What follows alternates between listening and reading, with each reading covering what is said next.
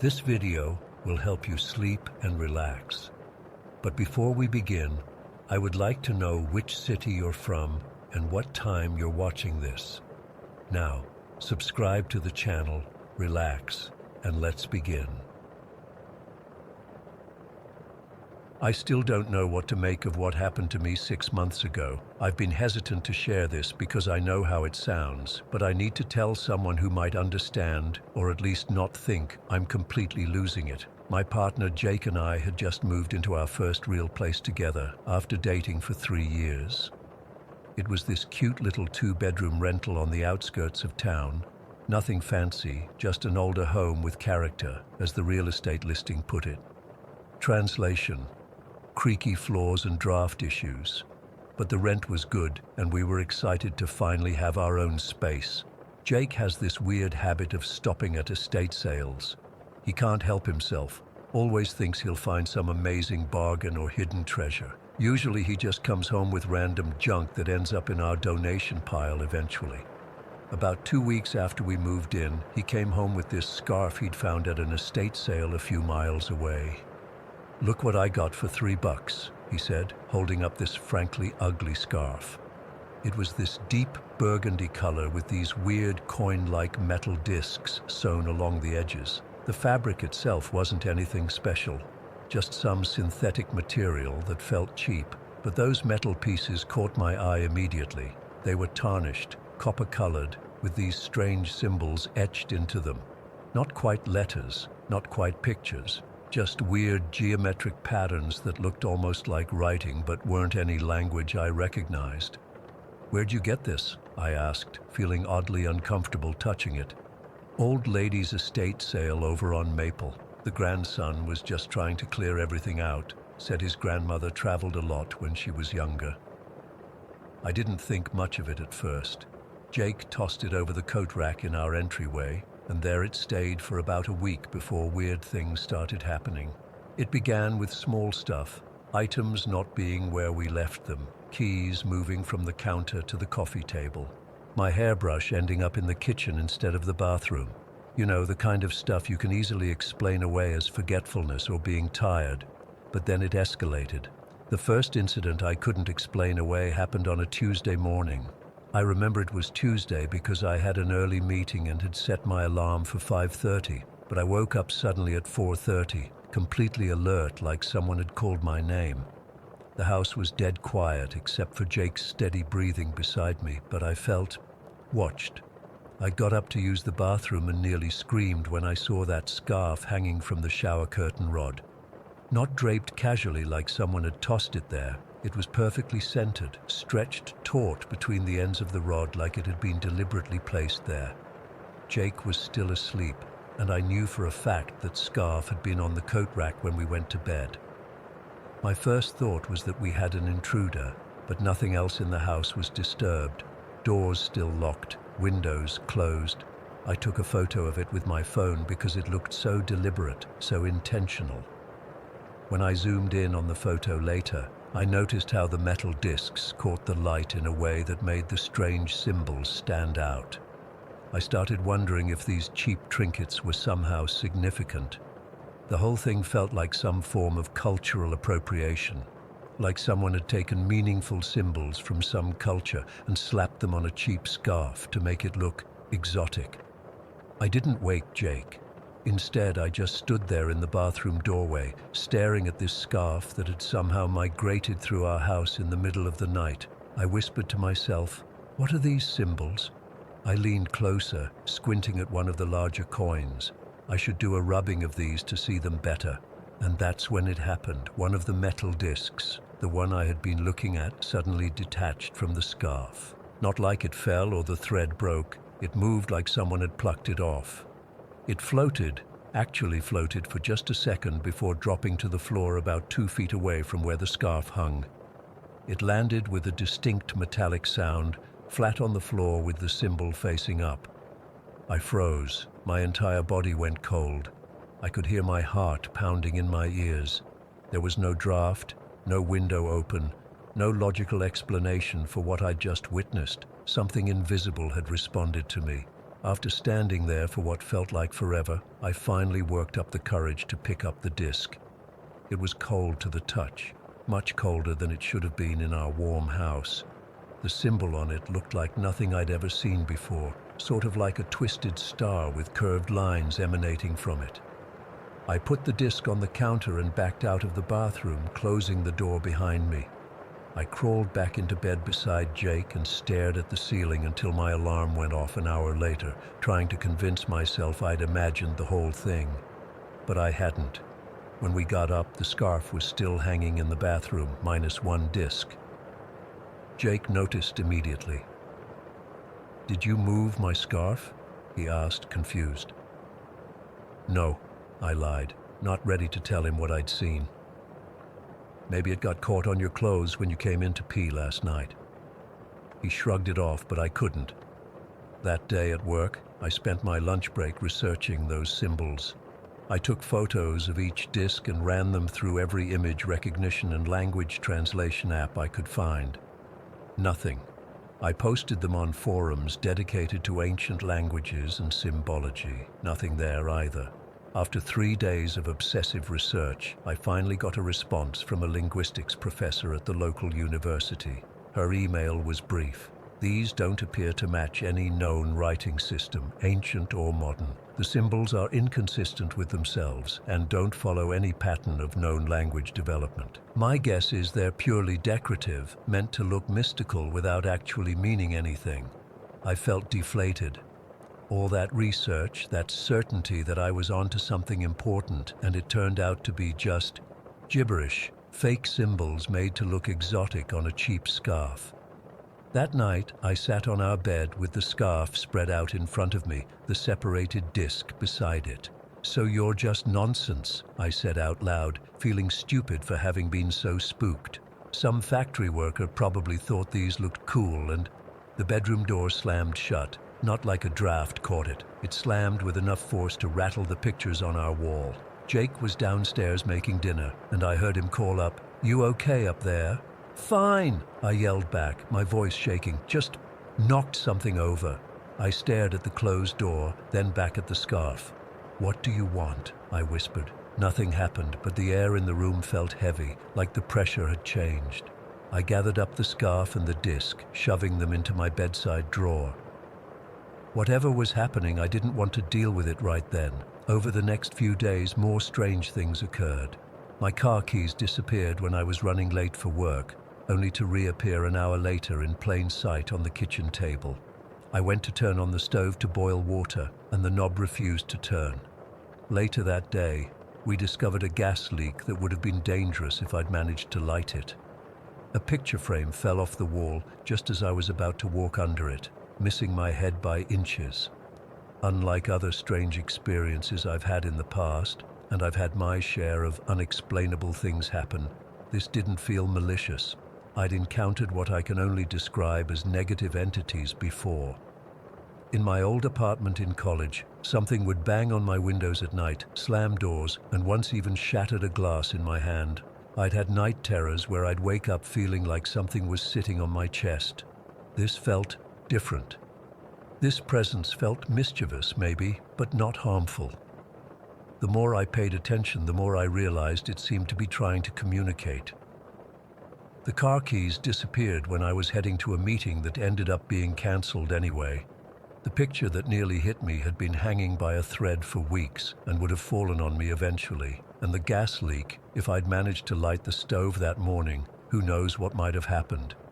Was it possible this thing was trying to help me? Was I just rationalizing random occurrences to make myself feel better about living with something unexplainable? One morning I decided to try something. I took the scarf out of the drawer where I'd hidden it and laid it on the bed. "I know you're here," I said, feeling ridiculous talking to an empty room. "I don't know what you want or why you're connected to this scarf, but if you're trying to help us, thank you." Nothing happened immediately, but that night I dreamed of an old woman standing at the foot of our bed. She wasn't scary. She looked kind, with deep smile lines and silver hair pulled back in a bun. She didn't speak, just nodded at me before dissolving into the darkness. The next morning, I woke up to find the scarf neatly folded on our dresser, all the remaining discs arranged in a perfect circle beside it. I still have no explanation for what happened or why this spirit, if that's what it was, seemed drawn to that cheap scarf with its meaningless symbols. Maybe it wasn't the symbols that mattered, but the scarf itself. Maybe it belonged to someone important to the spirit. To this day, I haven't told Jake everything. How do you tell someone that you think their random estate sale find is haunted by a possibly helpful ghost? The activity has lessened over time, but occasionally, I'll still find things moved or adjusted in ways that seem deliberate. Last week, I knocked over a candle without realizing it was still smoldering. When I came back into the room, it was upright again, the small burn mark on the carpet, the only evidence that it had fallen at all. Sometimes I wonder if the whole thing was some kind of elaborate prank, the spirit making me run around researching nonsense symbols, getting linguistics experts involved. All for what? Its amusement? Or was there something more meaningful I was supposed to understand? I still have the scarf and all its discs, including the one that was plucked off right in front of me. I keep them in a box in my closet now. Sometimes I take them out and look at them, hoping for some kind of revelation that never comes. Whatever it was, whoever it was, I'm still here, still wondering what really happened in our house that morning, and why, of all the things in all the estate sales in all the world, this entity chose to make itself known through a $3 scarf with fake mystical symbols. Story 2. I've never told this story to anyone outside my immediate family. Even now, sitting in my small apartment in Brisbane, thousands of kilometers away from where it happened, I feel my hands trembling as I type this out. I guess I'm hoping someone here might have experienced something similar, or can help me make sense of what happened to me 3 years ago.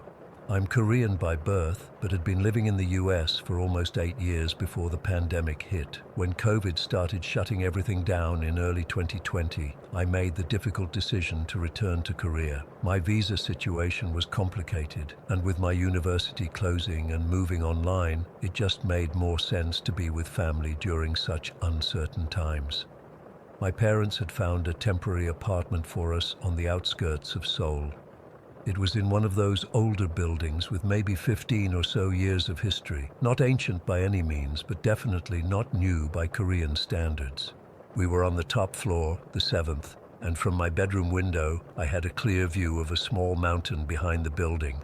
Nothing spectacular, just one of those urban mountains that dot the Seoul landscape. The first few weeks were what you'd expect. Adjusting to the time zone, dealing with the stress of living with my parents and younger brother after years of independence, and trying to attend my American university classes online with a 14-hour time difference. The apartment itself was fine, if a bit dated. 3 bedrooms, a small living room, and a narrow balcony that ran along the outside of my bedroom. It was late June, about a month after we'd moved in, when it first happened. I'd gone to bed around 1 in the morning after finishing an assignment. The summer heat was brutal, and even with the air conditioning, I'd left my window cracked open to get some air circulation. I remember waking up suddenly around 3:15 in the morning. Not gradually, not from a noise, just that sudden jolt from deep sleep to complete alertness that happens sometimes. And there she was. Standing on my balcony, perfectly framed in the open window, was a middle-aged woman. She was wearing a bright red hiking jacket, the kind older Korean women wear when they go mountain climbing, with black pants and a sun visor, even though it was the middle of the night. She wasn't looking at me. She was staring out at the mountain, completely still. I couldn't move. I literally could not make my body respond. It wasn't sleep paralysis. I've had that before, and this was different. I was fully awake, fully conscious, but frozen with a kind of primal fear I've never experienced before or since. My mind was racing through possibilities. Was she a burglar, a sleepwalker from another apartment? Had she somehow climbed up 7 floors from the outside? After what felt like forever, but was probably only 20 or 30 seconds, she turned slowly and looked directly at me. Her face was normal, Just a typical Korean ajumma in her 50s, with short permed hair and minimal makeup, but her eyes looked so sad, so deeply sorrowful, that it made my chest hurt. Then she did something that still gives me nightmares. She stepped through the window into my room, not climbing, not struggling to get in. She just walked forward as if the window frame wasn't there, and suddenly she was standing in my bedroom. She walked slowly around my bed, never taking her eyes off me. I was still completely paralyzed, not even able to scream. My throat felt closed up like I was being choked. She made a complete circle around my bed, then walked back to the window and left. Just stepped back through onto the balcony and was gone. The moment she disappeared, I could move again. I scrambled out of bed and ran to the window, heart pounding so hard I thought I might pass out. There was nobody on the balcony, nobody climbing down the building, just the empty night and the dark outline of the mountain in the distance. I didn't sleep again that night. I sat huddled in my bed with all the lights on until morning, trying to convince myself it had been a dream or a hallucination from stress. I didn't tell my family. What would I even say? Hey, a ghost lady in hiking clothes walked around my bed last night. For the next week I was jumpy and anxious, sleeping with my window firmly locked and a chair propped against it. I started taking sleeping pills just to get through the night. I was beginning to think maybe I had imagined it all when it happened again. This time I woke up to find her already in my room. She was standing by my dresser, looking at the few photos I had placed there. Me at graduation, my family at Jeju Island years ago. This time I managed to pull the covers up to my chin, but I still couldn't speak or scream. She turned and walked to my bed, then stood there looking down at me. The sadness in her eyes was even more intense, and I noticed something I'd missed the first time. Her hiking clothes were damp, as if she'd been caught in rain. She stood there for maybe a minute, just staring at me, then turned and walked out through the window again. The moment she disappeared, I could move. I ran to my parents' room and slept on their floor, telling them I'd had a nightmare. Over the next month, she appeared 6 more times, always between 3 and 4 in the morning, always in the same red hiking outfit. Sometimes she'd just stand on the balcony. Other times she'd come inside and walk around. Once, she stood at the foot of my bed for what felt like hours, just watching me with those sad eyes. I started sleeping in the living room, but it didn't matter. She would find me there too. I was exhausted all the time, losing weight, unable to focus on my classes. My parents noticed but attributed it to pandemic stress and reverse culture shock. But something else was happening too. The entire mood of our household changed. My parents, who rarely argued, started fighting almost daily over trivial things. My brother became withdrawn and irritable, spending all his time gaming with headphones on. The apartment felt heavy somehow, like the air itself was thicker and harder to breathe. One evening, walking back from the grocery store, my mom suddenly stopped and looked up at our building. "I don't know what it is about that place," she said quietly, "but it feels like it's sucking the life out of me." I nearly dropped the bags I was carrying. She'd put into words exactly what I'd been feeling, even though I'd never told her about my visitor. I started researching the building online, trying to find any history of deaths or accidents. I found nothing specific to our unit, but discovered that the small mountain behind our building was a popular hiking spot, especially for middle-aged women who would go in groups early in the morning for exercise. One night in late July, I was alone in the apartment. My parents had taken my brother to visit relatives, but I'd stayed behind for an online exam. I was terrified of spending the night alone, but I didn't have a choice. I tried to stay awake as long as possible, but eventually crashed around 2 in the morning. I woke up, as expected, at 3:20 according to my phone. She was there on the balcony, but this time, she was facing away from me, her shoulders shaking. Something snapped in me. After weeks of terror and sleepless nights, I was just done. I sat up in bed and, in a voice that sounded much stronger than I felt, said in Korean, "Why do you keep coming here? What do you want from me?" She turned slowly, and I saw that she was crying, tears streaming down her face. She stepped through the window and stood at the foot of my bed. For the first time, I noticed a dark bruise on her temple, partially hidden by her hair. "Why are you here?" I asked again, my voice shaking now. "Why won't you leave us alone?" She opened her mouth as if to speak, but no sound came out. Instead, she began to sob, deep, wrenching cries that seemed to echo in my chest. Then she simply faded away. Not dramatically like in movies, but gradually, like a reflection on water that slowly disappears when the surface settles. That was the last time I saw her. The next day, my family returned, and within a week, the atmosphere in the apartment had completely changed. The heaviness lifted. My parents stopped arguing. My brother emerged from his room more often. It was as if a cloud had passed from over us. We moved out of that apartment 2 months later when my parents found a more permanent place. I never told them the full story of what I'd experienced, just that I'd been having nightmares. It's been 3 years now. I'm doing my PhD in Australia, about as far from that sole apartment as I could get, but I still think about her almost daily. Who was she? What happened to her on that mountain? Was she trying to tell me something, or was she just lost? Sometimes I wonder if I should have done more to help her find peace. Other times, I'm just grateful she's gone. But the memory of her face, that profound sadness in her eyes, stays with me. And on rainy nights, when I hear footsteps on my balcony, my heart still stops for a moment before I remind myself it's just the wind. I don't know if I'll ever understand what happened during those summer weeks in 2020.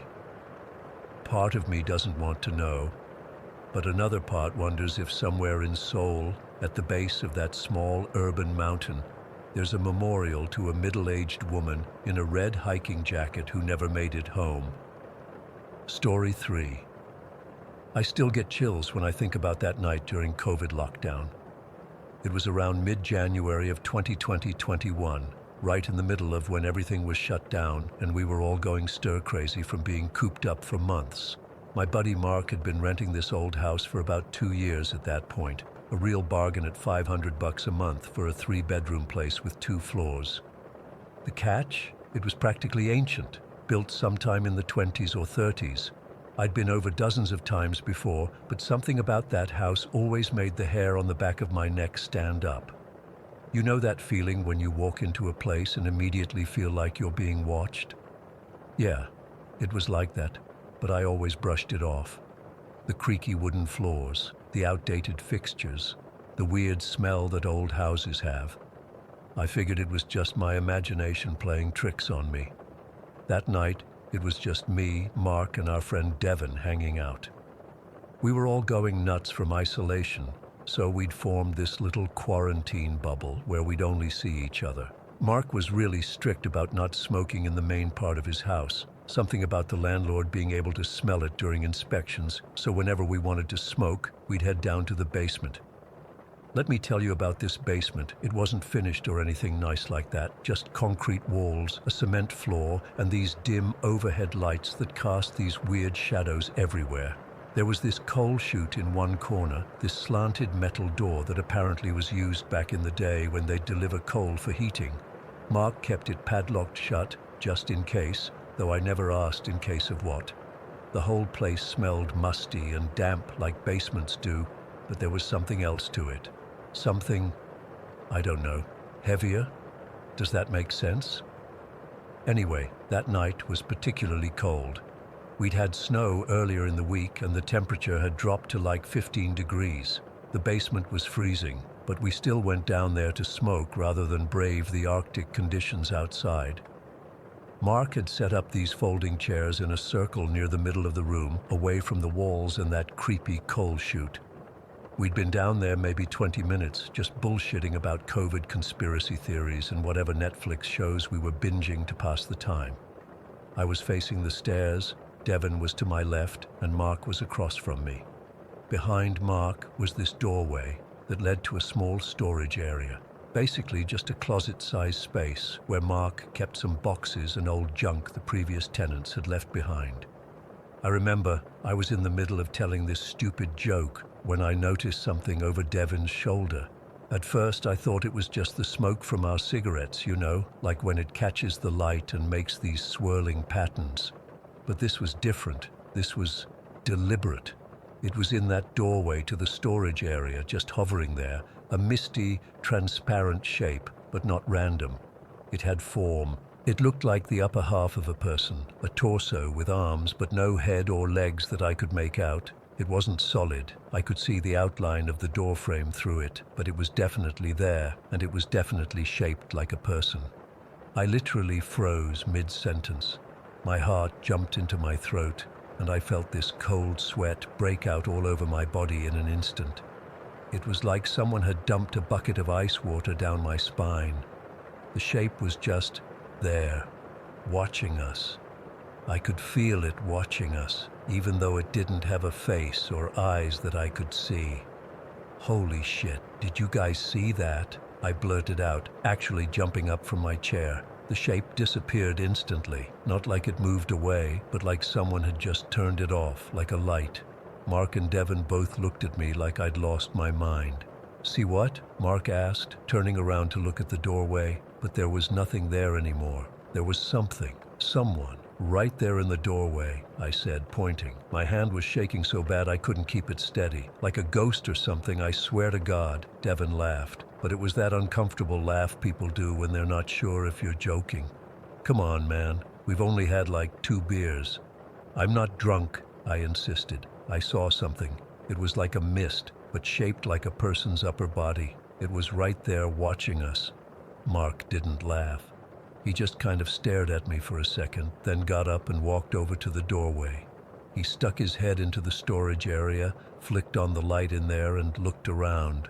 "Nothing here, dude. Just the same old boxes and crap." But I knew what I'd seen. It wasn't a trick of the light or my imagination. It wasn't the smoke from our cigarettes or the shadows playing tricks.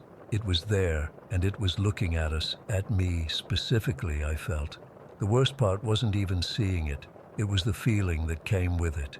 Have you ever been alone somewhere, like truly alone, but suddenly got this overwhelming certainty that someone was standing right behind you? That prickling sensation on the back of your neck, the tightness in your chest, the absolute dread that floods your system. That's what I felt when I saw that shape, but multiplied by 100. We didn't stay in the basement much longer after that. I couldn't shake the feeling that we were being watched, and honestly, I think my freak out kind of killed the vibe. We went back upstairs, but I couldn't relax. I kept thinking about that shape, trying to rationalize what I'd seen.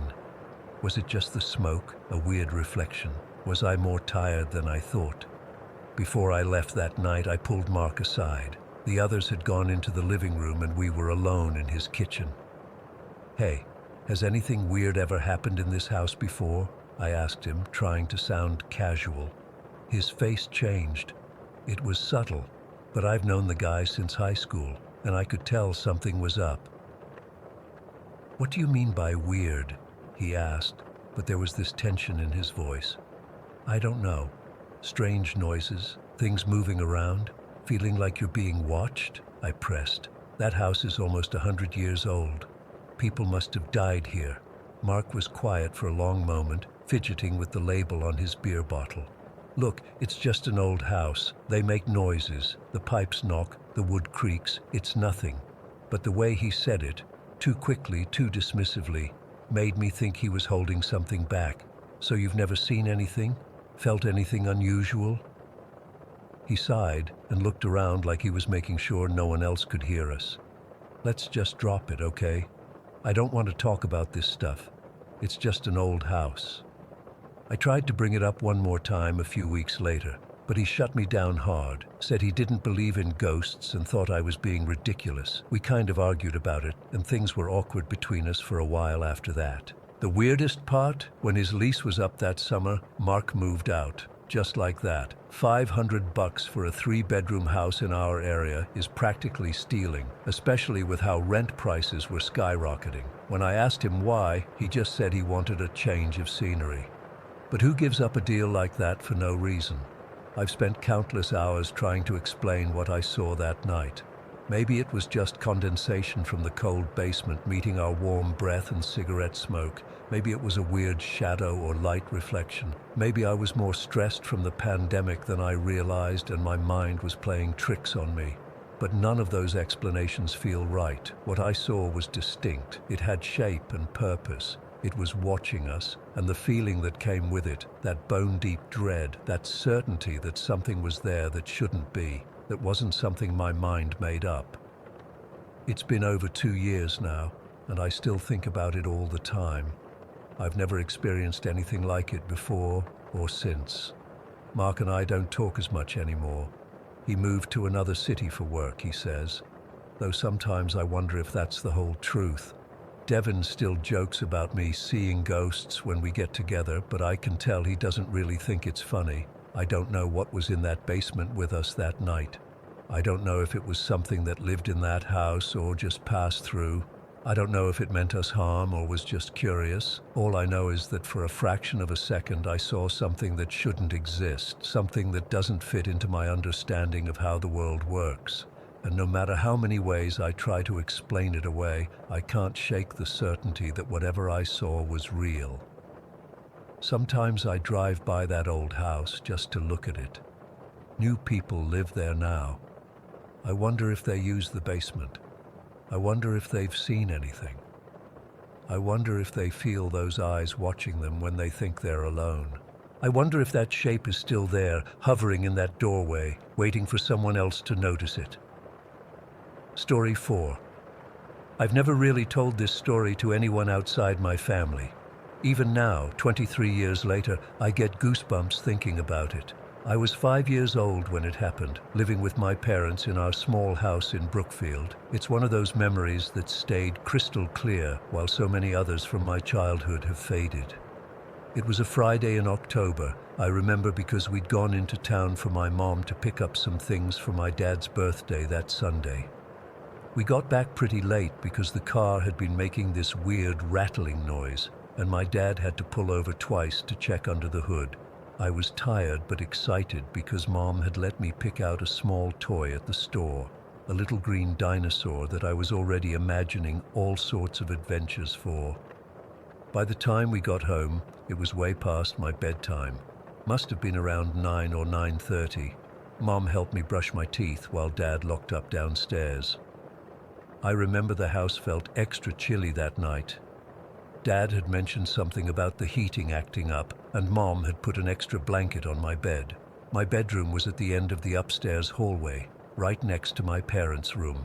I had this little nightlight shaped like a rocket that cast a soft blue glow around the room. I remember climbing into bed still thinking about my new dinosaur toy sitting on my dresser, planning all the games I'd play with it tomorrow. I fell asleep pretty quickly, but woke up suddenly sometime later. You know that feeling when you just know someone's watching you? That's exactly what I felt. My eyes snapped open and I had this immediate sense that something wasn't right. At first I thought maybe Mom had come to check on me. She did that sometimes when I went to bed upset or not feeling well, but the room was empty. The rocket nightlight was still glowing blue, and my dinosaur was exactly where I'd left it. Then I noticed my bedroom door was opening. It had been closed when I went to bed. I specifically remember my mom pulling it almost shut, leaving just a crack like she always did. But now it was slowly swinging open, the hinges making this faint creaking sound, and there they were, my Aunt Lisa and my cousin Megan standing in the doorway. Except something was off. Really off. Aunt Lisa lived just down the street from us. She was my mom's older sister and Megan was her youngest daughter, about 3 years older than me. We saw them all the time, Sunday dinners, backyard barbecues, that kind of thing. But they never came over this late, and they definitely never just showed up in my bedroom. They were both smiling at me. Not normal smiles though. Their mouths were stretched way too wide, like someone had drawn them on with a marker and gone overboard. And their eyes, God, their eyes. They didn't have any. Where their eyes should have been were just empty spaces. Not bloody or anything gross like that. Just smooth skin where eyes should be. I remember freezing completely. I couldn't even scream. My throat felt like it was closing up. The weirdest part was that Aunt Lisa was holding a wrapped present, like a birthday gift with shiny blue paper and a silver bow, and Megan was holding a bunch of colorful balloons. They were just standing there, smiling those awful smiles, holding these cheerful things that made the whole scene even more terrifying.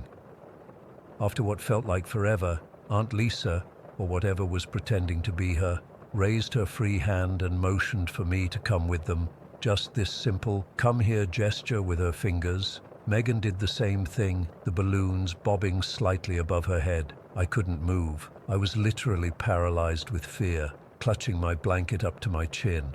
My heart was pounding so hard I could hear it in my ears. I wanted to call for my parents, but no sound would come out.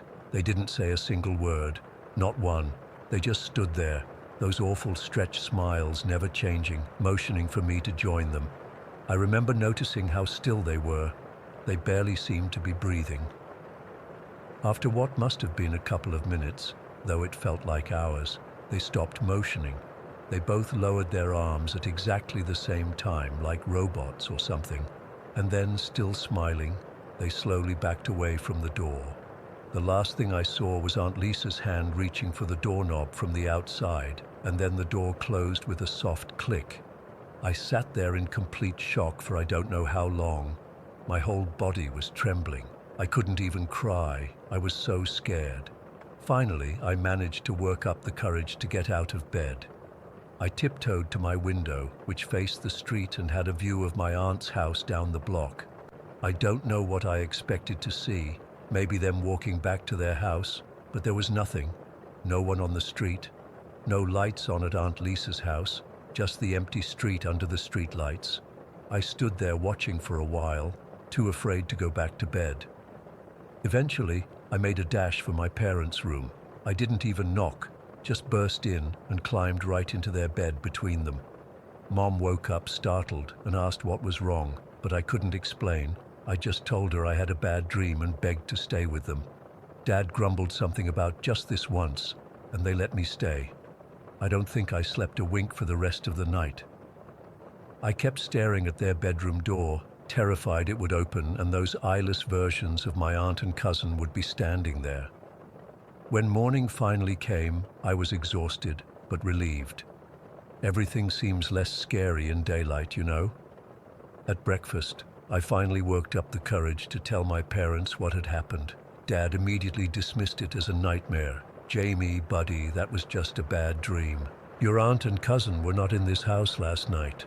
Mom was a little more sympathetic, but basically said the same thing. Honey, sometimes dreams can seem very real, especially when you're overtired. We got home late, and you were probably just processing things in your sleep. But I knew it wasn't a dream. I knew the difference between dreams and reality, even at 5 years old, and this had been real. The worst part came that Sunday at Dad's birthday dinner. Aunt Lisa and her family came over, including Megan. I was terrified to see them, half expecting them to have those same horrible smiles and no eyes, but they looked completely normal. Aunt Lisa was laughing with my mom in the kitchen, and Megan was showing me her new bracelet.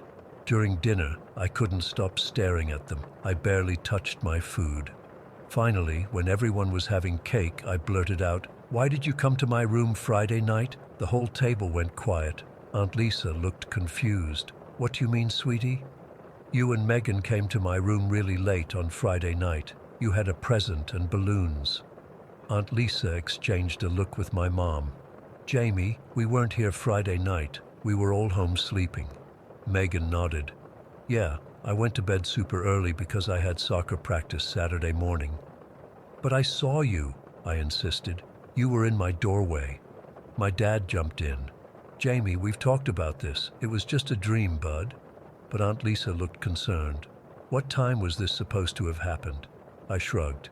"I don't know. Really late. After I went to bed." Mom said, "Well, we got home around 9 and were all in bed by 10. Jamie probably had this dream between 11 and 1 or so when he came into our room."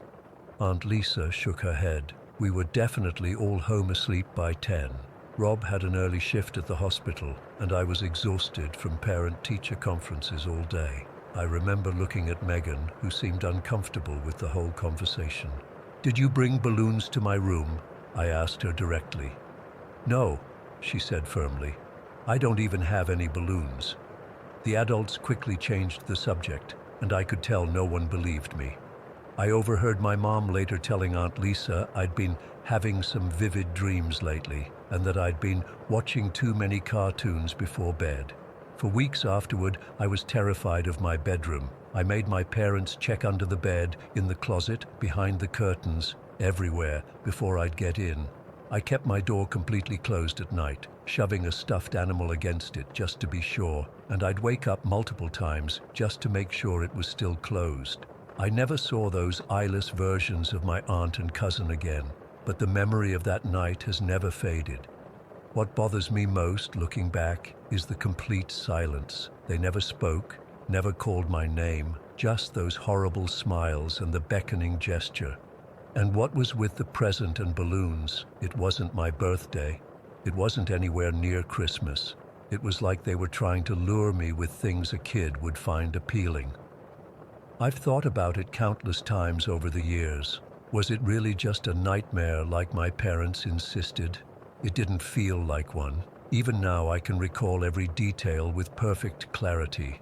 The way the moonlight cast shadows through my curtains, the soft blue glow of my rocket nightlight, the slight creak of the door hinges, those terrible eyeless faces. Sometimes I wonder what would have happened if I'd actually gotten out of bed and gone with them. Where would they have taken me? What was in that wrapped present? I'm grateful I'll never know. I'm 28 now, and I've never had another experience like it. But to this day, I can't look at wrapped presents or balloons without feeling a chill run down my spine. And whenever I visit my parents and walk past my old bedroom, I always pause for just a second, half expecting to see that door slowly opening again.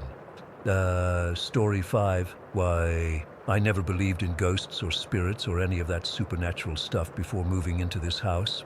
I was always the skeptical one in my friend group, rolling my eyes whenever someone would talk about their paranormal experiences.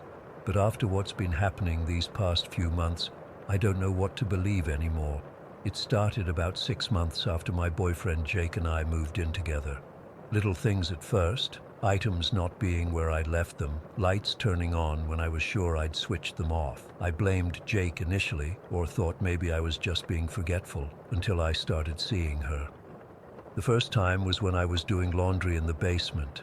I felt this weird sensation like someone was watching me. When I turned around, there she was, just standing there. A woman, maybe in her 30s, with shoulder-length dark hair, wearing blue jeans and this bright orange long-sleeved shirt. She had this longer nose that was kind of distinctive. For a split second, I thought someone had broken into our house, and I nearly screamed. But then I don't know how to explain it. She kind of faded out, like she was never really there. I told Jake about it that night, and he looked at me like I was losing my mind. He suggested I was just tired or stressed from work. I wanted to believe him, but then it happened again a few days later while I was cooking dinner. She was standing in the corner of the kitchen, just watching me. This time she opened her mouth like she wanted to say something, but no sound came out. Then she pointed at something behind me, but when I turned to look, there was nothing there. When I looked back, she was gone. After a few more sightings, I started to realize she wasn't trying to scare me. She seemed lost, confused even. Sometimes she would appear behind my friends when they came over, making faces or gestures like she was trying to tell me something important. None of them could see her, of course, but I'd catch myself staring past them, and they'd turn around to see what I was looking at. "Emily, you're doing that weird thing again," my friend Megan said once. "You keep looking over my shoulder like there's someone standing there." I've told my closest friends about her. They think I'm either making it up or that I need professional help. But Jake has started to believe me, especially after what happened with the other one. Yeah, there's 2 of them. The woman is harmless, I think, but the other one, a male presence, he's different. I never see him clearly like I do the woman. He's more like a shadow that moves in the corner of my eye, a dark mass that shifts and changes. And he's angry. I can feel the rage coming off him in waves whenever he's around. The worst part is his obsession with country and bluegrass music. I know how that sounds, but I swear it's true. It started about 2 months after I first saw the woman. Jake and I were in bed watching Netflix when suddenly we heard music blasting from the living room, like insanely loud. "Did you leave the TV on?" Jake asked, sitting up. I shook my head. No way. And definitely not that loud. We both got up to check it out. The living room was empty, but the TV was on, playing some random country music video on YouTube. The volume was set to 96, almost maximum. I've never listened to country music, ever. Jake doesn't either. We have no idea how it got turned on or how that specific video started playing. This is weird, Jake said, looking around like he expected to see someone hiding behind the couch. I grabbed my phone to record it as proof, but the second I hit record, the music stopped. The TV just shut off by itself. We stood there in the silence for maybe 5 seconds before music started blasting again, from our bedroom this time. We ran back to find our bedroom TV now playing a different country song, also through YouTube. Jake checked the volume. Again, it was set to almost maximum. When he tried to turn it down, the TV kept resisting, like someone was fighting him for control of the remote. After that night, Jake stopped dismissing my ghost stories. He even suggested we get help, which is how we ended up with Madame Celeste coming to our house on Jake's birthday, of all days. His mom arranged it as a fun gift. Jake and I both thought it would be a joke, maybe get a laugh out of it. Madame Celeste wasn't what I expected. No crystal ball, no dramatic outfit, just a middle-aged woman in normal clothes who looked more like an accountant than a psychic. She walked into our house and immediately stiffened. "You have someone here," she said, looking directly at me. "We have guests coming later for the birthday party," I said, thinking she meant actual people. "No," she replied. "She's standing right behind you now. She's been trying to reach you." I felt goosebumps erupt all over my body. I hadn't told her anything about the woman I'd been seeing. "She's lost," Madame Celeste continued. "She doesn't know why she's here or if she knew you in life.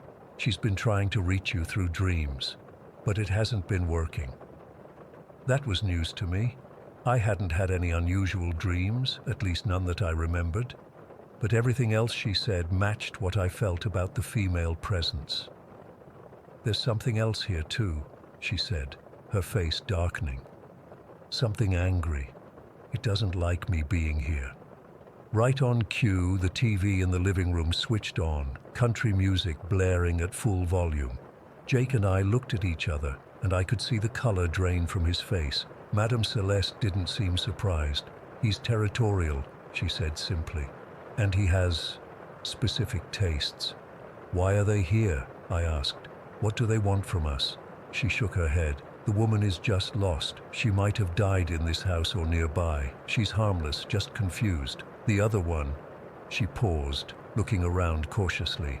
"The other one might have stronger ties to this place, or to you." To me, I felt a chill run down my spine. "Sometimes entities attach themselves to people, not places," she explained. "Have you ever lived anywhere else where strange things happened?" I thought about it and realized that I had experienced odd occurrences in my previous apartment, though nothing as obvious as this. Items disappearing, strange noises, the feeling of being watched. I'd always rationalized it away. After Madame Celeste left, things escalated. The shadow man seemed agitated that we'd brought someone in to talk about him. That night, every electronic device in our house went haywire. The TV kept switching channels, the microwave turned on and off, lights flickered. At one point, my laptop opened a YouTube page and started playing Man of Constant Sorrow at full volume.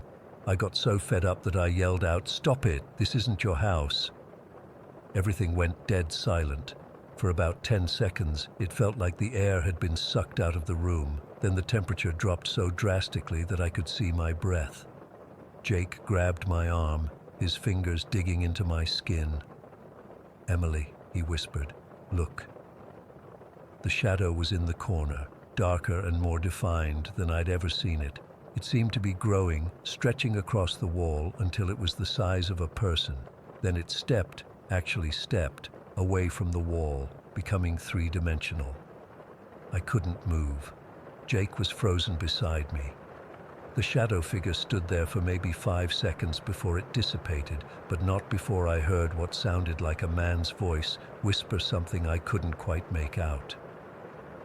After that night, I unplugged every electronic device in the house before going to bed, including my Alexa.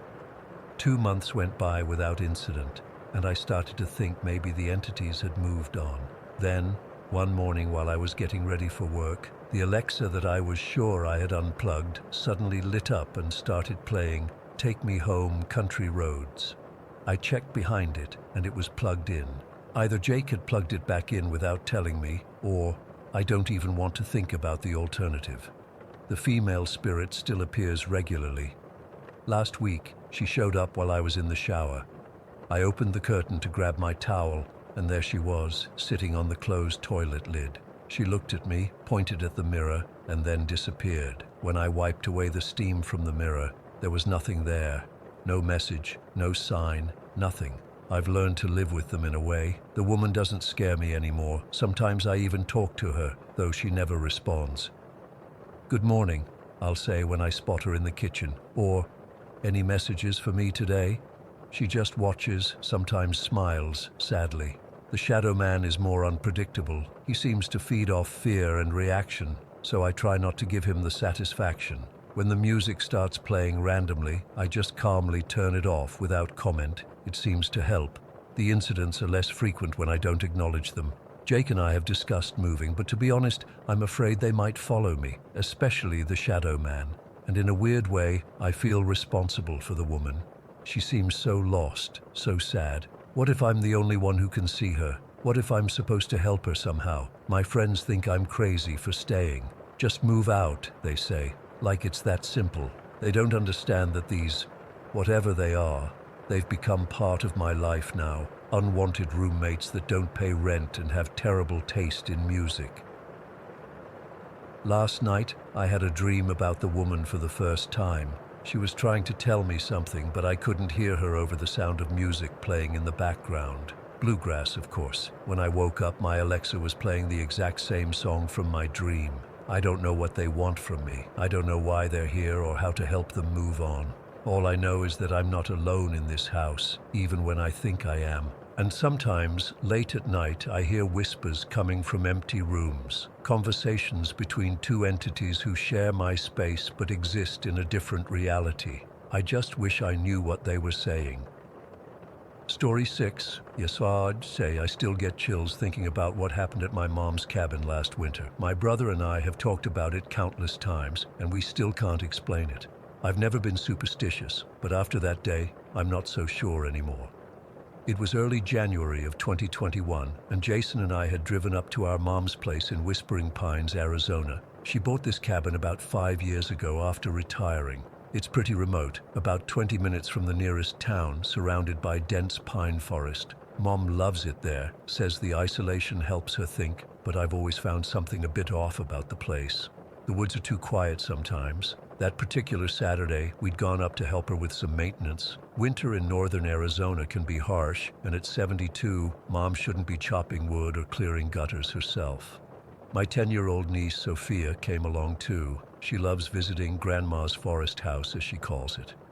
We arrived around 9 in the morning. The sky was overcast, temperature hovering around 30 degrees. The forecast mentioned possible snow later, so we wanted to finish everything and head back to Flagstaff before dark.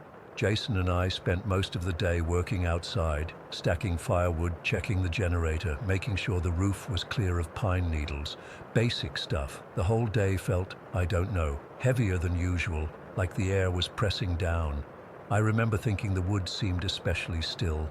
No birds, no wildlife, just the occasional gust of wind through the pines making that eerie whistling sound. Jason noticed it too.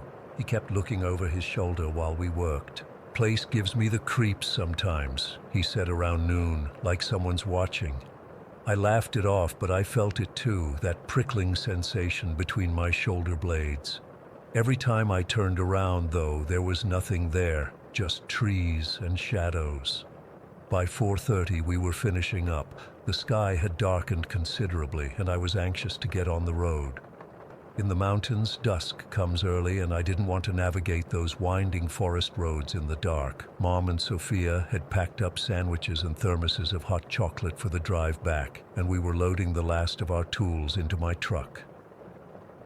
I was at the back of the truck, rearranging things to make room for a box of old books Mom wanted us to take, when I noticed Jason had stopped moving. He was standing perfectly still, facing away from me, toward the dark area behind the cabin where the woods began. "You hear that?" he asked, his voice barely above a whisper. I paused, listening. "Hear what?" He didn't answer immediately. His head was tilted slightly, like he was straining to catch a distant sound. Then he turned to me, and the expression on his face made my stomach drop. He looked confused, almost disoriented. "I just heard Dad call my name," he said. A cold feeling spread through my chest. "What?" "Dad. I heard him call me. From over there." He pointed toward the tree line beyond the cabin. The area was already in deep shadow, the pines forming a wall of darkness. "That's impossible," I said. But even as the words left my mouth, something changed in the atmosphere. The air felt suddenly thicker, harder to breathe. I looked toward where Jason was pointing, and though I saw nothing unusual, I felt something. A presence, the distinct, unmistakable sensation of being watched. The hairs on the back of my neck stood up, a primal warning signal firing in my brain. "What exactly did you hear?" I asked, trying to keep my voice steady. "He said, 'Jason,'" my brother replied, perfectly mimicking our father's distinctive way of pronouncing his name. Dad has this slight Portuguese accent. He was born in Brazil, and he's always stretched the first syllable of Jason's name in a way nobody else does. That detail hit me like ice water, because our father wasn't in Whispering Pines. He wasn't even in the United States. Dad had flown to Sao Paulo 3 weeks earlier to visit his sister and get treatment for his arthritis from a specialist there. We'd spoken to him via video call just the night before. "Maybe it was the wind," I suggested, but we both knew better. The way Jason had imitated the voice, it was Dad, exactly Dad, with all his vocal quirks. "I'm going to check," Jason said, taking a step toward the woods. I grabbed his arm. "No." The word came out sharper than I intended. "We need to go. Now." Jason hesitated, looking back toward the trees. For a horrible moment, I thought he might pull away and walk into those shadows. But then Mom called from inside the truck, asking what was taking so long, and the spell broke. "Coming!" I shouted back, my voice unnaturally loud in the stillness. I didn't let go of Jason's arm until we were both in the truck, him in the back seat with Sophia, me riding shotgun. Mom was driving, complaining about the cold and asking why we were dawdling when snow was coming. I made up some excuse about securing the tools, not wanting to worry her. As we pulled away, I couldn't help looking back at the cabin. The windows were dark now, reflecting the gray sky. Beyond it, the forest stood silent and watchful. I swear I saw movement among the trees, not like an animal or a person, but like the darkness itself shifting. The first mile of the drive was completely silent except for Sophia chattering about a squirrel she'd seen earlier. Jason stared out the window, unnaturally pale. I kept checking the rearview mirror, half expecting to see something following us along the narrow forest road. When we hit the main highway, I finally felt like I could breathe again. We were maybe 15 minutes away from the cabin when Jason leaned forward between the front seats. "That wasn't Dad," he said quietly, so Sophia wouldn't hear. But it was his voice, exactly his voice. Mom glanced at us. "What are you two talking about?" "Nothing," I said quickly. "Just something weird we thought we heard." She rolled her eyes. "You boys in your imagination, just like when you were kids, seeing monsters in every shadow. But this wasn't imagination. We both knew it." Later that night, after dropping Mom and Sophia at their house in Flagstaff, Jason came over to my place. We sat on my back porch with beers, neither of us really drinking, just holding the cold bottles like anchors to reality. "What do you think it was?" he finally asked. I shook my head. "I don't know. Could have been someone messing with us." "Who?" "There's nobody out there for miles, and nobody who could imitate Dad like that." He was right. The cabin is isolated. The nearest neighbor is over a mile away, and that voice, It wasn't just someone calling out, it was our father's voice, with all its unique characteristics. The accent, the cadence, the way he stretches Jason's name. Maybe we should call Dad, I suggested. So we did.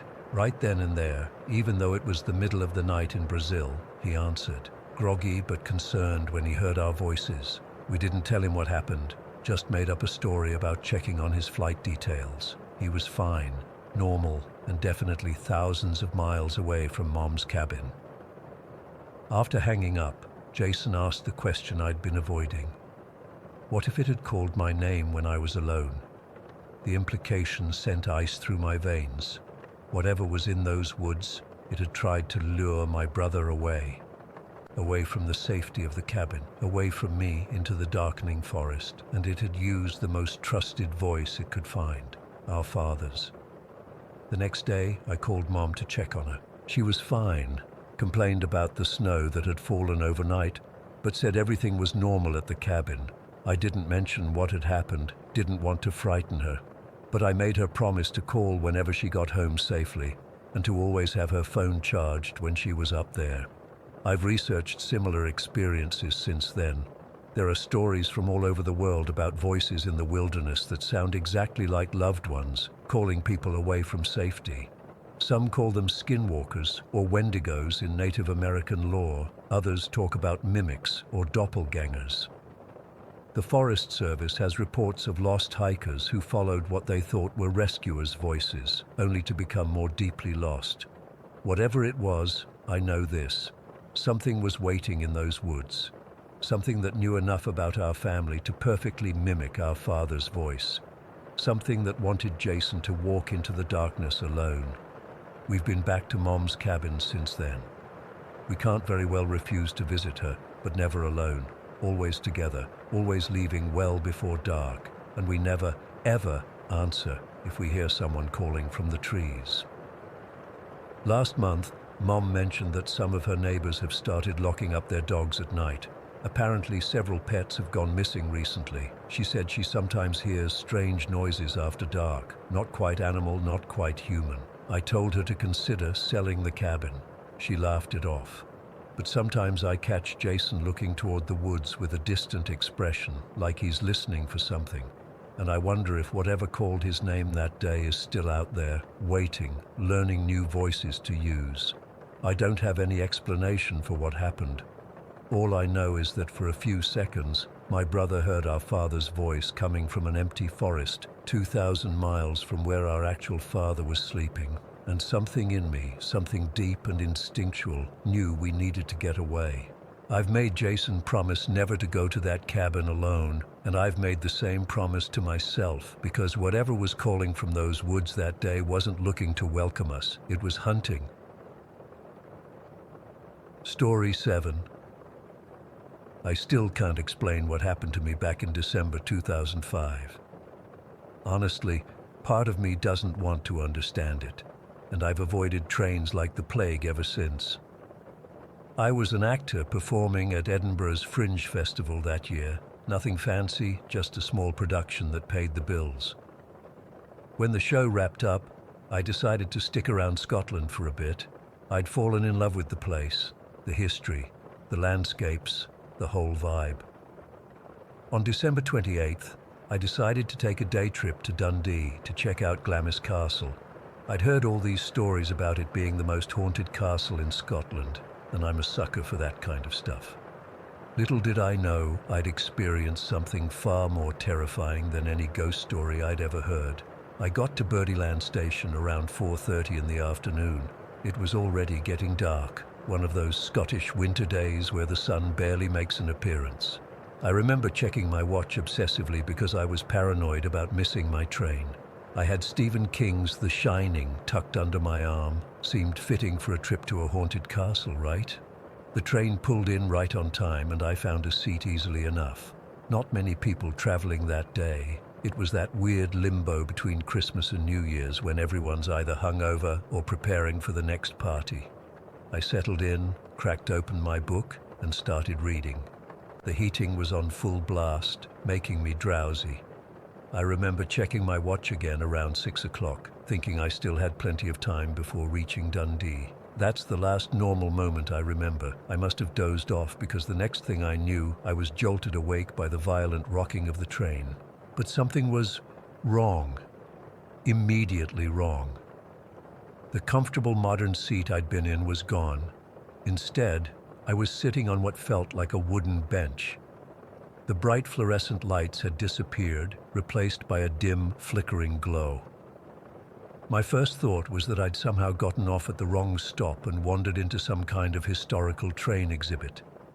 But then I registered the smell, this horrible, putrid odor like wet rot and something worse, something dead. I blinked hard, trying to clear my vision. I was in what looked like an old-fashioned train carriage, the kind you see in museums. The walls were dark wood paneling, and there were brass fixtures that held what appeared to be actual candles. Candles. Not electric lights designed to look old-timey. Actual flickering candles. The train was making this awful noise too. Not the smooth hum of a modern engine, but a deafening mechanical roar that seemed to vibrate through my entire body. It sounded like it was struggling, straining against something. I stood up, feeling dizzy and disoriented. The carriage swayed beneath me, and I had to grab onto the back of the seat to steady myself. I looked around, trying to make sense of what was happening. The carriage seemed empty at first, which was somehow more terrifying than if it had been full. "Hello?" I called out, my voice sounding weak even to my own ears. "Is anyone there?" That's when I saw him, a man standing in the aisle about halfway down the carriage. He wasn't there a second ago, I swear. He just appeared. He was wearing a dark suit with a high collar and a bowler hat.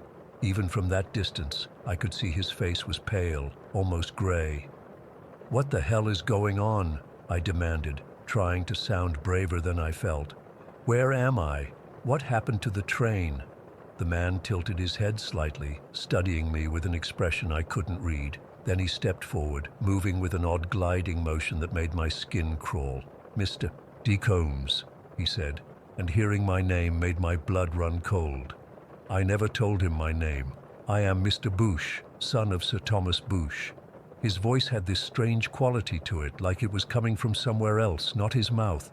"I don't care who you are," I said, anger momentarily overriding my fear. "I want to know what's happening here."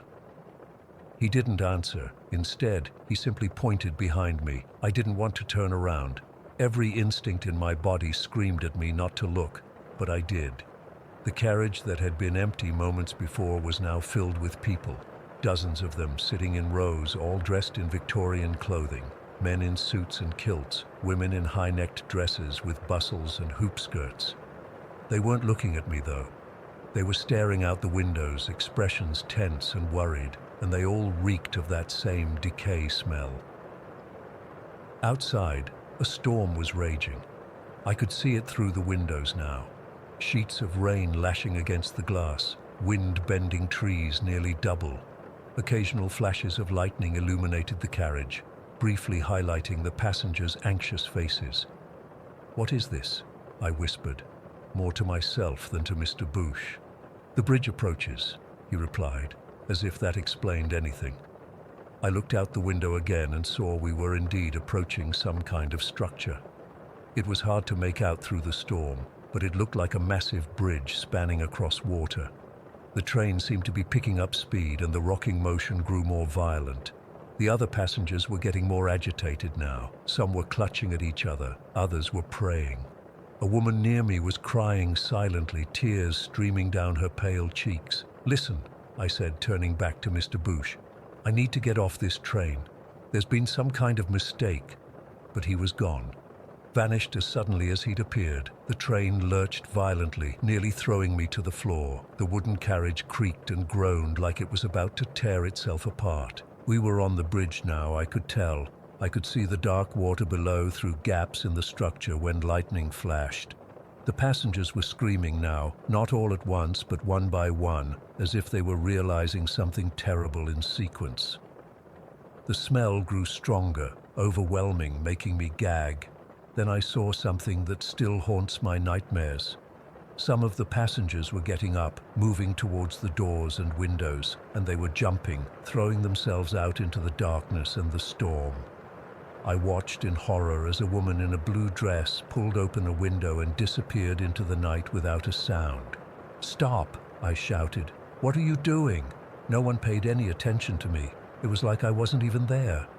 The bridge beneath us was swaying now. I could feel it. The whole structure seemed to be moving in the wind.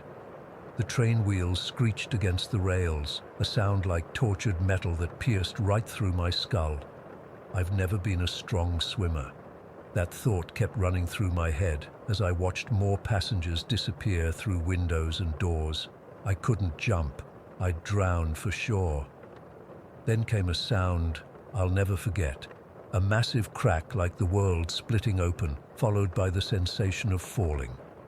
The entire train tipped forward, and I was thrown against the seat in front of me. There was a moment of weightlessness, and then we hit the water.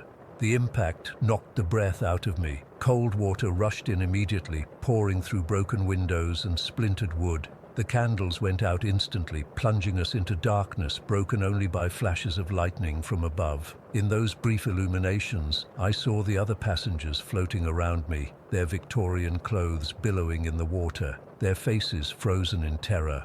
The carriage was filling up fast. I scrambled for the ceiling, desperate to find an air pocket, anything. I managed to take one final deep breath before the water covered everything. The cold was shocking, paralyzing. I could feel the current pulling at me, dragging me deeper. In the pitch blackness, I couldn't tell which way was up anymore. My lungs started burning, demanding air that wasn't there. I thought about my family, my friends, all the things I'd never get to do. As my consciousness started to fade, I felt strangely calm, almost peaceful. And then, just as I opened my mouth to take in water instead of air, I woke up. I was back in my modern train seat. Daylight was streaming through the windows. My book had fallen to the floor. For a second I thought it had all been a nightmare, a vivid, horrible dream brought on by reading too much Stephen King. But then I noticed three things. First, my clothes were completely dry, but I was freezing cold like I'd been dunked in ice water. Second, my watch had stopped at exactly 7:13 p.m. Third, the other passengers were staring at me, not just glancing my way, but full-on staring with expressions of disgust. "Sir, are you all right?" A train attendant was standing over me, looking concerned. Yes, I think so." My voice sounded strange to my own ears. "We're pulling into Dundee now," she said, then hesitated.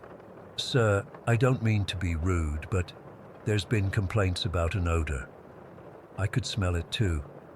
That same putrid smell from my dream. It was coming from me. When we arrived in Dundee, I practically ran off the train. I was so relieved to be on solid ground that I actually dropped to my knees and pressed my hands against the platform. People probably thought I was crazy, but I didn't care. I abandoned my plans to visit Glamis Castle. Instead, I wandered around Dundee in a daze, trying to make sense of what had happened. That's when I saw it, a historical plaque near the waterfront. It commemorated the Tay Bridge disaster on December 28, 1879, exactly 126 years to the day before my train journey. The Tay Bridge had collapsed during a violent storm. A train had plunged into the water below. There were no survivors. The plaque mentioned that the disaster occurred at 7:13 p.m. and that while 75 people were believed to have died, only 46 bodies were ever recovered. I stood there, reading those words over and over until they blurred before my eyes. It couldn't be a coincidence. The date, the time, the bridge, the storm. What had I experienced? A dream? A vision? Or something else entirely? I never did find an explanation. I've researched the disaster extensively since then, learning about the flaws in the bridge's design and the inquiry that followed. I've even found passenger lists from that night. One name stood out, Thomas Bush, a wealthy industrialist traveling with his son. I haven't set foot on a train since that day. I can't. Sometimes, especially when it storms, I wake up gasping for air, convinced I'm drowning. and occasionally people around me will wrinkle their noses or move away, though I've showered and my clothes are clean. The doctors say there's nothing physically wrong with me, but sometimes when I cough, I taste salt water, and I still don't know if what I experienced was a hallucination, a ghost story come to life, or if somehow, for a brief time, I shared the last moments of those 75 souls who perished in the Tay Bridge disaster. Story 8. I've never been the type to believe in ghosts or anything supernatural. Growing up in a military family, I was raised to be practical, to trust what I could see and touch. That changed last year during my station at Joint Base Pearl Harbor. I'm still trying to make sense of what happened, and honestly, I'm only sharing this now because keeping it bottled up is driving me crazy. I need to get this out somewhere. I've been a Marine Sergeant for almost 5 years now. My name's James Martinez, and until last summer, the scariest thing I'd ever encountered was my drill instructor back in boot camp. My fiancée Melissa had flown in to visit me for a couple weeks, and I was beyond excited to show her around Hawaii. Being stationed at Pearl Harbor has its perks: the history, the views, the weather. One Saturday in June, I decided to take Melissa to see the USS Missouri. My buddy Eric from the base wanted to come along too. He's a huge history buff and had been pestering me to check out the Mighty Mo since I arrived. The day started off perfectly normal. It was hot, around 85 degrees, with that constant Hawaiian humidity that makes your clothes stick to your skin. We drove to the memorial, parked, and made our way through security and onto the ferry that takes visitors to Ford Island, where the battleship is docked. I remember being struck by how massive the Missouri is when you're standing right next to it. This steel beast is where the Japanese surrender was signed, ending World War II. There's something humbling about walking on those decks, knowing what happened there. We started the tour together, Melissa, Eric, and me. But about halfway through, Melissa wanted to check out the officers' quarters, while Eric was dead set on seeing the main gun turrets. I wasn't particularly attached to either option, so I told Melissa I'd catch up with her in 15 minutes after I'd checked out the guns with Eric. Eric and I spent maybe 20 minutes examining the massive 16-inch guns. He was pointing out technical details that honestly went over my head, but I nodded along anyway. When we finished, I told him I needed to find Melissa and that we'd meet him at the gift shop in about an hour. This is where things get difficult to explain. I headed below deck, making my way toward the officers' quarters. The narrow corridors were crowded with tourists, and the air was stale and warm despite the ship's ventilation system. As I rounded a corner into a less crowded section, I spotted Melissa at the end of a long hallway, her back to me, wearing the blue sundress and white cardigan she'd chosen that morning. "Hey, babe," I called out, speeding up to catch her. "Find anything interesting?" She turned and smiled at me, but didn't say anything. I walked up to her and started telling her about the gun turrets, how massive they were, how Eric had been geeking out. She just kept smiling, nodding slightly. I remember thinking it was weird she wasn't responding verbally, but figured she might be tired from the heat. "You ready to head back up?" I asked. She nodded again, still smiling, and I turned to lead the way back to the main deck. I only looked away for a second, just a quick glance over my shoulder to make sure she was following me. When I turned back, she was gone, completely gone. I froze. The hallway was narrow, with only one way in and one way out, the way I had come. There were no side corridors, no doorway she could have slipped through in that split second. I called her name, thinking maybe she'd somehow darted past me, though I knew that was impossible. Nothing. I pulled out my phone and called her, my heart suddenly racing. She picked up on the third ring. "Hey, where are you?" I asked, trying to keep my voice steady. "I'm still in the officers' quarters," she replied. "There's this really cool display about daily life on the ship." "Where are you?" My blood ran cold. "Which part of the officers' quarters exactly?" She described her location, and it was on the completely opposite side of the ship from where I was standing. "Stay there," I told her. "I'm coming to you now." I practically ran through the ship, nearly knocking over a few tourists in my haste. When I found Melissa, she was exactly where she said she'd be, still wearing the same blue dress and white cardigan, examining a display case. "Are you okay?" she asked when she saw my face. "You look like you've seen a ghost." I didn't tell her what happened. Not then. I mumbled something about feeling a bit dehydrated and suggested we get some water and find Eric. The rest of the day, I couldn't shake the feeling of wrongness that had settled over me. Whatever, whoever I'd seen in that hallway, it wasn't Melissa. It couldn't have been. I tried to rationalize it. Maybe it was someone who looked similar from behind. Maybe the heat and the confined spaces below deck had made me disoriented. But I knew what I'd seen. I had spoken directly to something that looked exactly like my fiancée, that had acknowledged me, that had vanished into thin air. That night, I couldn't sleep. Every time I closed my eyes, I saw that vacant smile, those empty eyes that had looked at me but not really seen me. I kept it to myself, not wanting to freak out Melissa or sound crazy to my friends. About a week after the USS Missouri incident, things got worse, much worse. I started having these terrible nightmares, not the usual scary dream stuff. These felt different, more real. In them, I'd be going about normal activities, but there would always be someone watching me from just out of view.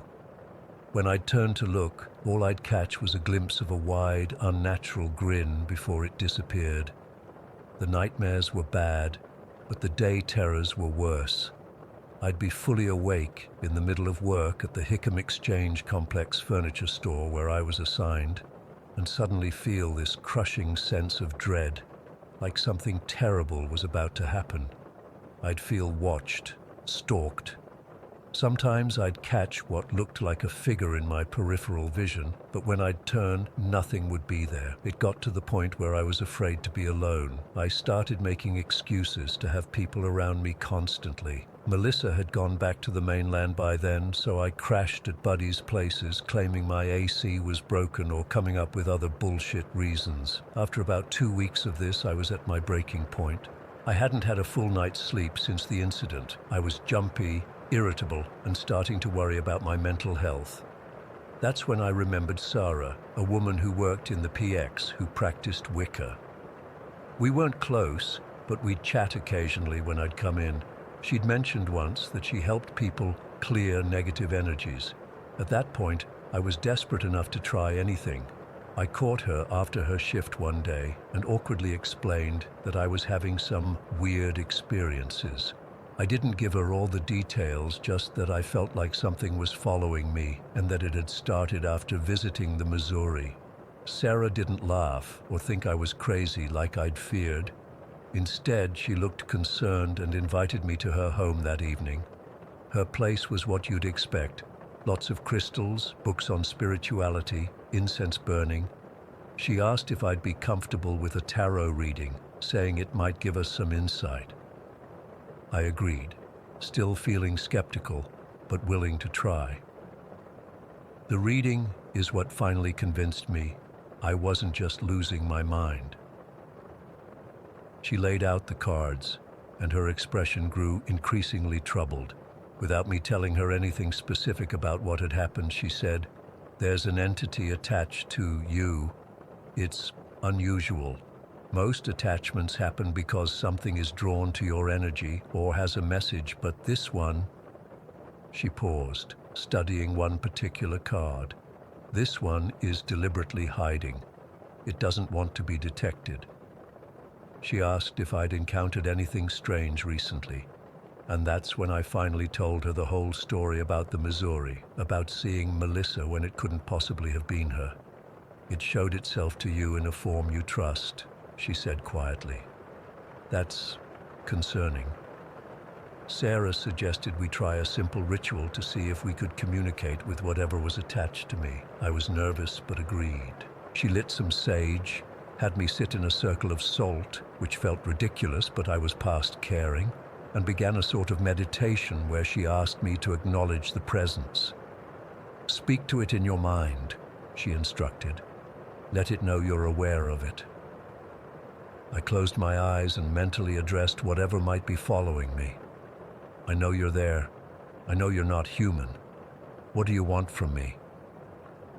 The response wasn't in words, it was a feeling, a sudden, overwhelming sense of pleasure, like it was delighted I'd finally acknowledged it.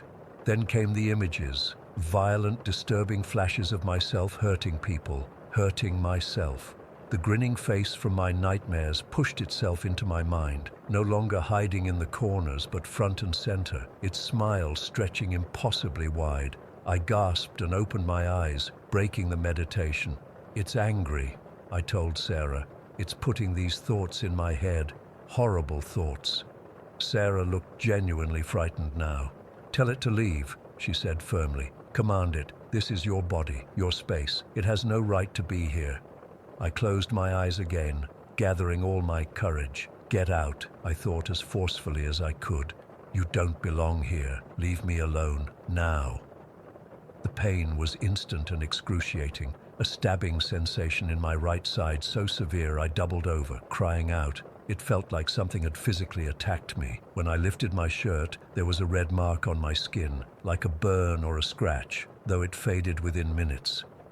Sarah moved quickly after that. She performed what she called a cleansing ritual, burning more sage and some other herbs, reciting prayers or incantations. I wasn't really following at that point, still shaken by what had happened. She gave me a charm to wear, a small pouch on a leather cord containing herbs and a small crystal, and strict instructions not to take it off. "This won't solve everything," she warned me, "but it should help create a barrier." The next few weeks were better. The nightmares subsided and the day terrors became less frequent. I still felt watched occasionally, still caught glimpses of movement in the corner of my eye, but it was manageable. The charm seemed to be working, or maybe whatever had attached itself to me had gotten bored and moved on. I hoped so. I later found out from co-workers that the Hickam Exchange complex where I worked had its own reputation for paranormal activity. People reported strange sounds, items moving on their own, and feelings of being watched, especially in the furniture store section where I spent most of my time. Great. It's been 8 months since the incident on the Missouri. I'm still stationed at Pearl Harbor, though I've requested a transfer that should come through soon. I still wear the charm Sarah gave me. I still get uneasy in empty hallways or when I'm alone too long. I can't watch horror movies anymore. They hit too close to home. I used to laugh at shows about hauntings or possessions. Now I change the channel immediately because I know now that there are things in this world that we don't understand. Things that can look like people we love. Things that can attach themselves to us and follow us home. Sometimes at night, just as I'm drifting off to sleep, I think I see that smile again in the dark corners of my room.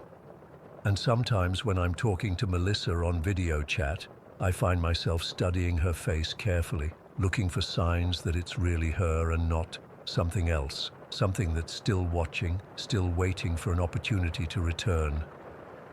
Story 9. I still can't fully process what happened during our family vacation last month. I've been trying to rationalize it, but I can't explain it away no matter how hard I try. I need to get this off my chest because it's been keeping me up at night. We had been planning this trip to Great Wolf Lodge in Pinecrest for months. My wife Karen and I wanted to give our kids, Marcus, 6, and Olivia, 9, a fun getaway before school started again. We're not wealthy by any means, but we'd been saving up, and the kids had been begging to go to that indoor water park resort they kept seeing on commercials. We arrived on a Thursday afternoon, checked in without any issues, and spent the day splashing around the water park. The kids were having a blast going down the slides, and we even did the family raft ride about 10 times because Marcus couldn't get enough of it.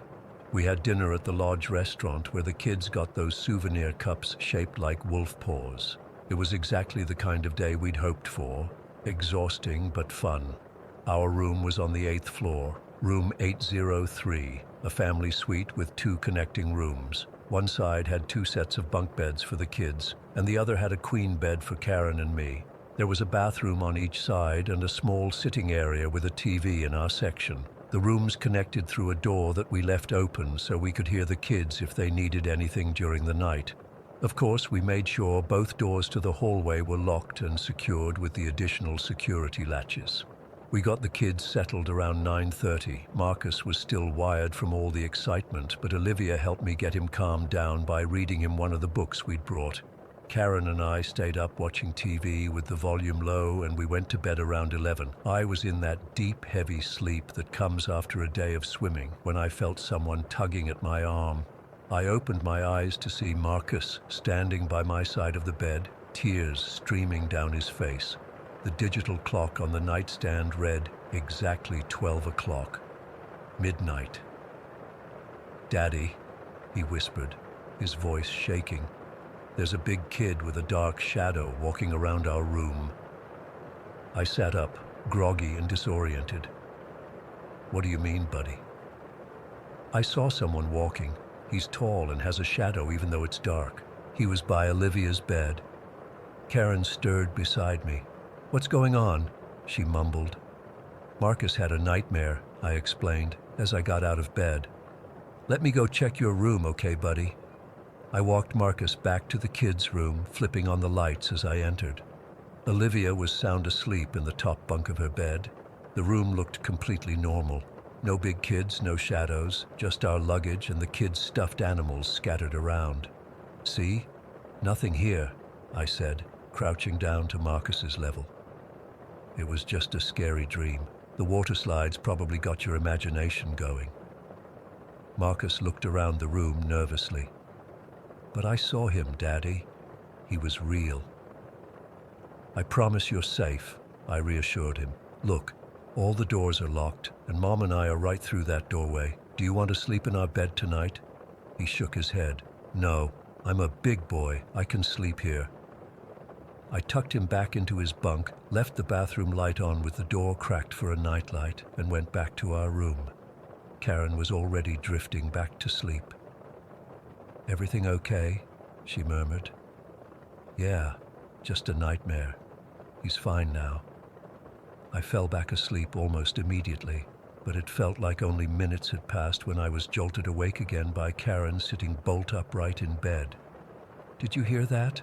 she whispered urgently. I checked the clock. 3:05 a.m. "Hear what?" I mumbled, still half asleep. Someone just yelled, "Mom," really loudly. I listened but couldn't hear anything except the hum of the air conditioning. I didn't hear anything. "Maybe you were dreaming." Karen shook her head. "No, I was awake. I swear someone called for me." A chill ran down my spine as I remembered Marcus's earlier scare. Let me check on the kids. I got up and walked to the connecting doorway. The bathroom light was still on, casting a dim glow across the room. At first glance, everything seemed normal, but then I noticed Olivia wasn't in her bunk. "Olivia?" I called softly, not wanting to wake Marcus. A small sound came from the corner of the room, behind the desk chair. I moved closer and found Olivia huddled there, her knees pulled up to her chest, breathing rapidly like she couldn't get enough air. "Sweetheart, what are you doing down there?" I asked, kneeling beside her. Her eyes were wide with terror, and she was trembling violently. When she spoke, her voice was barely audible. "Be careful, Dad. He's still in here." My heart started racing. "Who's still in here, Olivia?" She just shook her head and pointed toward the bathroom. I scooped her up. She was shaking so hard I could feel it through my whole body, and carried her back to our room. Karen took one look at her and jumped out of bed. "What happened?" she asked, taking Olivia from me. "I don't know. She was hiding in the corner, saying someone's in their room." Karen held Olivia close while I grabbed the ice bucket from our side table, the closest thing to a weapon I could find, and went back to search the kids' room. I checked under both bunk beds, in the closet, behind the curtains, and in the bathroom. Nothing. Marcus was still sound asleep in his bunk, completely undisturbed. I double-checked both doors to the hallway. They were locked, with the security latches still engaged from the inside. The windows didn't open more than a few inches, certainly not enough for anyone to get through, and we were on the 8th floor anyway. When I returned to our room, Karen had Olivia on her lap, gently rocking her. Olivia had calmed down enough to speak, but she was still visibly terrified. "There's no one there, sweetheart," I said, sitting on the edge of the bed. The doors are locked. You're safe. Olivia shook her head emphatically. I saw him, Dad. He was real. Who did you see? Karen asked gently. Olivia took a shuddering breath. It was a person, but not normal. He was really tall and skinny, and his skin was wrong. Wrong how? I asked, trying to keep my voice steady. It was too white, like paper, and smooth with no wrinkles or anything, and his neck was too long. She demonstrated by stretching her hands apart. He didn't have much of a face, just these little holes where his eyes should be. A chill ran through me. This was far more detailed than any typical nightmare. Where was he? Karen asked. He came from the bathroom and walked toward my bed. I pretended to be asleep because I thought if he knew I saw him, he'd kill me. Then he walked toward your room. Her voice broke. I was so scared he was going to hurt you. I exchanged a worried glance with Karen. When did you hide in the corner? After he left. I was afraid he'd come back. Olivia started crying again. Please don't make me go back in there. You can stay with us, Karen assured her, stroking her hair. I went to get Marcus from the other room, deciding we should all be together. As I lifted him from his bunk, he stirred slightly but didn't fully wake up. I brought him back to our bed and tucked him in next to Karen. We sat in silence for a while with only the sound of the air conditioning and Olivia's occasional sniffles. Karen suggested we call hotel security, but what would we tell them? That our daughter saw a tall, faceless figure that disappeared without a trace, with both doors locked from the inside. Eventually, Olivia fell asleep between us, and Karen dozed off too. I stayed awake, unable to shake the uneasiness that had settled over me. Around 4:30, Marcus suddenly sat up, rubbing his eyes. Why am I in your bed? He asked sleepily. We thought it would be nice for all of us to have a family sleepover, I said, trying to sound casual. He nodded, accepting this explanation without question, then said, Did the tall boy go away? My blood ran cold. What tall boy, Marcus? The one from before, the one with the long neck. He was white-gray with a dark shadow around him. He made weird noises. I struggled to keep my voice steady. What kind of noises? Marcus thought for a moment, like clicking sounds, and his eyes glowed in the dark, like a cat's eyes do. I felt sick. Marcus had been asleep when Olivia told us what she saw. There was no way he could have heard her description. When did you see him? I asked. When I woke you up. He was by Olivia's bed, but you didn't see him. I didn't know what to say. I just pulled Marcus closer and held him until he fell back asleep. The rest of the night was filled with more unexplainable things. Around 5:15, the lamp on the nightstand turned off by itself. I got up to turn it back on, only to find that the switch was already in the on position. I had to unplug it and plug it back in to get it working again. At 5:45, there were 3 distinct knocks on the connecting door between our rooms, the door that was standing wide open. It sounded like someone was knocking from the kids' room, but when I went to check, there was nobody there. By 6:30, a strange smell had filled both rooms, something like incense or burning herbs, but sharper and more acrid. The rooms hadn't had any smell when we checked in, and none of us had brought anything that could explain it. When daylight finally came, we packed our things in record time. I made up some excuse about a family emergency and checked us out a day early, forfeiting the money for our second night. The staff seemed confused but didn't question it. During the drive home, Olivia and Marcus independently told us more details about what they'd seen, and their descriptions matched up perfectly. They both described the same unnaturally tall, thin figure with papery white skin and an elongated neck. Neither of them had ever mentioned seeing anything like this before. It's been a month now, and I still don't have any explanation for what happened in room 803. I've researched the hotel online and found nothing about similar experiences. I've even considered the possibility of some kind of gas leak causing hallucinations, but that wouldn't explain how both kids saw the exact same thing at different times. The worst part is, Marcus has started waking up at midnight every night since we got back, claiming he can see the tall boy standing in the corner of his bedroom. We've installed a nightlight and started letting him sleep with our dog, but nothing helps. And sometimes when I wake up in the middle of the night, I catch myself staring at the dark corners of our bedroom, half expecting to see a tall, featureless figure with glowing eyes staring back at me. Story 10. I still can't sleep through the night. It's been almost 8 years since I visited my uncle's house in Colombia, but I swear sometimes I still feel eyes on me in the dark. I'm only writing this because my therapist thinks it might help, but honestly, I don't think anything will ever make sense of what happened there. My uncle Miguel had worked his entire life to build his dream home. He was so proud when he finally bought that beautiful piece of land outside Bogota. The property was part of what used to be an old hacienda dating back to the 1800s. The views were breathtaking. Lush green mountains, perfect weather, colorful flowers everywhere.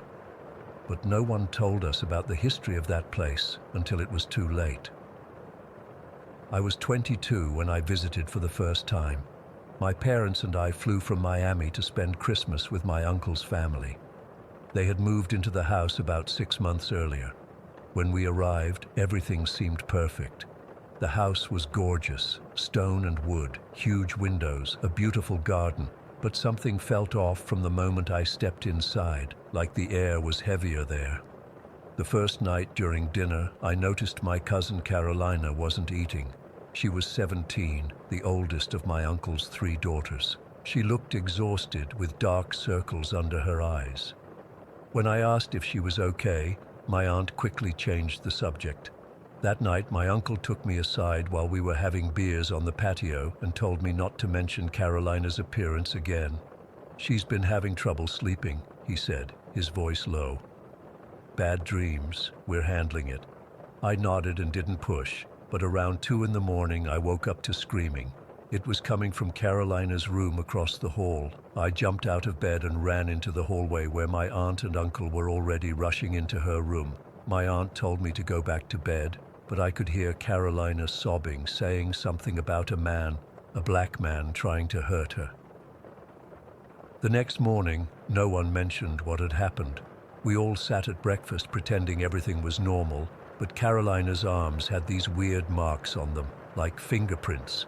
When she caught me looking, she pulled down her sleeves. After breakfast, my youngest cousin Lucia, who was only 8, asked if I wanted to see their treehouse. While we were walking through the garden, she suddenly stopped and pointed to a massive old tree near the edge of the property.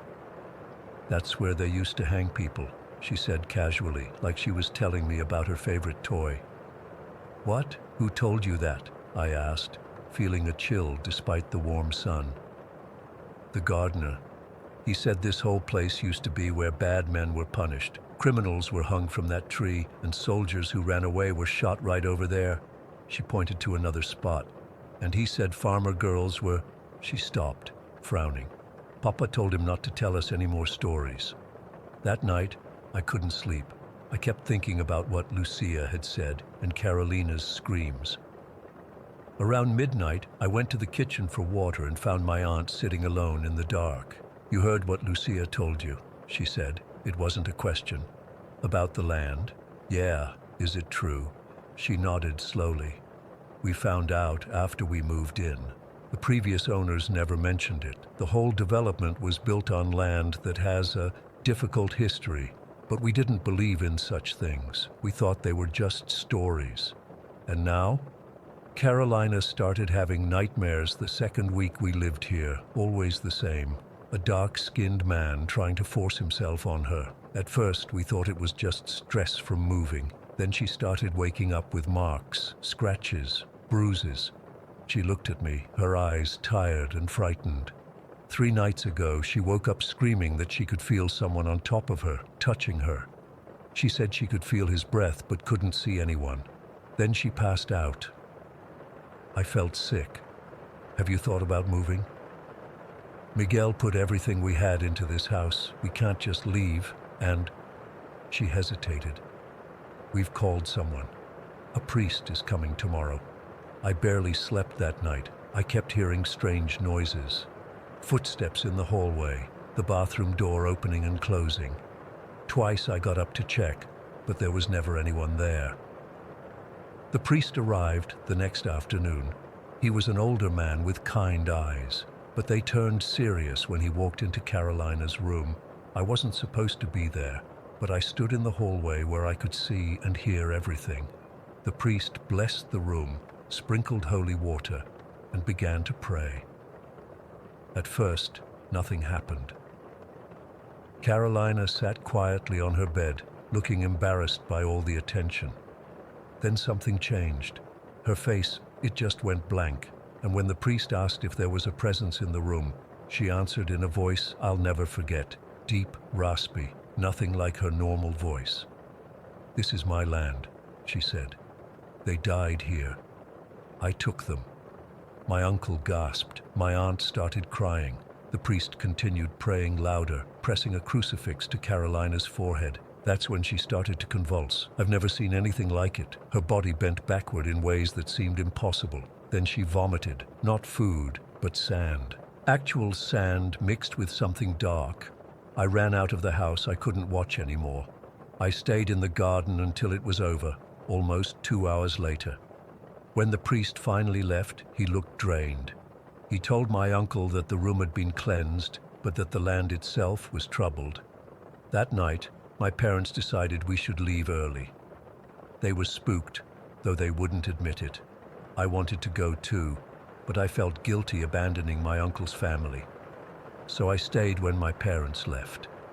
I moved into the guest room downstairs, away from Carolina's room. But it didn't matter. The whole house felt wrong now.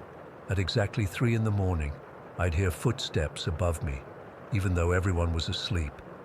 The bathroom door would open by itself. Lights would flicker.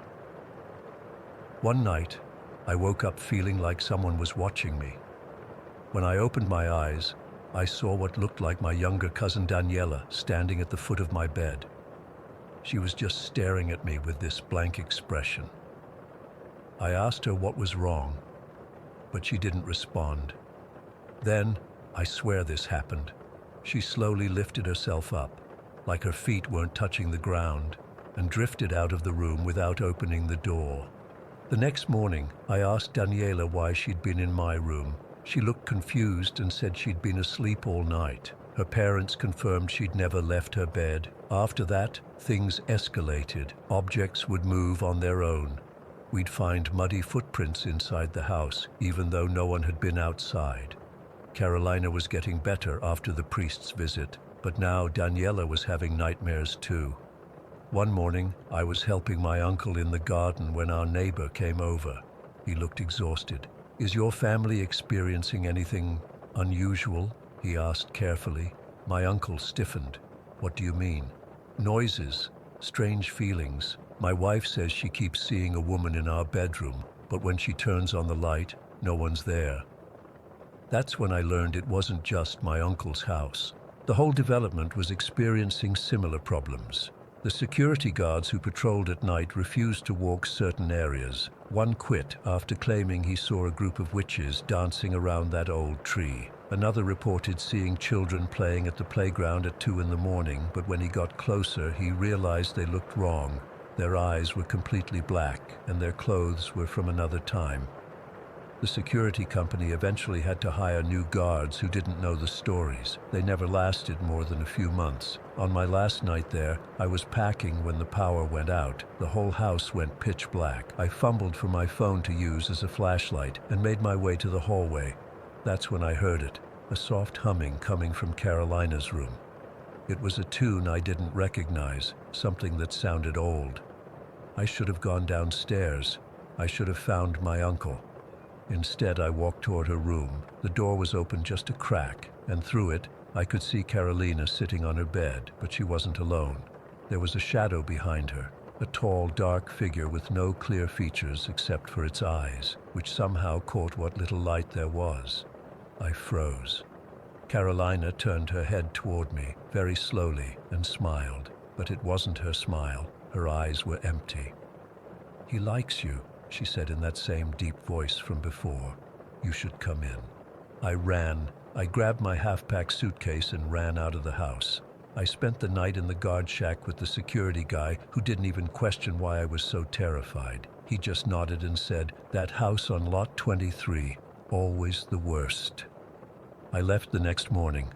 My uncle was hurt that I was going early, but he didn't try to convince me to stay. Before I got in the taxi, he hugged me tight and whispered, "Please don't tell anyone, we're trying to sell." They never did sell that house. They still live there. My aunt says they've come to an arrangement with whatever is in the house.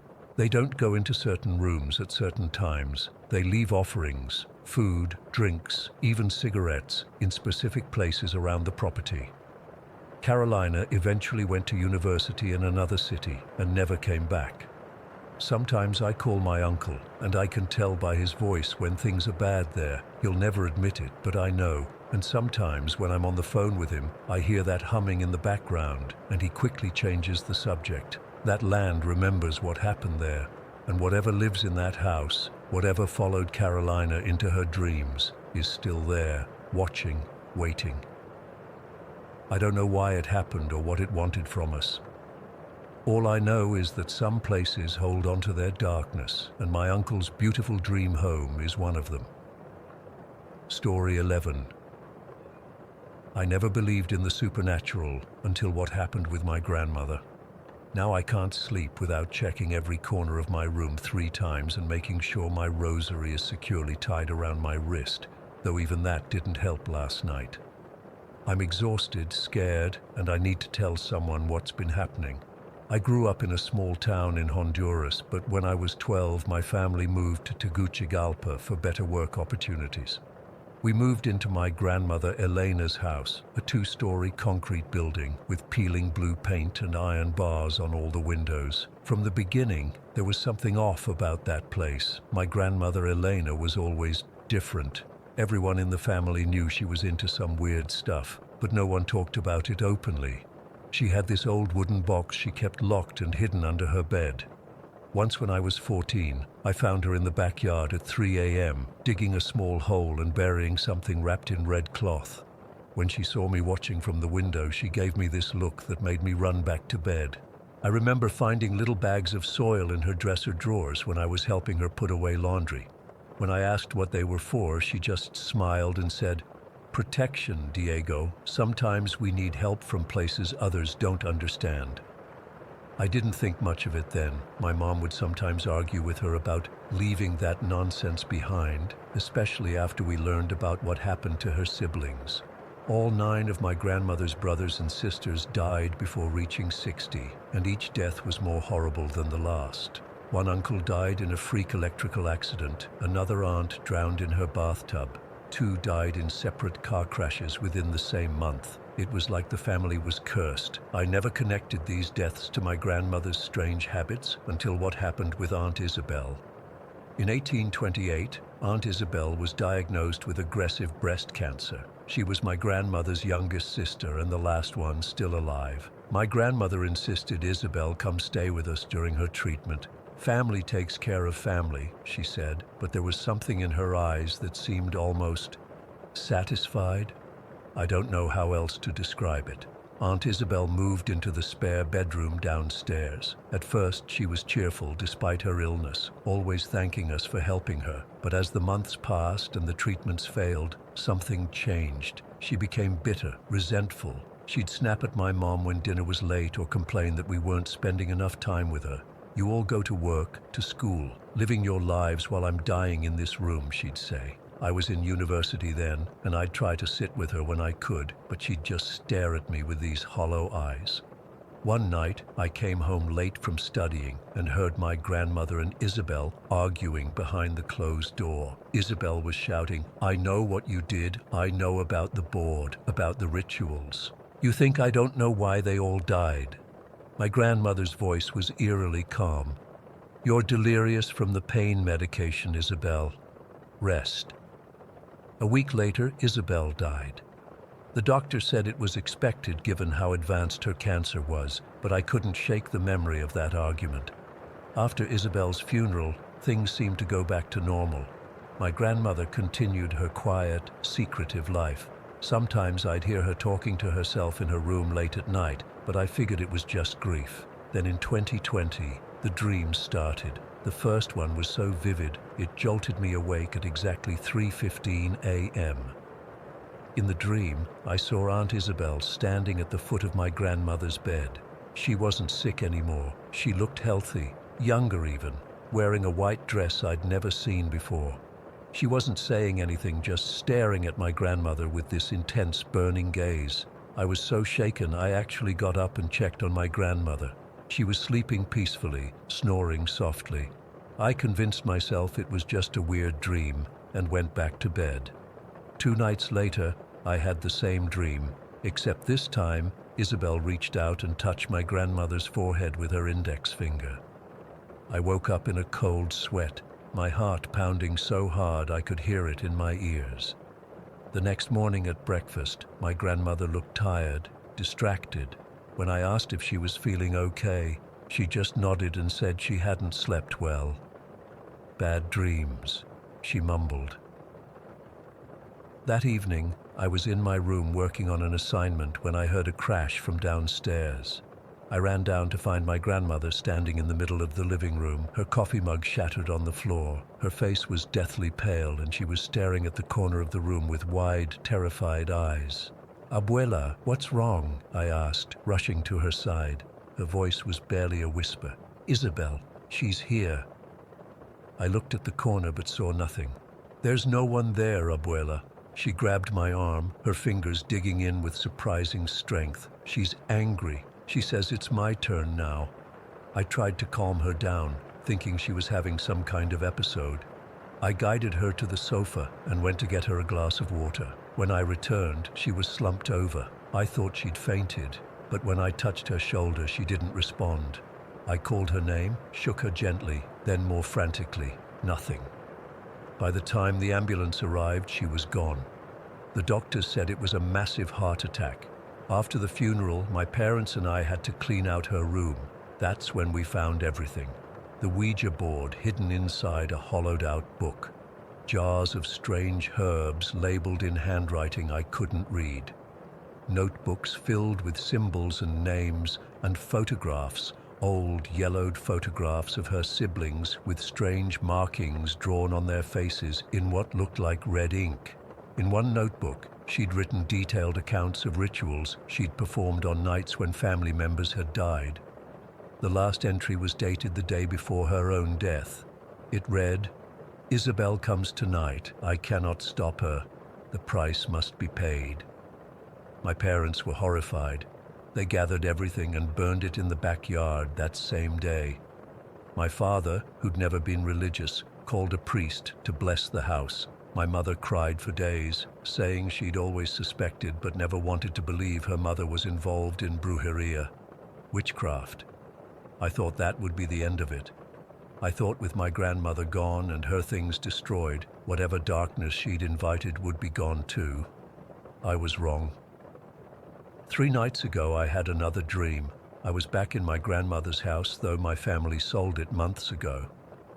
In the dream, the house was exactly as I remembered it, but all the lights were off except for a single candle in the living room. I could see my grandmother walking slowly through the house, checking each room as if looking for something or someone. I followed her upstairs to the room that used to be mine. She knelt down and pulled up a floorboard I never knew was loose, revealing a small cloth bundle. As she unwrapped it, I woke up. But that's not what scared me. What terrified me was that when I woke up, the rosary I always wear on my wrist, the one I haven't taken off since my grandmother's death, was lying on the floor across the room. I live alone. There's no way it could have come off without me noticing. The knot I tie it with is complicated, something my grandmother taught me years ago. A special knot, she'd said, that protects the wearer. Yesterday, I called the family who bought our old house. I made up some story about possibly leaving something valuable behind in my old room. They were nice enough, said I could come check, but casually mentioned they were actually planning to move out soon.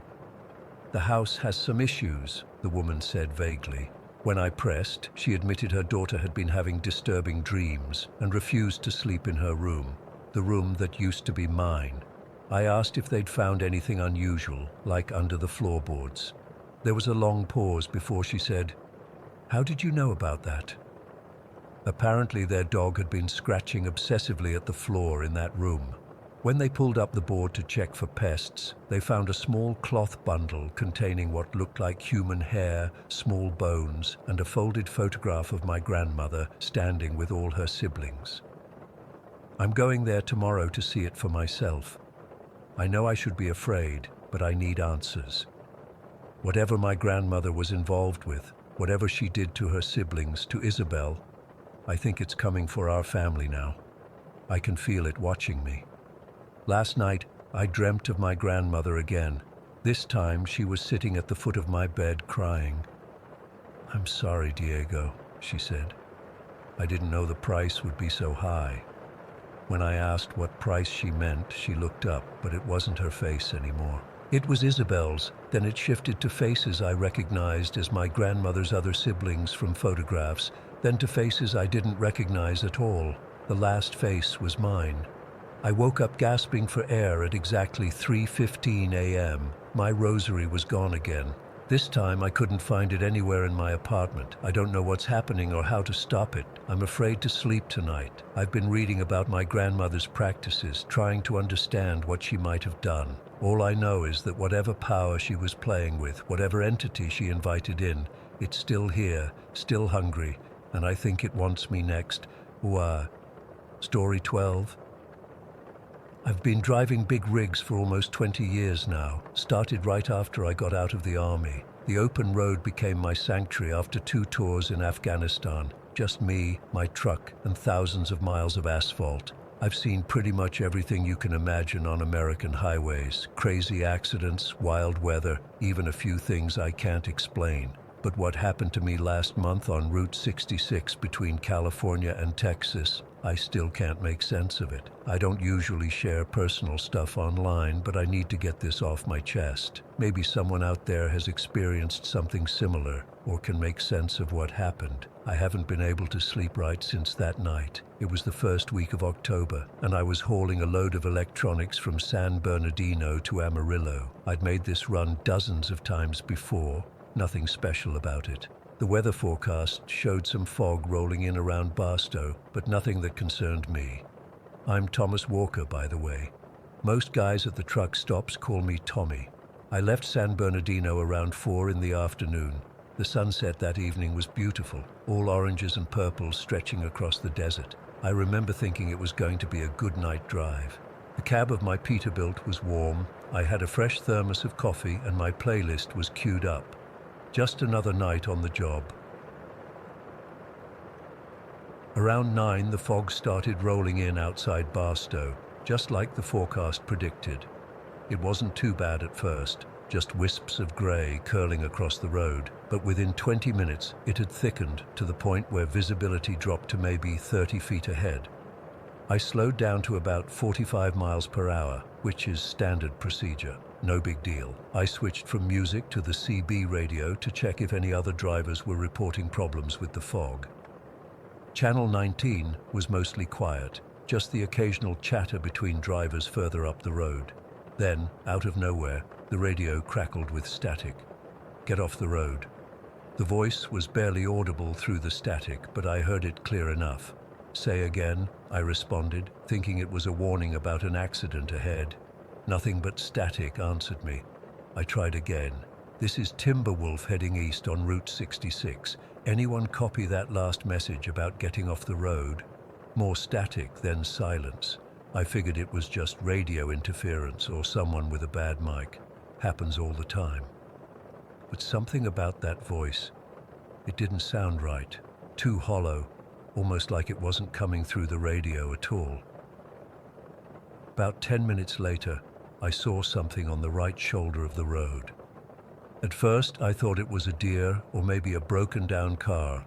As I got closer, I realized it was a person standing in the fog, a woman, just standing there with her thumb out.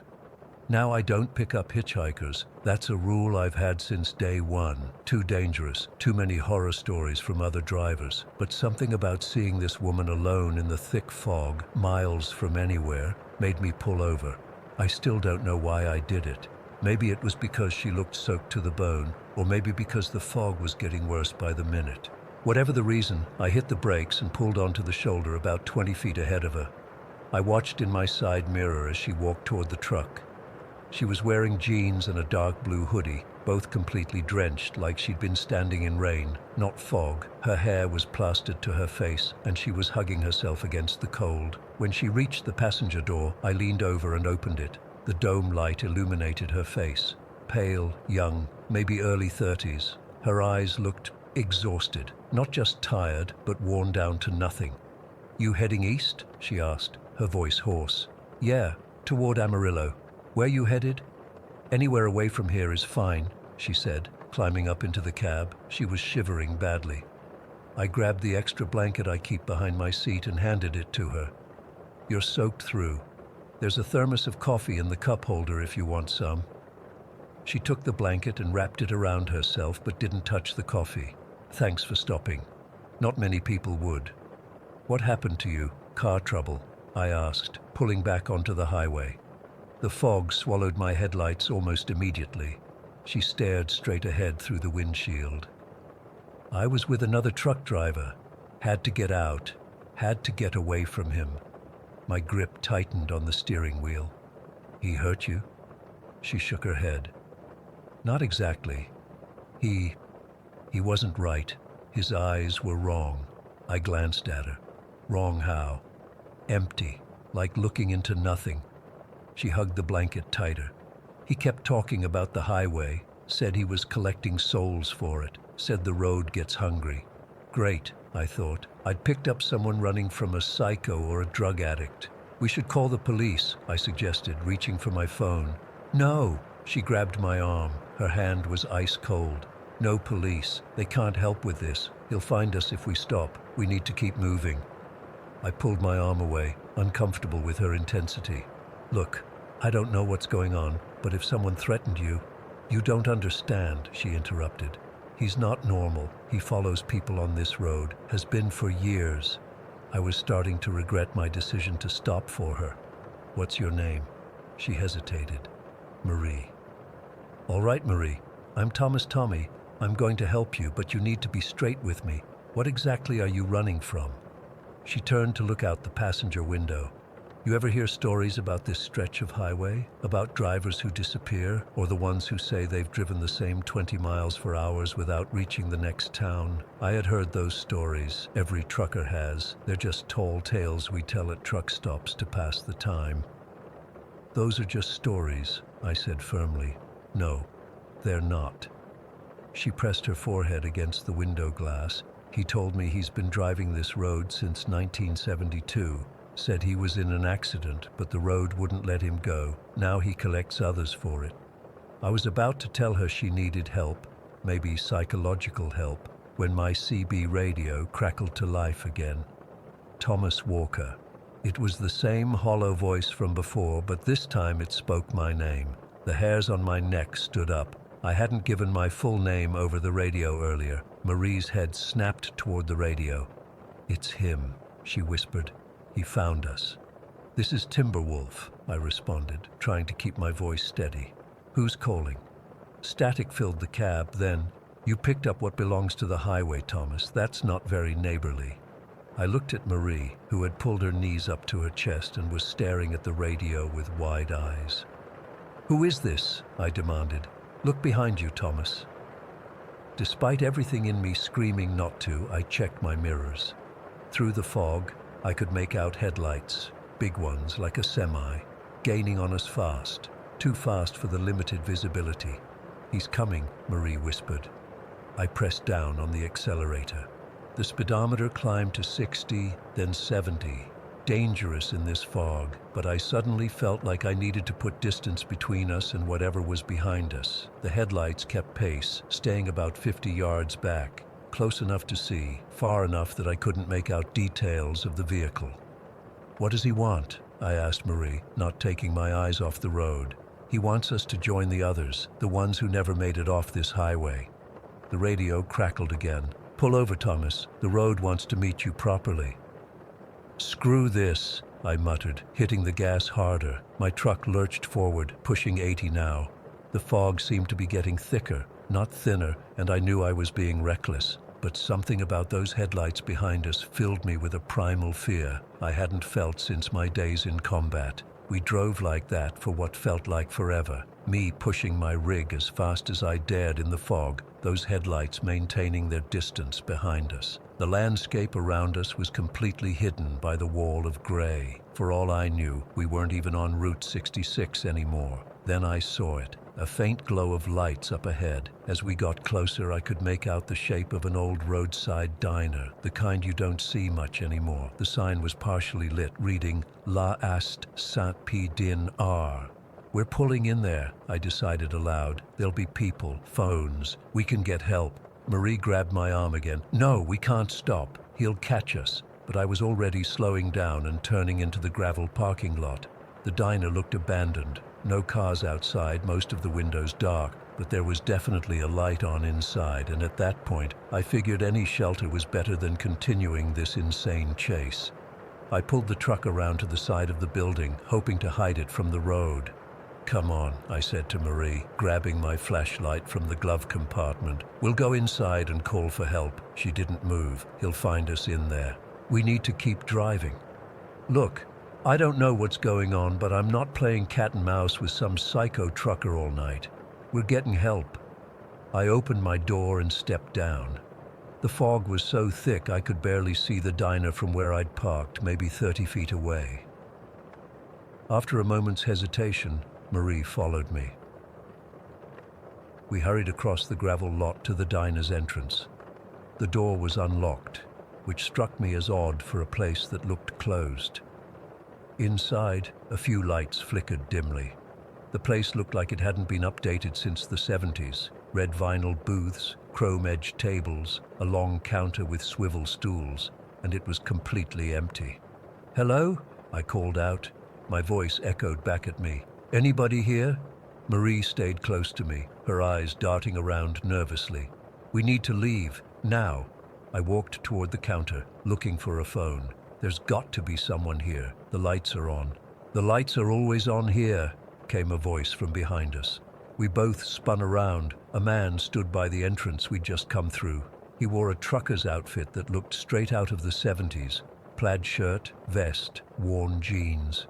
His face was gaunt, almost skeletal, but that wasn't what made my blood run cold. It was his eyes. They were completely hollow, not empty like there were no eyeballs, but like there was nothing behind them. No soul, no humanity, just darkness. "Welcome to the last stop, Thomas," he said, his mouth moving but the voice sounding like it was coming from everywhere at once.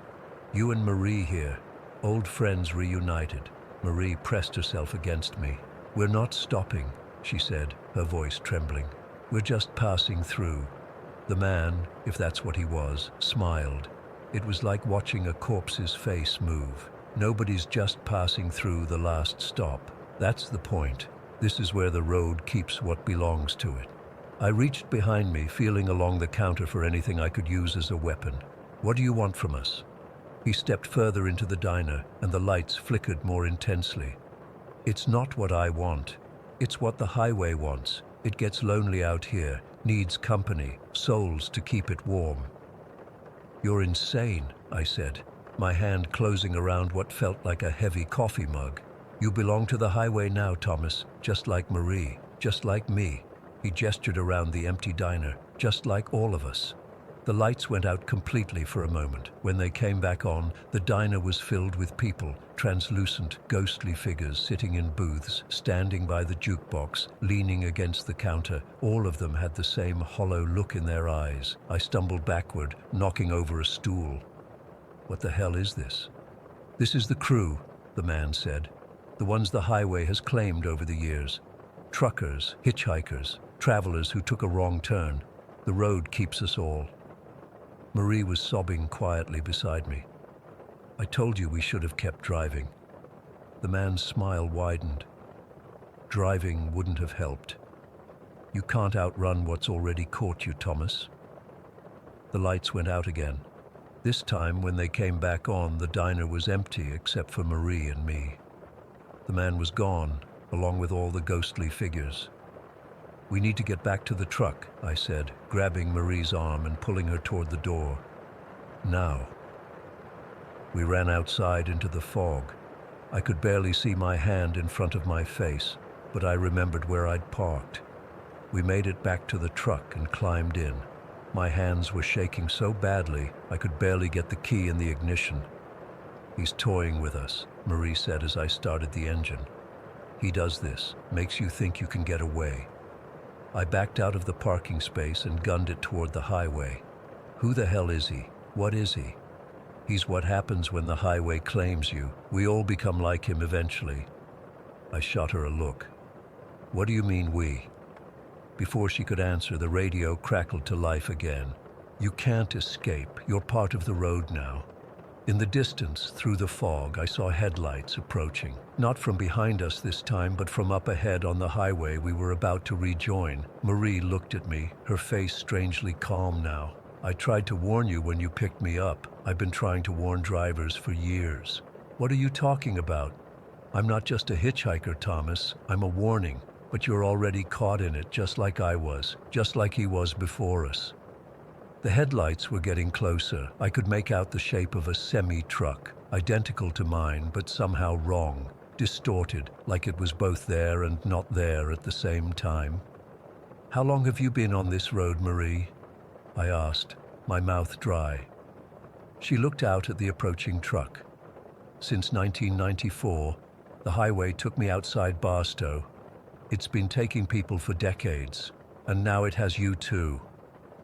The truck ahead was almost upon us now. As it passed, I caught a glimpse of the driver. It was me, hollow-eyed and smiling, that corpse-like smile. I'm still driving. The fog never lifts. Sometimes I see the last stop diner appear in the distance, but I never reach it. Sometimes I pick up hitchhikers who look just like Marie, warning them about a truck driver with hollow eyes. The radio only plays static now, except when it speaks my name.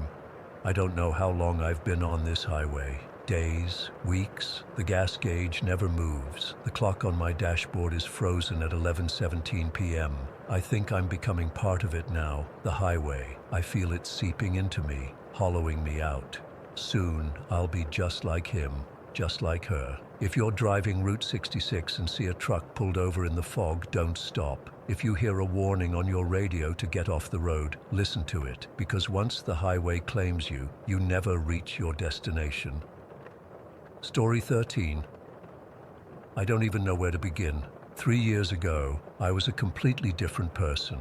I had a good job in marketing, a social life, hobbies, and most importantly, I had control over my own mind. Now I'm typing this from my bedroom at my parents' house at 3 in the morning because I can't sleep. Again. It all started after a business trip to Oslo in the fall of 2020. The company I worked for was expanding into Scandinavia, and I was sent to meet with potential partners. I remember feeling excited about the trip. I'd never been to Norway before, and I had a weekend to explore before flying back. On my last night there, I went to this bar near my hotel. It wasn't particularly crowded, just some locals and a few tourists. I got talking to this group, 3 men and 2 women, all Norwegians, probably in their 30s. They seemed friendly, educated. One guy, Mikkel, said he was a professor of anthropology. Another, Lars, worked in tech. The women, Ingrid and Astrid, were cousins who owned a shop together selling spiritual items, as they called them. We talked about normal stuff at first. My job, their lives in Oslo, tourist recommendations. After a few drinks, the conversation shifted to spirituality and Nordic traditions. I remember Mikkel asking if I'd ever experienced anything beyond the physical realm. I laughed it off, saying I wasn't really into that stuff. That's when I noticed them exchange these weird glances. Looking back, I should have just paid my tab and left, but I didn't. They invited me to see their collection at Lars' apartment nearby. Stupidly, I went. The place was normal enough at first glance, but then they showed me this room filled with strange symbols painted on the walls, weird artifacts, books in languages I didn't recognize. They burned some incense that smelled awful, and Ingrid kept touching my shoulder and the back of my neck. I started feeling really uncomfortable and said I needed to get back to my hotel. That's when Lars handed me this drink. Just water, he said. I took a few sips to be polite. Within minutes, I felt dizzy. The room seemed to spin, and the five of them stood around me in a circle, chanting something. I remember trying to get up, but my limbs felt so heavy. The last clear memory I have of that night is Astrid leaning down and whispering in my ear, "You're ours now. Your mind belongs to us." I woke up the next morning back in my hotel room with a splitting headache and no memory of how I got there. I checked myself for injuries, but there was nothing physical. I brushed it off as a weird night with too much alcohol, packed my bags and flew home. The voices started 3 days later. At first it was just whispers, so faint I thought I was imagining them, but they grew louder, more distinct. I could hear them clearly. Mikkel, Lars, Ingrid, Astrid, and the third man whose name I later learned was Björn. They would talk amongst themselves, then directly to me. They'd comment on what I was doing, what I was thinking, who I was talking to. It was like they could see through my eyes. I thought I was losing my mind. I went to a psychiatrist who prescribed antipsychotics. They didn't help. The voices just mocked me for taking the medication. "Those won't work on us," Ingrid would say. "We're not in your head, we're in your soul." After a few months, I started to realize this wasn't a mental illness. The voices knew things they couldn't possibly know. Personal details about colleagues I'd never mentioned to them, conversations I'd had in private, childhood memories I'd never shared with anyone. They could describe exactly what was happening around me, even when I was alone. That's when the real torment began. They started keeping me awake. As soon as I'd drift off to sleep, they'd scream in my head until I jolted awake, heart pounding. Night after night, I haven't had more than 3 consecutive hours of sleep in 3 years. I've tried everything: sleeping pills, meditation, white noise machines, even sleeping in different locations thinking maybe distance would weaken their hold. Nothing works. The sleep deprivation was just the beginning. They started a systematic campaign to break me down psychologically. They'd remind me of every embarrassing moment in my life, every failure, every rejection. They'd twist my memories, making me question if things had really happened the way I remembered them. "Remember when your college girlfriend cheated on you? She did it because you're worthless," Lars would say. "Your parents are disappointed in you. They always have been," from Astrid. "Your co-workers laugh at you behind your back," Björn would tell me during important meetings. I tried to fight back at first. I'd argue with them, tell them to shut up, try to drown them out with music or TV. But they were relentless. From sunrise to sunset, a non-stop barrage of insults, manipulation, and fear. My work performance tanked. I couldn't focus with 5 voices constantly chattering in my head. I made mistakes, missed deadlines. My boss called me in for a performance review, and I sat there trying to focus on what she was saying while Ingrid whispered obscenities in my mind. I was put on probation, then let go 3 months later. The worst part is how they've changed me. I used to be confident, assertive. I had ambition. I worked out regularly, had a wide circle of friends, dated occasionally. Now I barely recognize myself. They've systematically stripped away everything that made me who I was. They target anything I take pride in. I used to love cars, working on them, talking about them. Now whenever I try to read about cars or watch a video, they scream so loudly in my head I can't concentrate. They've done the same with music. I used to play guitar.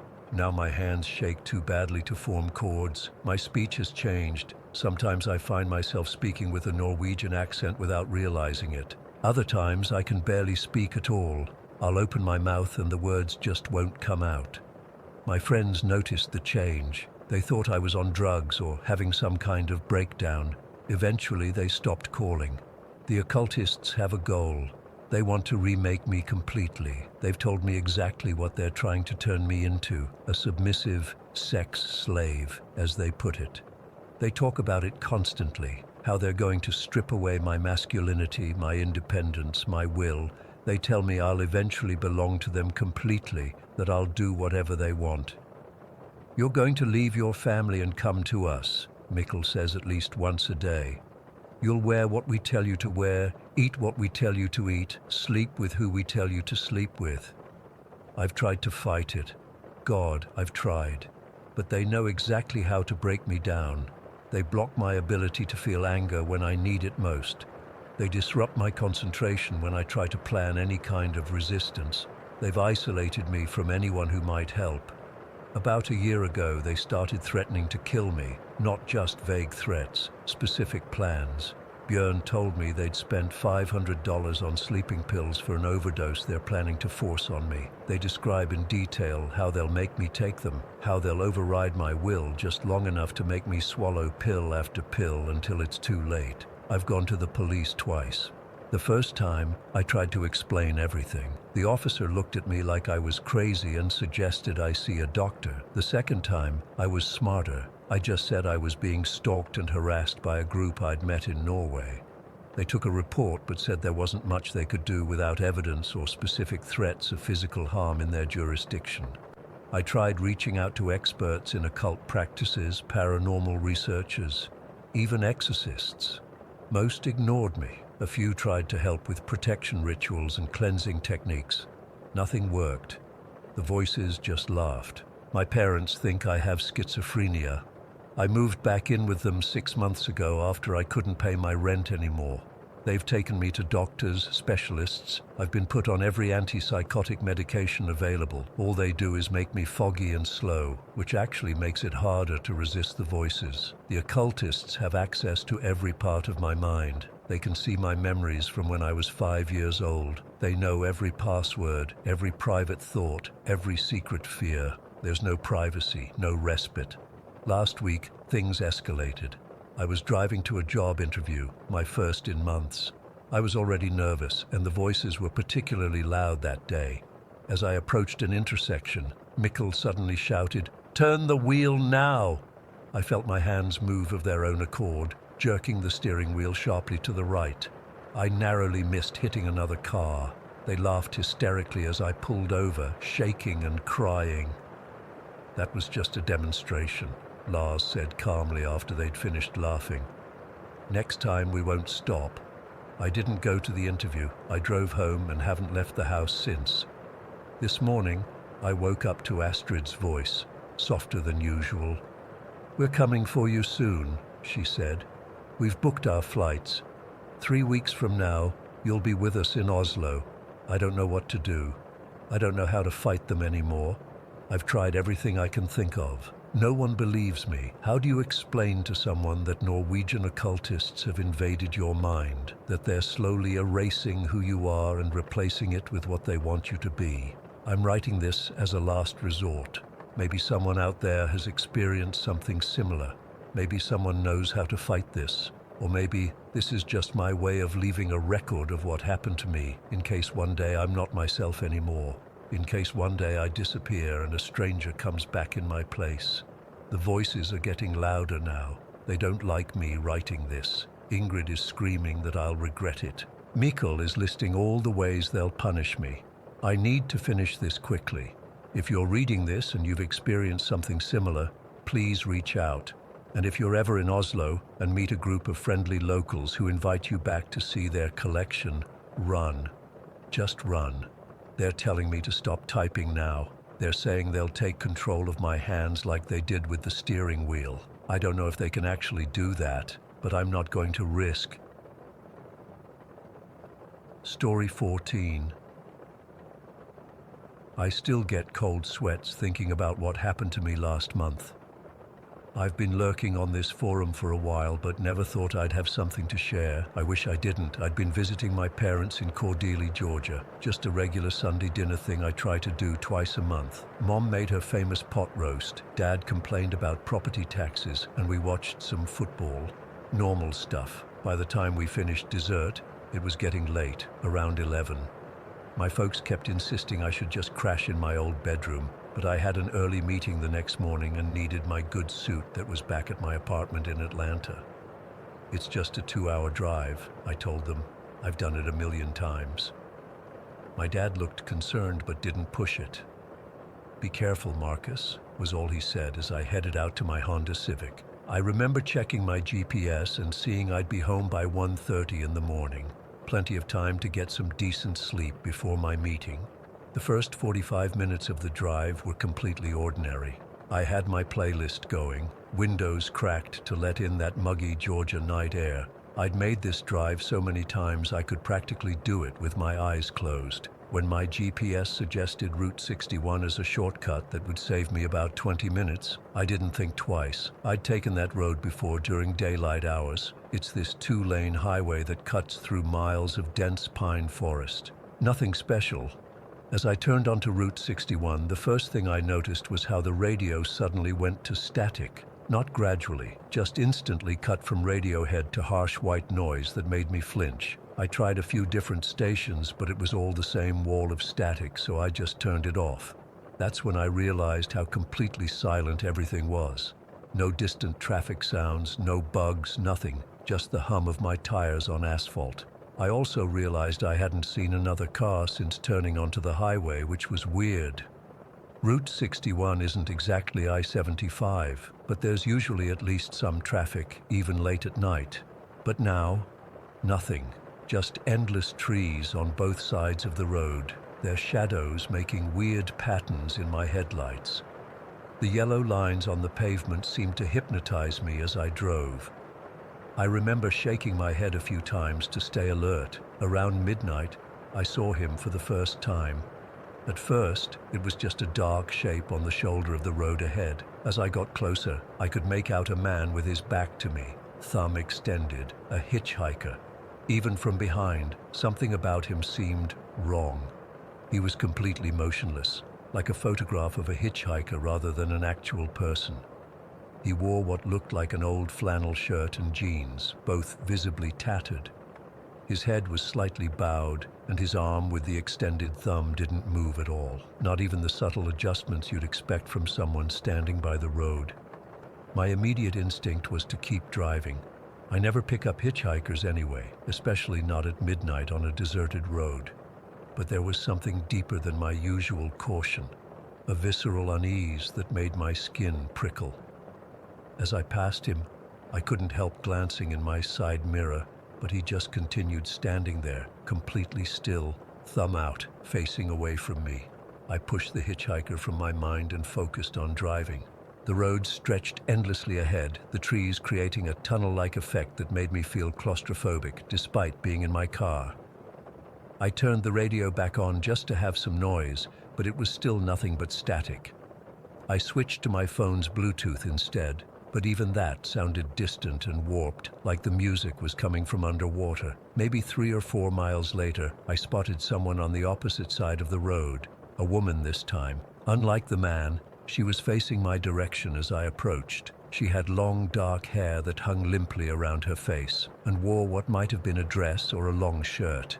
It was hard to tell in the darkness. Her clothes looked dirty and wet, like she'd been standing in the rain for days, except it hadn't rained in over a week. The really unsettling thing was her expression, or lack of one. She didn't wave or make any gesture for a ride. She just stared as I drove past. Her face was completely blank, almost like a mannequin. I couldn't help but look in my rearview mirror after passing her. She was gone, completely vanished. The road behind me was empty. I felt a chill run down my spine. I must have missed seeing her walk into the woods, I told myself. The visibility wasn't great after all, just my imagination playing tricks. I checked my GPS and noticed something odd. The estimated arrival time still showed 1:30, despite having driven for at least 20 minutes on Route 61. Even stranger, my dashboard clock was stuck at midnight. I tapped it a few times, thinking it must be broken, but nothing changed. I pulled out my phone to check the time there, but the screen just showed a spinning loading icon, then went black. That's when the real panic started to set in. I pressed harder on the gas, pushing my Civic up to 70, then 80 miles per hour. The trees blurred past, but the road seemed to stretch on infinitely. And then, I swear this is true, I saw him again. The same male hitchhiker, in the exact same position, with the same posture, same clothes, same extended thumb. It was impossible. I had passed this guy miles back. There's no way he could have gotten ahead of me, especially not while I was driving so fast. I slowed down slightly as I approached, wondering if I was hallucinating from fatigue. No, it was definitely the same man. Same ratty flannel shirt, same slightly bowed head, same rigid posture.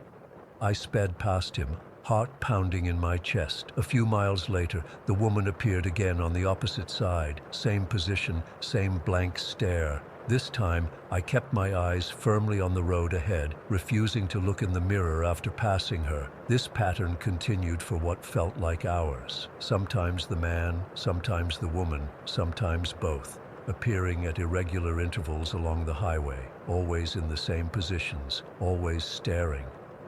My GPS was still showing the same arrival time, and my dashboard clock remained frozen at midnight. I tried turning around at one point, thinking I'd go back to my parents' place, but after driving for 10 minutes in the opposite direction, I realized the road wasn't taking me back to where I'd come from. Somehow, I was still on the same endless stretch of Route 61, still seeing the same hitchhikers. I was trapped in some kind of loop, driving in circles despite the road being straight. My fuel gauge was getting dangerously low, adding to my panic. I was about to pull over and try calling my parents, even though my phone wasn't working, when I saw a dim light ahead. It was an old gas station, one of those independent places with just 2 pumps and a small convenience store. I don't remember seeing it on my previous drives on Route 61, but I was so relieved to see signs of civilization that I didn't question it. I pulled in, my tires crunching on gravel, and sat there for a moment, trying to collect myself. The place looked like it hadn't been updated since the 70s. The sign just said GAS in faded red letters, and the fluorescent lights inside flickered erratically.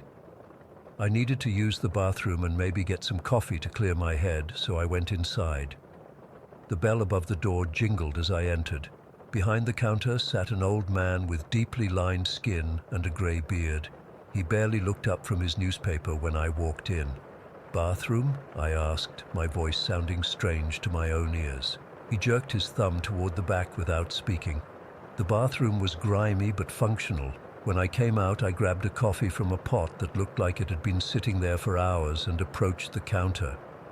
"That'll be $1.50, the clerk said, finally looking at me properly. His eyes narrowed slightly. "You okay, son?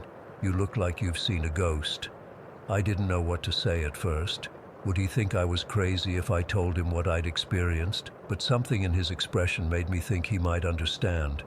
"I've been seeing people on the highway," I said cautiously. "Hitchhikers. The same ones, over and over." The clerk's expression didn't change. He didn't look surprised at all. He just nodded slowly. "You seen something out there, didn't you, on the highway?" he said knowingly. "What are they?" I asked, my hands shaking so badly I had to set the coffee down. The clerk sighed, folding his newspaper. "Ghosts or something like them. Been happening on this stretch for decades. Some folks say there was a bus accident back in the 60s, load of migrant workers heading to the orchards up north. Others say it goes back further, to people who got lost in these woods during the Depression, trying to walk to the next town for work. But they keep appearing in the same spots," I said, "and time seems wrong out there." He nodded again. "Route 61 has its own rules at night, especially around midnight. Most locals know not to drive it after dark." "How do I get out?" I asked desperately. The clerk looked at me for a long moment. "Just keep driving, don't stop for nothing, and don't look at them. They can't hurt you unless you invite them in." "Invite them in? You mean like into my car?" "Into your life," he said cryptically. "They're looking for a way back. Just keep your eyes on the road and keep moving forward." I paid for my coffee with shaking hands and went back to my car. The clerk's words echoed in my head as I pulled back onto Route 61. "Just keep driving, don't stop for nothing, don't look at them." So that's what I did. I kept my eyes fixed on the road ahead, even when I saw the hitchhikers in my peripheral vision. I didn't check my mirrors, I didn't look at the clock, I just drove. I don't know how long I was on that road. It felt like hours, yet somehow also like no time had passed at all. But eventually the trees began to thin out, and I started seeing signs for Atlanta. My GPS suddenly sprang back to life, showing I was just 30 minutes from my apartment. My dashboard clock started moving again. It was 3:15 in the morning. I made it home and collapsed into bed, convinced I had experienced some kind of hallucination from driving while exhausted. But as I was unloading groceries from my car the next evening, I glanced across the parking lot of my apartment complex and froze. There, standing in the shadows between two buildings, was a figure, motionless, back turned, thumb extended. I dropped my bags and ran inside, locking the door behind me. I haven't driven at night since then. I requested a schedule change at work, so I don't have to commute after dark. I haven't visited my parents either. I keep making excuses about being too busy. I know how this sounds. I know the rational explanation is that I dozed off at the wheel or had some kind of waking dream. But I can't shake the feeling that if I drive Route 61 again, or any dark, lonely road, they'll be waiting for me, and one day they might not be content to just watch me pass by. Story 15. I never believed in the supernatural. Well, that's not entirely true. I used to be fascinated by it. I'd spend hours scrolling through Reddit threads about hauntings, watching those ghost hunting shows, even visiting supposedly haunted places when I was in college. But then I became a mom, and all that stuff seemed so irrelevant, trivial. I had a real living, breathing, tiny human to care for. Ghost stories, please. Try sleep deprivation and colic. That's the real horror. But now I'm not so sure anymore, and I need to tell someone about what's been happening with my daughter Lily. It started about 6 months ago, right before Lily's 4th birthday. We live in Millfield, one of those small towns where everyone knows everyone. My husband Mark and I bought this old 2-story house when I was pregnant. It needed work, but it was affordable, and I loved its character. The place has these weird quirks, creaky floorboards, a tiny attic access in the ceiling of our bedroom, doors that sometimes swing open on their own, probably just the house settling, Mark always says. Lily started preschool last fall, and that's when she first mentioned Leo. No big deal, right? Imaginary friends are normal. My own mum told me I had one named Mr. Whiskers when I was little. Besides, there was actually a real Leo in Lily's class, so I figured she was just bringing him home in her imagination. Leo sits with me at snack time, she told me one morning while I was fixing her breakfast. He likes apple slices, but not the skin. I smiled and played along. That's nice, sweetie. But then a few days later, she said something that made my skin crawl. Leo says he likes to climb into bed with you when you're sleeping, Mommy. I nearly dropped the laundry basket I was carrying. What did you say, Lily? She was coloring, not even looking up. Leo, he climbs into your bed when you're sleeping. He says your hair smells nice.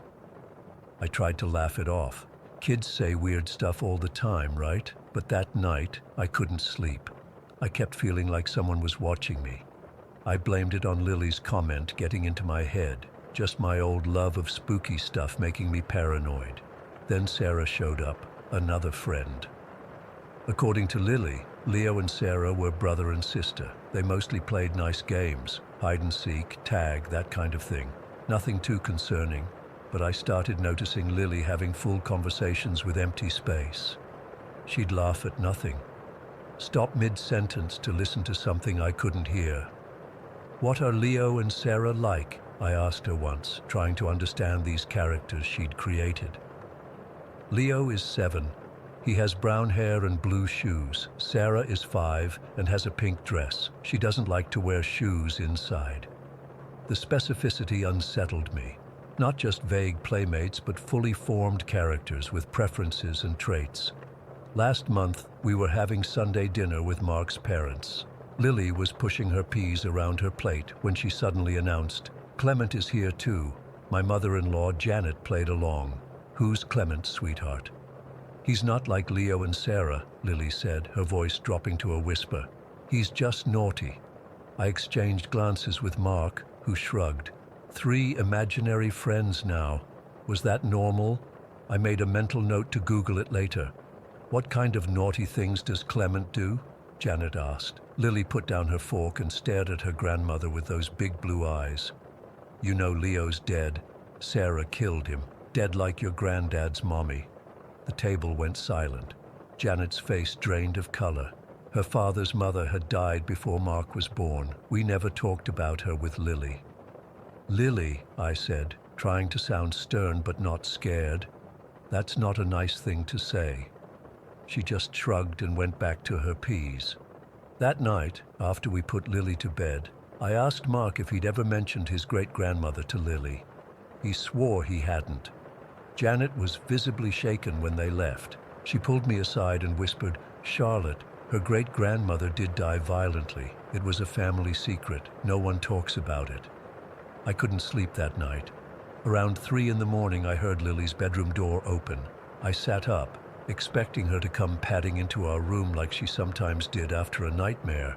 Instead, I heard her tiny voice in the hallway, giggling and shushing someone.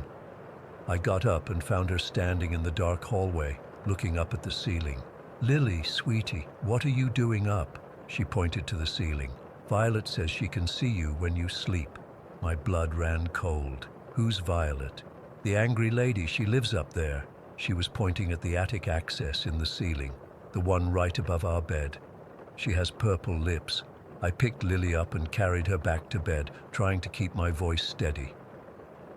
"There's no one in our attic, honey. It's just for storage." Lily looked at me with an expression no 3-year-old should have, a mixture of pity and condescension. "She is real, Mommy. They're all real." I tucked her in and sat with her until she fell asleep, then went back to our room. I couldn't look at that attic door. I tried telling myself it was just childhood imagination, but I couldn't shake the unease. The next morning, while Mark was at work, I casually asked Lily about her friends while she was eating breakfast. "So, are Leo and Sarah and Clement and Violet, are they all just pretend friends?"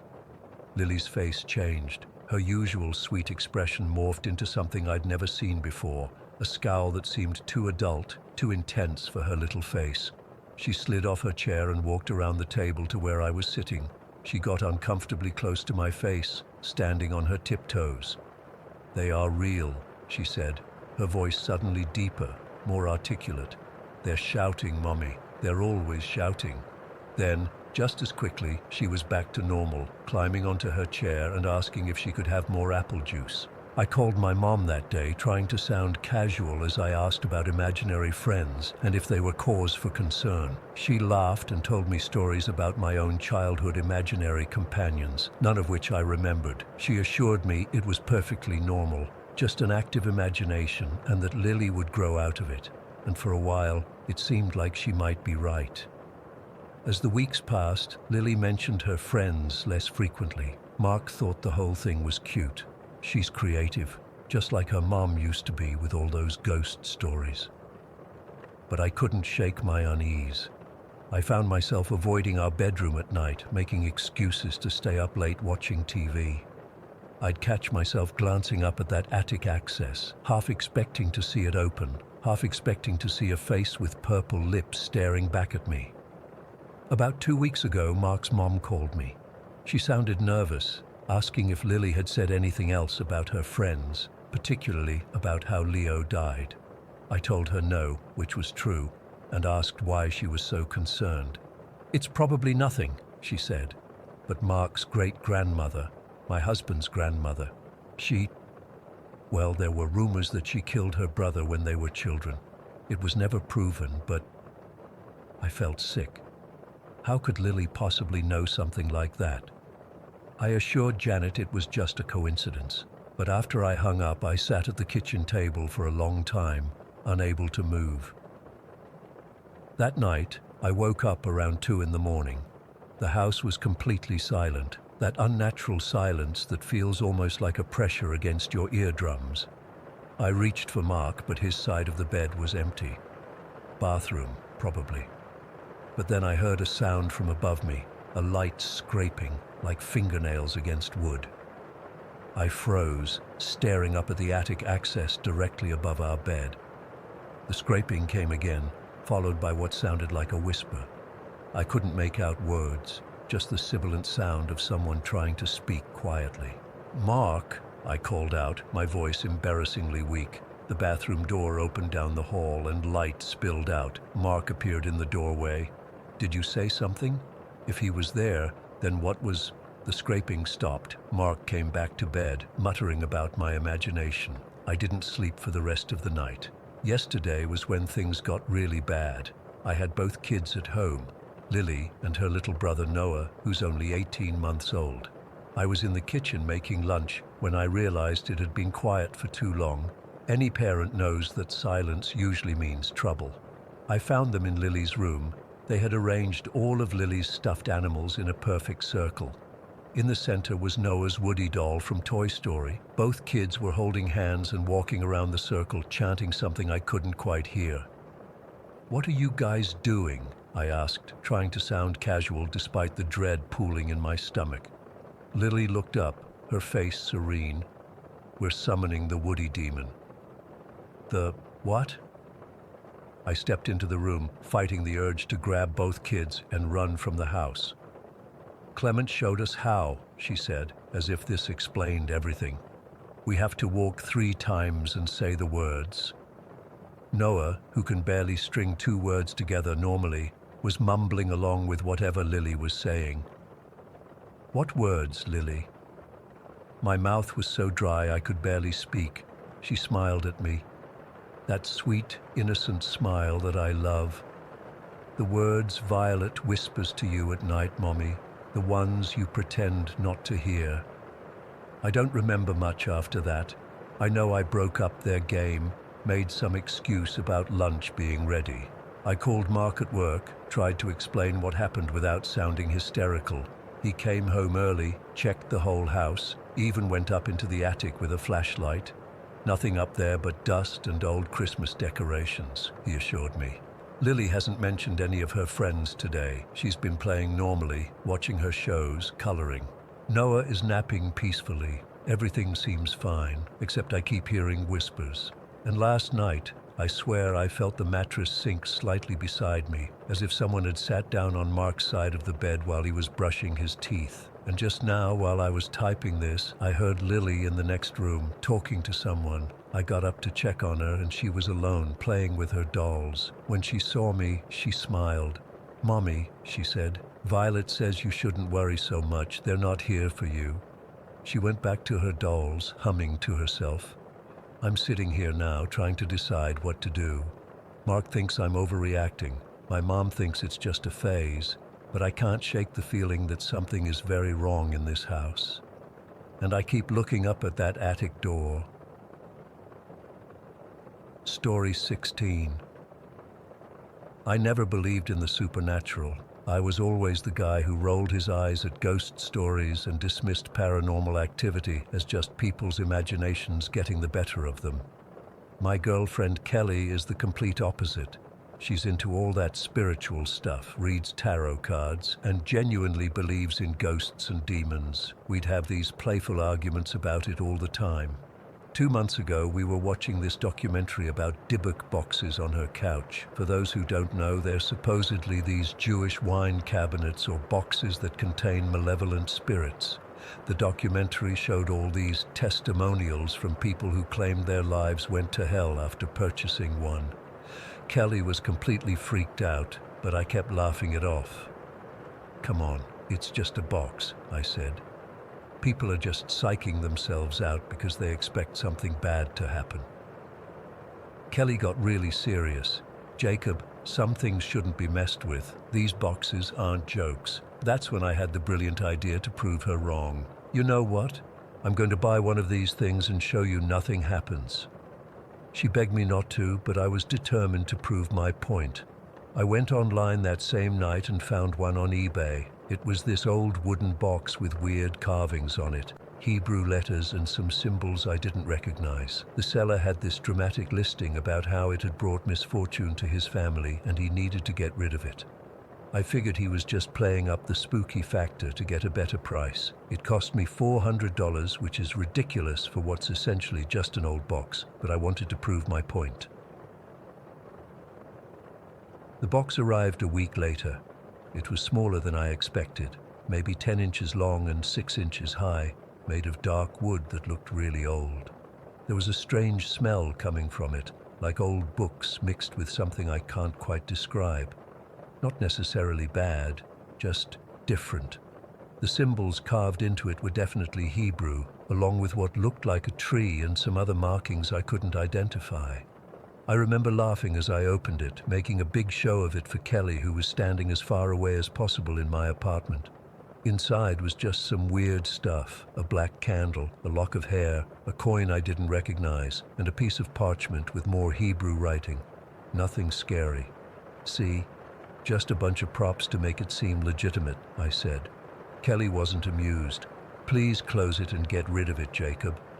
I didn't, of course. I left it open on my coffee table just to prove nothing would happen. The first strange thing occurred that night. I woke up around 3 in the morning to what sounded like whispering in my living room. It wasn't loud enough to make out words, just this faint sound of someone muttering.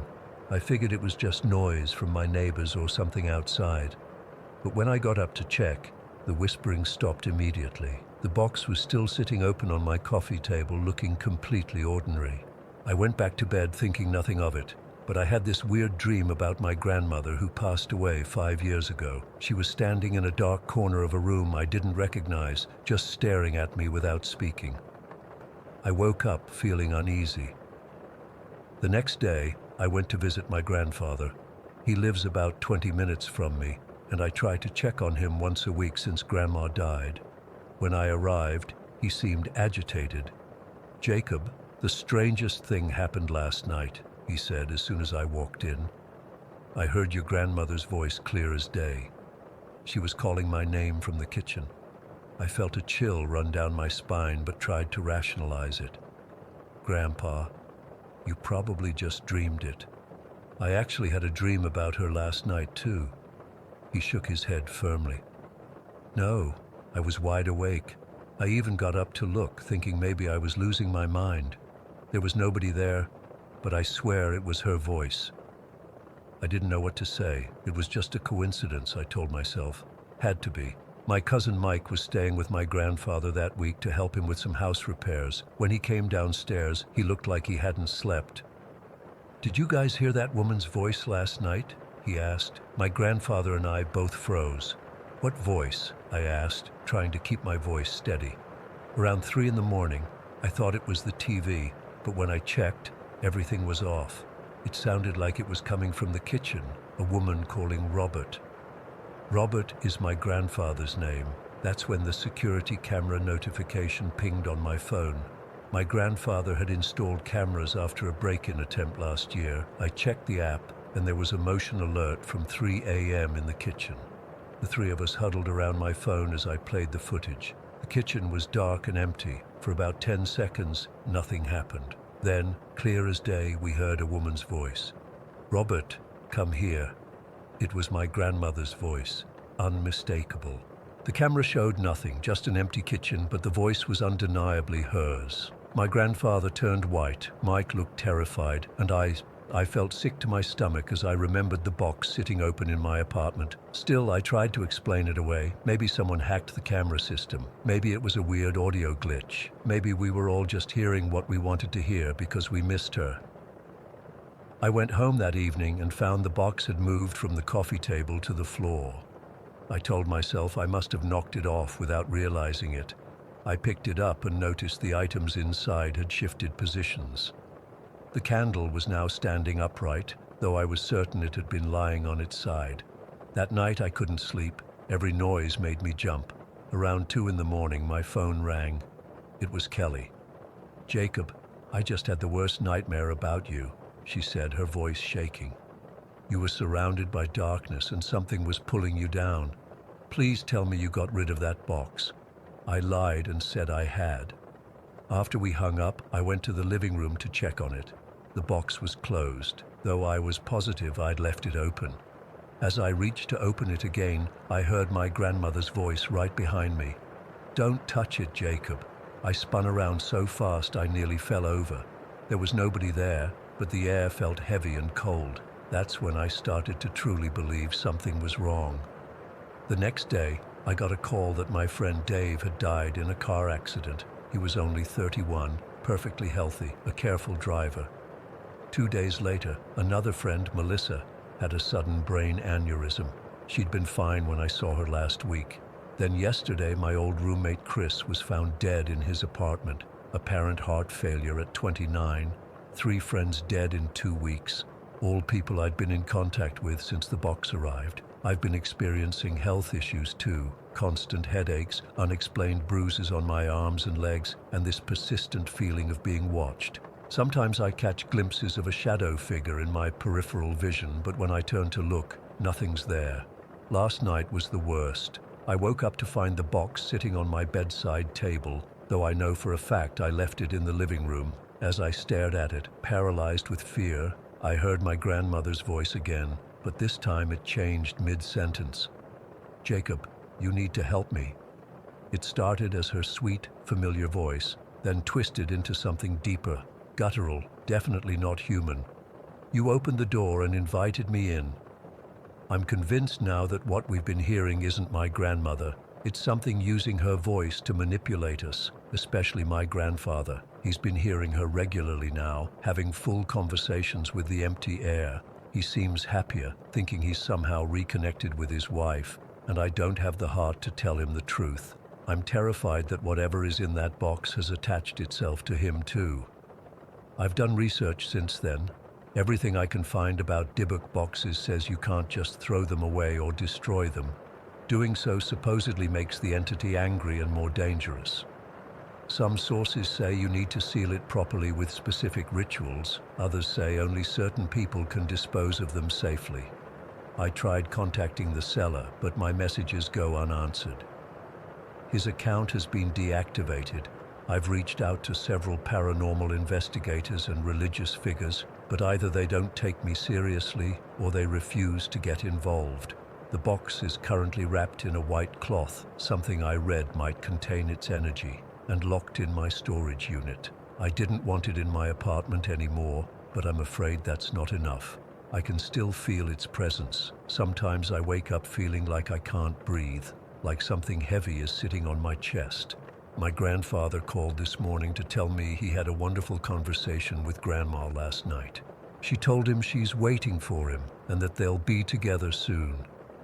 I'm terrified about what that means. I don't know what to do. I never should have bought that damn box. I never should have opened it. My skepticism has cost me 3 friends already, and I'm afraid my grandfather is next, or maybe me. If anyone has experience with these things, please help me. How do I close what I've opened? How do I protect my grandfather? Every day that passes, I feel weaker, more drained. Sometimes I catch myself standing in front of mirrors, staring at my reflection, but not recognizing the person looking back. I just wanted to prove the supernatural wasn't real. Now, I'm terrified it's going to take everything from me. Story 17. I've always considered myself a night owl. The quiet streets, the cool air, the sense of having the world to yourself. It's peaceful. My boyfriend Matt feels the same way, which is why we often take our dogs out for late walks. Plus, our rescue pup Bella is reactive around other dogs due to some trauma before we adopted her, so nighttime walks meant fewer encounters with other pets. This happened last Thursday, and I still can't shake the feeling that something was seriously wrong with what we experienced.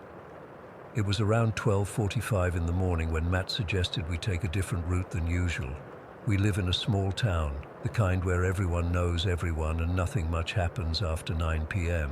Matt wanted to cut through the old cemetery that sits at the edge of town. I was hesitant at first, not because I'm scared of graveyards, but because it felt disrespectful somehow. "The dogs need the exercise, and it's a shorter way to get to Parkside," he said, and I agreed eventually. The cemetery was peaceful. The moon was nearly full that night, casting enough light that we didn't even need our phone flashlights. Our dogs, Bella and Max, seemed completely at ease, sniffing around the edges of the path as we walked. For some reason, and I can't explain why I felt compelled to do this, I started reading the names on the gravestones we passed. Some were so old the engravings had almost worn away, while others were relatively recent. "Rest easy," I whispered as we passed each one. I'd never done anything like that before. It just felt right in the moment. Matt gave me a curious look. "What are you doing?" "I don't know," I admitted. "Just feels respectful, I guess." We spent about 20 minutes in the cemetery before exiting through the back gate, which led to a long road called Willow Lane. It's a dead-end street with just a few houses spaced far apart, and it connects to Parkside, which is a fenced-in recreation area where we sometimes let the dogs run off-leash when no one's around. Willow Lane has maybe 5 streetlights total, and at least 2 of them were burnt out that night. The houses were all dark. Everyone was asleep, as you'd expect at 1:15 in the morning in our sleepy little town.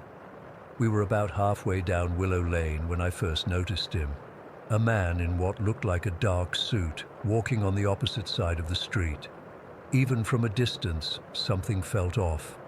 He was walking with an odd, stiff gait, and he was humming. Not singing, not even really a tune, just this constant, monotonous humming that somehow carried across the quiet street. "That's weird," Matt whispered to me. "Who wears a suit at this hour?" I shrugged, trying to act casual, but I was already feeling uneasy. Maybe he's coming back from a late meeting or something. But even as I said it, I knew it made no sense. We don't have the kind of town where people have business meetings, let alone ones that run past midnight. As we got closer to passing him, Bella started acting strange. She stiffened, her ears went back, and she made this whining sound I'd never heard before. Now, Bella is reactive, but only with other dogs. She's never once shown any aggression or fear toward humans, but here she was, trying to bark through her muzzle at this man. "Easy, girl," Matt said, pulling her closer to his side. The man didn't acknowledge us at all. He just kept walking and humming, his eyes fixed straight ahead. When we passed him, I noticed his suit looked oddly formal, like something from another era, and his shoes made no sound on the pavement, not a single footstep. Just that humming. We quickened our pace a bit, and I found myself glancing back over my shoulder. The man continued in the opposite direction, never turning around. "That was weird," I said when we were about 50 feet past him. "Yeah," Matt agreed. "But hey, it's a free country. People can hum and wear suits at 1 in the morning if they want to." I tried to laugh it off, but something about the encounter had left me feeling deeply unsettled. Just as we were approaching the turn that would lead us to Parkside, I spotted someone else in the distance. It looked like a woman walking toward us. She was wearing baggy clothes, what seemed like an oversized sweatshirt and loose pants. Even from a distance, something about her walk seemed off, too mechanical or deliberate. "Another night owl," Matt commented, but I could tell he was feeling as uneasy as I was. We continued walking, and soon we reached the entrance to Parkside. It's surrounded by this tall 6-foot metal fence with bars, and there's a gate that's supposed to be locked at night, but everyone in town knows it never actually is. We usually go in there to let the dogs run around the big open field inside. As we approached the gate, the woman I'd spotted earlier walked by us, uncomfortably close. She passed right by the fence, and I mean right by it, like she was intentionally walking as close to it as possible, and the whole time she was staring at us. I couldn't see her face clearly. Her hood was up and the shadows were deep, but I could feel her eyes on us. She didn't say anything, didn't nod in greeting, just stared as she walked by. Bella and Max both went rigid, and Bella started that strange whining again. "Let's wait a minute before we go in," I whispered to Matt. Something told me not to unlatch the dog's leashes while this woman was so close. We stood there, pretending to check our phones, until the woman looked forward and continued walking down the street. Only then did we push through the gate and enter the park. Inside, it was darker than the street, with just a couple of security lights illuminating the playground area. The rest of the field stretched out in darkness toward the woods at the back of the property. We walked up the slight hill, away from the gate, before letting the dogs off their leashes to run. "Remember that recurring nightmare I had as a kid?" I asked Matt, trying to distract myself from the lingering unease, the one about someone watching me through the window. "Yeah, the face at the window dream," Matt said, shining his phone flashlight so we could see where the dogs had run off to. Why are you thinking about that now? I was about to answer when something in my peripheral vision caught my attention. I turned my head slowly toward the gate we'd come through. The woman was there, the same woman who had walked past us just minutes before. But she wasn't walking now. She was standing perfectly still, her face pressed between the bars of the fence, staring directly at us. She was too far away for me to make out her features clearly, but I could tell she wasn't moving at all, not shifting her weight, not looking around, just staring. I froze, unable to speak, and grabbed Matt's arm. "What?" he asked, and then followed my gaze. When he saw her, he let out a startled, "What the fuck?" The moment he spoke, the woman moved, not like a normal person would, not stepping back or turning away casually. No, she spun around in one unnaturally quick motion like someone had hit a reverse button on a video and then walked away. Her movements were jerky, almost mechanical. "Did you see that?" I whispered, my heart pounding so hard I could hear it in my ears. "Yeah," Matt said, his voice tight. "Let's get the dogs and go." We called Bella and Max back to us, clipped their leashes on with shaking hands, and headed back toward the gate. I was terrified we'd see the woman again, or worse, the humming man. But the street was empty when we emerged from the park. We took the long way home, sticking to the main streets where there were more lights. Neither of us spoke much, but we kept checking over our shoulders and hurrying the dogs along. Once we were safely back home, doors locked and lights on, Matt tried to rationalize what we'd seen. The guy was probably coming back from some fancy event, he suggested. And the woman, maybe she was high or something. "This town has had issues with meth before." I nodded, wanting to believe him, but I couldn't shake the feeling that what we'd encountered wasn't human. I consider myself a spiritual person, and I've always believed there are things in this world that we can't explain. The way Bella reacted to both of them, our dog who's never been afraid of people, only other dogs, that wasn't normal. And the timing of it all, right after I'd spent time in the cemetery, acknowledging the dead, something I'd never done before. It feels connected somehow. I know how this sounds. I know most people would chalk it up to late-night paranoia or overactive imagination. But I was there. I saw the way that woman moved, the unnatural stillness of her as she watched us through the fence bars. I heard the humming man's constant drone that seemed to fill the air without coming from an actual human mouth. It's been 5 days, and I still can't bring myself to walk the dogs at night. Matt says I'm overreacting, but I've noticed he hasn't suggested a late walk either. We stick to daytime now in populated areas. I keep thinking about what might have happened if we'd stayed in that park longer, or if we'd encountered those two figures together instead of separately. Sometimes I wonder if they were trying to trap us somehow. The man driving us forward, the woman waiting ahead. I don't have answers. All I know is that something was deeply wrong with the humming man in his too formal suit and the staring woman who moved like a broken puppet. They weren't right. They weren't normal. And I can't shake the feeling that by walking through that cemetery and acknowledging the dead, I somehow opened a door that was meant to stay closed. Story 18. I've been a truck driver for almost 25 years now. I've crossed this country more times than I can count, driven through blizzards, dust storms, you name it. After all this time behind the wheel, not much rattles me anymore. But what happened last month in Echo Canyon, I still can't explain it. I've been trying to make sense of it, but I can't. I'm not the type who believes in ghosts or anything supernatural. Never have been. But now, I don't know what to believe. It was a Thursday night in late October. I was hauling a load of produce from Salt Lake City to Denver, a route I've driven hundreds of times. My dispatcher had me on a tight schedule, so I was driving through the night to make my delivery window the next morning. The weather was clear but cold, that kind of autumn cold that seeps into your bones. I'd been on the road about 3 hours when I hit Echo Canyon.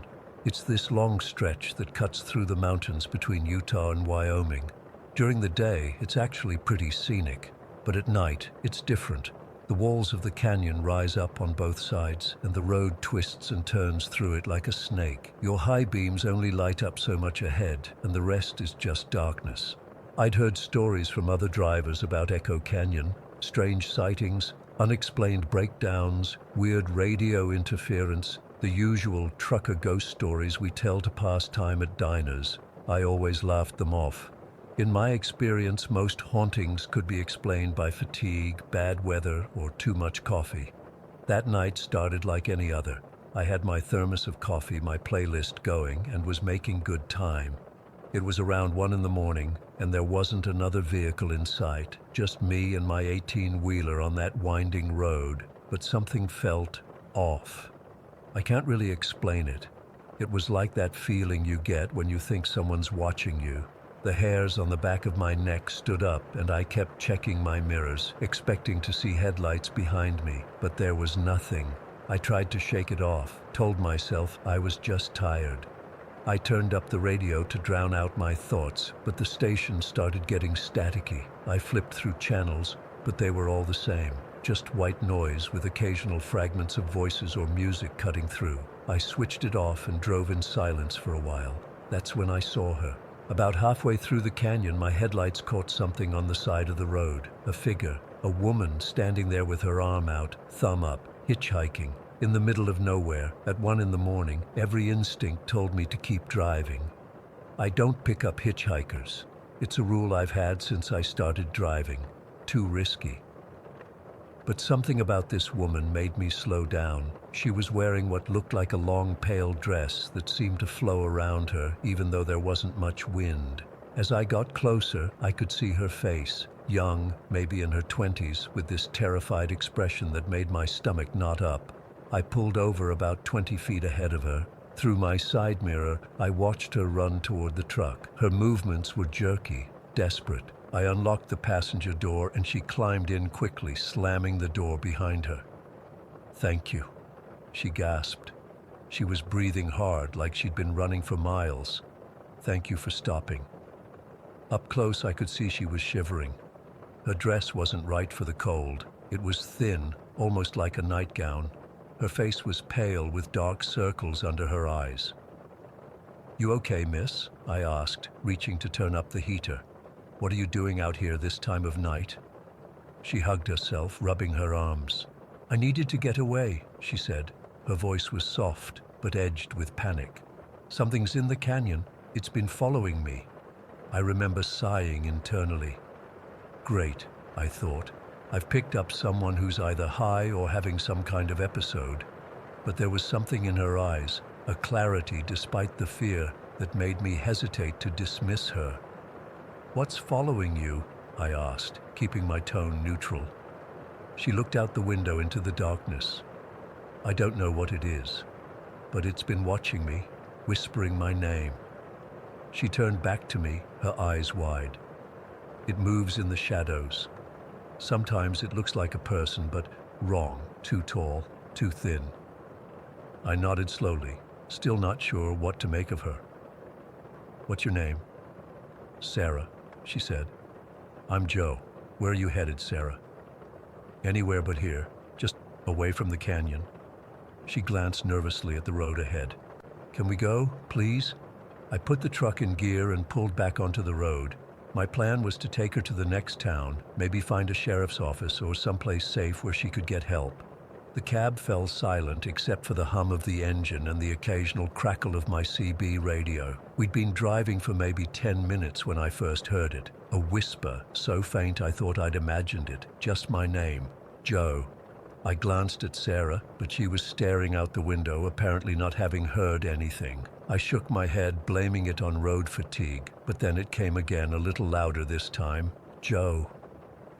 I felt a chill run through me that had nothing to do with the temperature. "Did you hear that?" I asked Sarah. She turned to me slowly, her face even paler than before. "You hear it too now, don't you? It knows your name." "That's impossible," I said, gripping the steering wheel tighter. "Nobody out here knows my name except you." "It doesn't need to be told," she whispered. "It just knows." The whispers kept coming, growing more frequent and somehow more insistent. Sometimes it was just my name, sometimes phrases I couldn't quite make out. It seemed to be coming from everywhere and nowhere at once, outside the truck, inside my head. I found myself driving faster, pushing my rig harder than I should have on those winding roads. Sarah was getting more agitated too. She kept looking over her shoulder, out the windows, like she expected to see something chasing us. "It's getting closer," she said. "Can't you feel it?" And the thing was, I could. There was this pressure in the air, like before a thunderstorm. My ears popped, and the temperature in the cab seemed to drop despite the heater running full blast. The digital clock on my dashboard started flickering, and my headlights dimmed momentarily before brightening again. That's when I saw it in the road ahead. My headlights caught it about 100 yards in front of us, a figure standing in the middle of my lane. It was tall, impossibly tall, at least 7 feet, and thin, like a shadow stretched out. I couldn't make out any features at first, just this black silhouette against the darkness. I hit the brakes hard, the truck skidding slightly as it slowed. Sarah screamed, a sound of pure terror that made my blood run cold. As we got closer, the figure became clearer, and I almost wished it hadn't. It had the basic shape of a person, but everything was wrong. Its limbs were too long, its torso too narrow, and its face, God, its face. It didn't really have features, just these hollow spaces where eyes should be, and a gaunt, stretched look that wasn't quite human. It raised one long arm and pointed directly at me. At that moment, I felt a sharp pain in my chest, like someone had driven an ice pick into my heart. My vision blurred, and for a second, I thought I was having a heart attack. "Don't look at it." Sarah was pulling at my arm. "Turn around. We have to go back." I don't know how I managed it, but I wrenched the wheel around, making a clumsy 3-point turn on that narrow road. The whole time, I could feel those empty eyes on me, that finger pointing, accusing. The pain in my chest was getting worse, spreading through my body like cold fire. Once I had the truck turned around, I floored it. The engine roared in protest, but I pushed it as hard as I could. In my side mirror, I could see the figure still standing in the road, watching us go. It didn't chase us. It didn't need to. Somehow I knew it was still with us, still whispering. "What the hell was that?" I gasped when I could finally speak. My hands were shaking so badly I could barely keep the wheel steady. Sarah was crying silently, her face buried in her hands. "I told you," she said between sobs. "It's been following me. It won't let me leave." "What does it want?" I asked, though I wasn't sure I wanted to know the answer. She just shook her head. "I don't know, but it's been in the canyon for a long time. People have seen it for years. Some say it's the spirits of people who died here. Others think it's something older." I drove like a madman, backtracking through the canyon the way I'd come. The whispers continued, sometimes fading, sometimes growing louder until they were almost shouts. My chest still hurt, and I was starting to feel lightheaded, but I kept driving, focused on getting us out of there. Finally, after what seemed like hours, but was probably only 45 minutes, we reached the small town of Echo at the mouth of the canyon. As soon as we crossed some invisible boundary, the whispers stopped. The pain in my chest eased. The truck's electronics stabilized. It was like stepping out of a freezer into warm air. I pulled into a gas station, the only place with lights still on in the sleeping town. My hands were trembling so badly I had to grip the wheel for a minute before I could turn off the engine. When I finally looked over at Sarah, she was staring out at the town with an expression I couldn't read. Relief mixed with something else. Sadness, maybe. "Thank you," she said quietly. "Most people don't make it out when it decides to show itself." "What happens to them?" I asked, not sure if I wanted to know. She just shook her head. "They become part of it, I think," another voice in the whispers. I had a million questions, but before I could ask any of them, Sarah opened the door. "I should go now," she said. "Wait," I called after her. "Where will you go? Do you need money for a hotel or something?" She gave me a smile that didn't quite reach her eyes. "I'll be okay. I always am, eventually." And then she was gone. walking away from the truck toward the darkened streets of the town. I sat there for a long time, trying to process what had happened. Eventually, I went into the gas station and bought the strongest coffee they had. The attendant, an older man with weathered skin, gave me a long look. "You came from the canyon?" he asked. I nodded, not trusting myself to speak. He sighed. "You saw something out there, didn't you?" I told him briefly what had happened, the woman, the whispers, the figure in the road. I left out the part about the chest pain and the pointing. It felt too personal somehow, too specific to me. The attendant didn't seem surprised. "We get a lot of stories like that," he said. "Been happening as long as anyone can remember. That canyon has a way of showing people things." "What about the woman, Sarah? Do you know her?" He frowned. "Can't say I do, but then I don't know everyone who passes through." I finished my coffee, thanked him, and went back to my truck. I had to call my dispatcher and explain why I was going to be late with my delivery. I made up something about engine trouble. No way I was telling the truth. Then I plotted a new route to Denver, one that would add about 3 hours to my journey but would avoid Echo Canyon completely. As I drove away from that town, I kept checking my mirrors, half expecting to see Sarah or that tall figure, but there was nothing, just the empty road behind me. I've done some research since then. Echo Canyon has a history of disappearances and strange sightings going back decades. Some people say it's because of a massacre that happened there in the 1800s. Others say the land itself is somehow wrong, that it thins the barrier between our world and something else. I don't know what to believe. All I know is what I experienced. The whispers, the figure, the woman who vanished into the night, and the pain, that terrible piercing pain when it pointed at me. I've changed my routes. I'll never drive through Echo Canyon again, especially not at night. Sometimes I still hear whispers just as I'm falling asleep, calling my name. And sometimes I wonder about Sarah, who she was, where she went, if she was even real. Whatever's in that canyon, it's still there, waiting for the next driver who has to pass through after dark, listening for names to whisper, watching from the shadows, pointing. Story 19.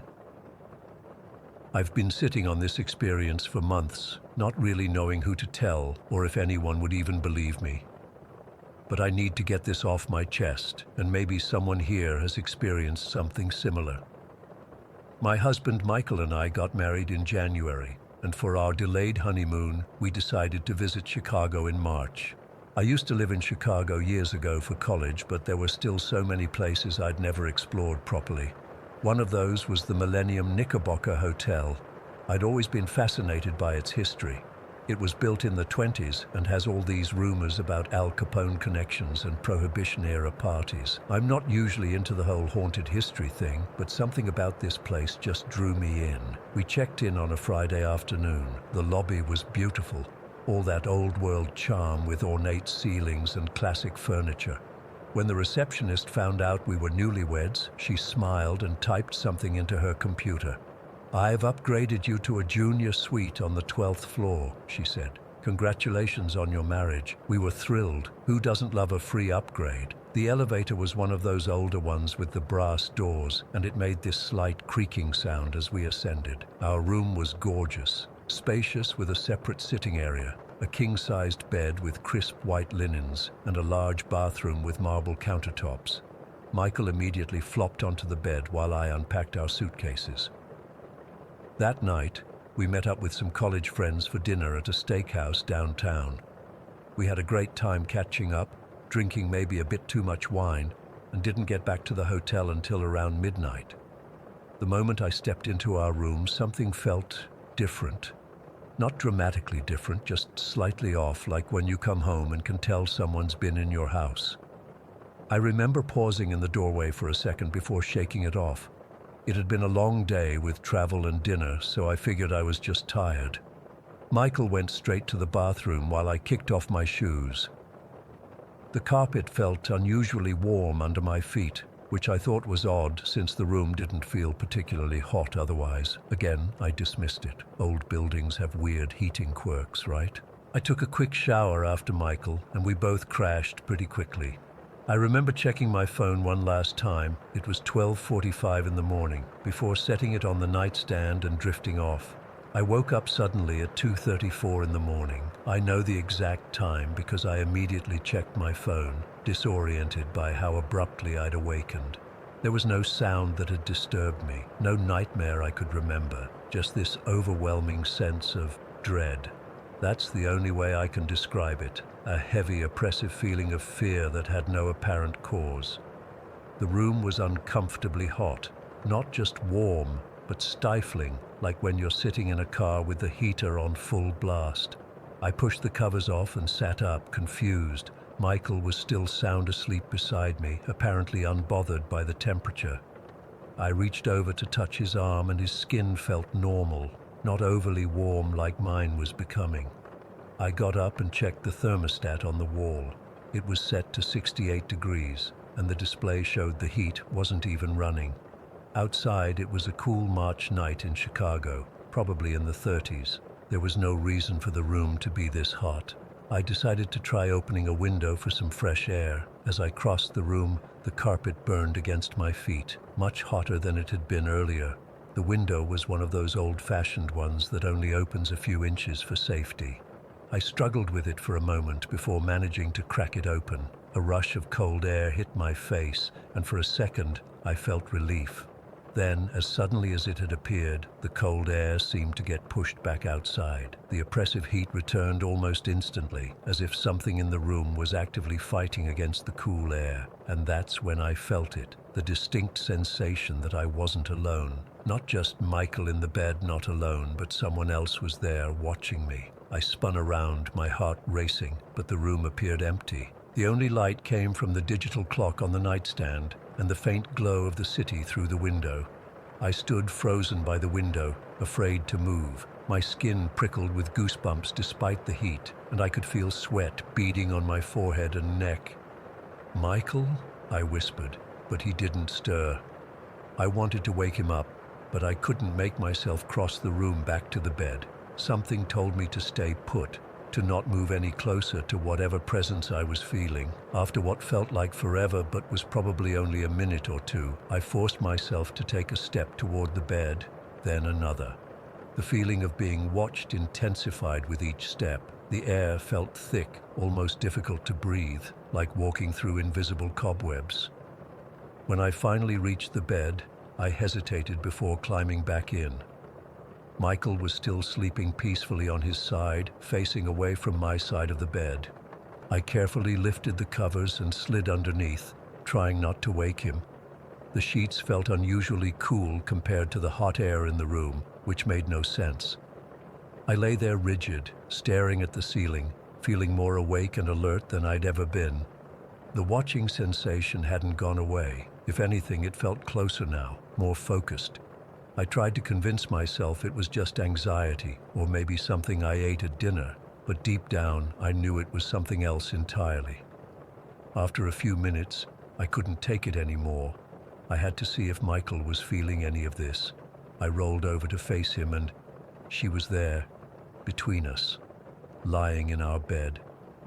A woman I'd never seen before was lying between me and my husband. Not a solid person, but not quite transparent either, like looking at someone underwater. She had pale, almost bluish skin, a black bob cut in a perfect 20s flapper style, dark lipstick, and the most intense brown eyes I've ever seen. She was wearing what looked like a brown silk negligee, the kind you'd see in old photographs from that era. The most terrifying part wasn't her sudden appearance or her translucent form. It was her expression. She was smiling slightly, just the corners of her mouth turned up, and she was staring directly into my eyes with a look of recognition, amusement. I couldn't tell, but it froze the scream in my throat. We stared at each other for what felt like an eternity, but was probably only seconds. I couldn't move, couldn't breathe, couldn't even blink. Then, still maintaining eye contact with me, she slowly began to sink into the mattress, not through it, like falling, but into it, as if the bed was absorbing her. The last thing to disappear was her face, that slight smile never wavering. The moment she vanished completely, the room temperature dropped so suddenly it was like someone had thrown open all the windows. The oppressive heat, the feeling of being watched, the heaviness in the air, all gone in an instant. I gasped, finally able to breathe normally again. I scrambled out of bed, switching on every light in the room. Michael stirred, squinting against the sudden brightness. "What's going on?" he mumbled, his voice thick with sleep. I couldn't even form words at first. How do you tell someone what I'd just seen? Eventually, I managed to stammer something about a bad dream and needing the bathroom. I didn't go back to sleep that night. I sat in the armchair by the window, watching Michael sleep peacefully until dawn broke. The next morning, I went down to the front desk alone while Michael was showering. I tried to sound casual as I asked the concierge about the hotel's history. "I heard Al Capone had some connection to this place," I said, trying to keep my voice steady. The young man smiled politely. "Yes, his brother Ralph ran a speakeasy here during Prohibition. The penthouse was quite the party spot back then." I wanted to ask more, to see if there were any stories about a woman in a brown negligee, maybe someone who had died here, but I couldn't bring myself to do it. What would I even say? "Hey, is your hotel haunted by a flapper ghost who likes to lie in bed between married couples?" We checked out that day, a day earlier than planned. I made up some excuse about a family emergency. Michael was confused but supportive, though I could tell he thought I was overreacting to a nightmare. But it wasn't a nightmare. I was wide awake. I saw her. I felt the unnatural heat. And sometimes when I'm lying in bed at night in our apartment, I still get that feeling of being watched, just for a second before it disappears. I've researched the hotel's history since then, looking for any mention of a woman matching her description, maybe a death or scandal from the 20s, but I've found nothing concrete, just vague mentions of paranormal activity on ghost tour websites and a few similar accounts buried deep in obscure forums. I don't know who she was or what she wanted. All I know is what I saw, and that I'm never staying at the Millennium Knickerbocker again. Michael still thinks I had a vivid nightmare, and maybe that's better, but I know what I saw, and I can still see her face perfectly when I close my eyes. That knowing smile, those intense brown eyes, looking at me like she'd been waiting for me specifically. I still can't explain it, and I don't think I ever will. Story 20. I still get chills thinking about what happened last summer. It's been 8 months, but I can't bring myself to go camping again. My boyfriend thinks I'm overreacting, but he was asleep when it happened. He didn't hear what I heard. We were camping on the Mogollon Rim near Payson, Arizona. It was supposed to be a fun weekend getaway. Me, my boyfriend Mike, my best friend Kara, and Mike's cousin Dave. The 4 of us had been planning this trip for weeks. Mike and Dave are experienced outdoorsmen who grew up hunting in these woods, so I felt safe despite all the warnings from my grandmother about things that aren't what they seem in those forests.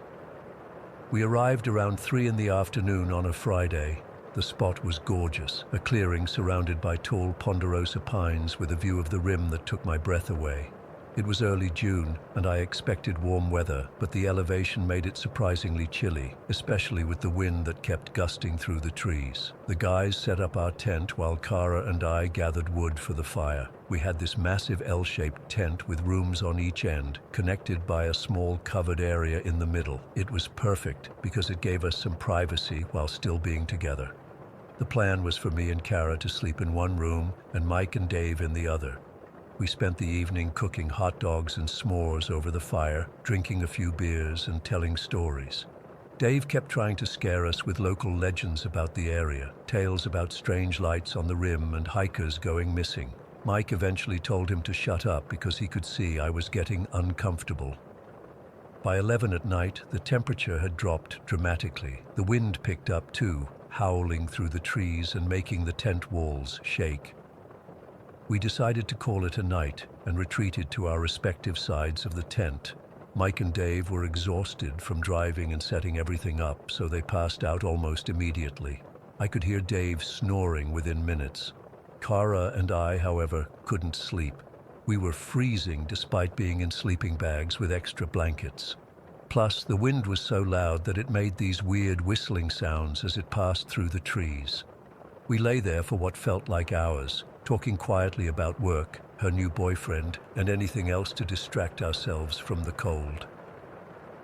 Around 2 in the morning, the wind suddenly died down. The forest became eerily quiet, that heavy silence that makes your ears ring because you're straining to hear something, anything. Kara and I were mid-conversation when we both froze. There were voices outside. 2 male voices, having a conversation about 20 feet behind where our heads were resting against the tent wall. They weren't shouting, just talking normally, like 2 people standing around chatting at a party. I couldn't make out the words exactly, but the tone was casual, conversational. They definitely weren't whispering or trying to be quiet. I remember looking at Kara, her eyes wide in the darkness. We had a small battery-powered lantern set on low between us, just enough to see each other's faces. "Is that Mike and Dave?" she whispered. I shrugged, but something felt off.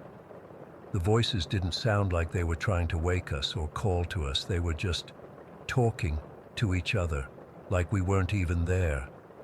"Maybe they got up to pee and are chatting outside," I suggested, but even as I said it, I didn't believe it. Why would they go all the way behind the tent to talk in the middle of the night when they could just talk in their room? The voices continued for about 30 seconds and then suddenly stopped.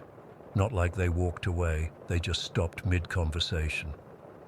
"I'm going to check on the guys," I whispered to Kara. She nodded, clearly as freaked out as I was. I unzipped our partition and crawled through to the other side of the tent. The little lantern from our side cast just enough light for me to see Mike and Dave both completely passed out in their sleeping bags. Mike was on his back with his arm thrown over his eyes like he always sleeps. Dave was curled up facing the wall. Both were covered with blankets, looking exactly as they had when we said goodnight hours earlier. My stomach dropped. I remember feeling suddenly cold in a way that had nothing to do with the temperature. I crawled over and shook Mike's shoulder. "Mike!" I hissed. "Mike, wake up!" He groaned and rolled over. "What? What's wrong?" "There's people outside," I whispered. We heard voices. That got his attention. He sat up immediately and reached for the flashlight next to his sleeping bag. "Where?" he asked, suddenly alert. "Behind our side of the tent. 2 men talking." By this point, Dave was awake too, looking confused and groggy. When Mike explained what was happening, both men immediately went into protection mode. They grabbed their hunting rifles, which they'd brought for safety, and pulled on boots. "Stay here," Mike ordered as he and Dave unzipped the tent entrance and stepped outside. Kara had crawled over to my side by then, and we huddled together, listening to the sounds of Mike and Dave walking around the perimeter of the tent, calling out for whoever might be there. After about 10 minutes, they came back inside. "There's nobody out there," Mike said, sounding relieved but confused. "No footprints either, and the ground is pretty soft from yesterday's rain. We would have seen something." "But we heard them," Kara insisted. "Clear as day. 2 men talking right behind our heads." Dave shrugged. "Probably just the wind. It can play tricks on you out here. Sound carries weird in these forests, especially near the rim. Could have been campers a half-mile away that sounded like they were right next to us." I wanted to believe him. I really did. But there hadn't been any wind when we heard the voices, and they weren't distant or distorted. They were right there, like 2 people standing just on the other side of the tent wall. But Mike and Dave seemed so sure, and I didn't want to seem paranoid, so I nodded along. We all went back to our respective sides, but there was no way I was going to sleep after that. Kara and I lay there in silence, listening to every tiny sound. The wind had picked up again, and now every rustle and creak made my heart race. "Do you think it was really just the wind?" Kara whispered after a while. I didn't answer immediately. Growing up in Arizona, I'd heard stories my whole life, Navajo and Apache legends about skinwalkers and other entities that roam the wilderness. My grandmother was half Apache, and she used to warn me about creatures that could mimic human voices to lure people away from safety. "I don't know," I finally replied, "but it didn't sound like wind to me." Around 4 in the morning, I heard it again. Not voices this time, but a laugh, a single low chuckle that seemed to come from the same spot behind our heads. Kara was finally dozing, so she didn't hear it, but I froze, straining to hear more. Nothing came. I lay there rigid until the first light of dawn started to filter through the tent walls. Only then did I finally drift into an uneasy sleep. When I woke up a few hours later, everyone was already up and moving around outside. I crawled out of the tent to find Mike making coffee on the camping stove, while Kara and Dave sat at the picnic table eating granola bars. "Morning, sleepyhead," Mike said, handing me a cup of coffee. "Feel better in the daylight?" I nodded, though I didn't really. Something still felt off. While the others chatted about hiking plans for the day, I wandered behind our tent to the spot where we'd heard the voices. The ground was undisturbed. No footprints, no disturbed underbrush, nothing to indicate anyone had been standing there. But as I stood there, coffee in hand, I felt watched. I scanned the tree line, and that's when I saw it. About 50 yards away, partially hidden behind a thick ponderosa pine, was a figure. It was so still that at first I thought it was just a shadow or a burnt tree trunk, but as I stared, I realized it was person-shaped and tall, really tall, maybe 7 feet. I couldn't make out any features, just a dark silhouette. I blinked, and it was gone, just like that. No movement, no sound, just there 1 second and gone the next.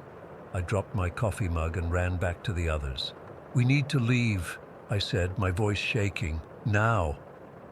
Mike looked alarmed. "What? Why? What happened?" I told them about the figure I'd seen and how it had disappeared. Dave looked skeptical, but Mike knew me well enough to know I wasn't one to imagine things or get spooked easily. "Let's just pack up and find another spot," he suggested, trying to compromise. "Maybe closer to the ranger station." I shook my head. "I want to go home. Please." Something in my voice must have convinced them because they didn't argue further. We packed up in record time, barely speaking as we stuffed sleeping bags and collapsed the tent. As we were loading the last of our gear into Mike's truck, Dave suddenly stopped and pointed toward the trees. "Did you guys hear that?" he asked. We all went quiet, listening. At first, there was nothing, just the rustle of pine needles in the breeze. Then we heard it, a voice calling Mike's name. It sounded exactly like my voice. "Mike, can you help me over here?" But I was standing right next to him, my mouth firmly shut. We all looked at each other, and without a word, scrambled into the truck. Mike floored it out of there, spraying dirt and gravel behind us. No one spoke for the first 20 minutes of the drive back to Phoenix. Finally, Dave broke the silence. "That was messed up," he said simply. "Wind, huh?"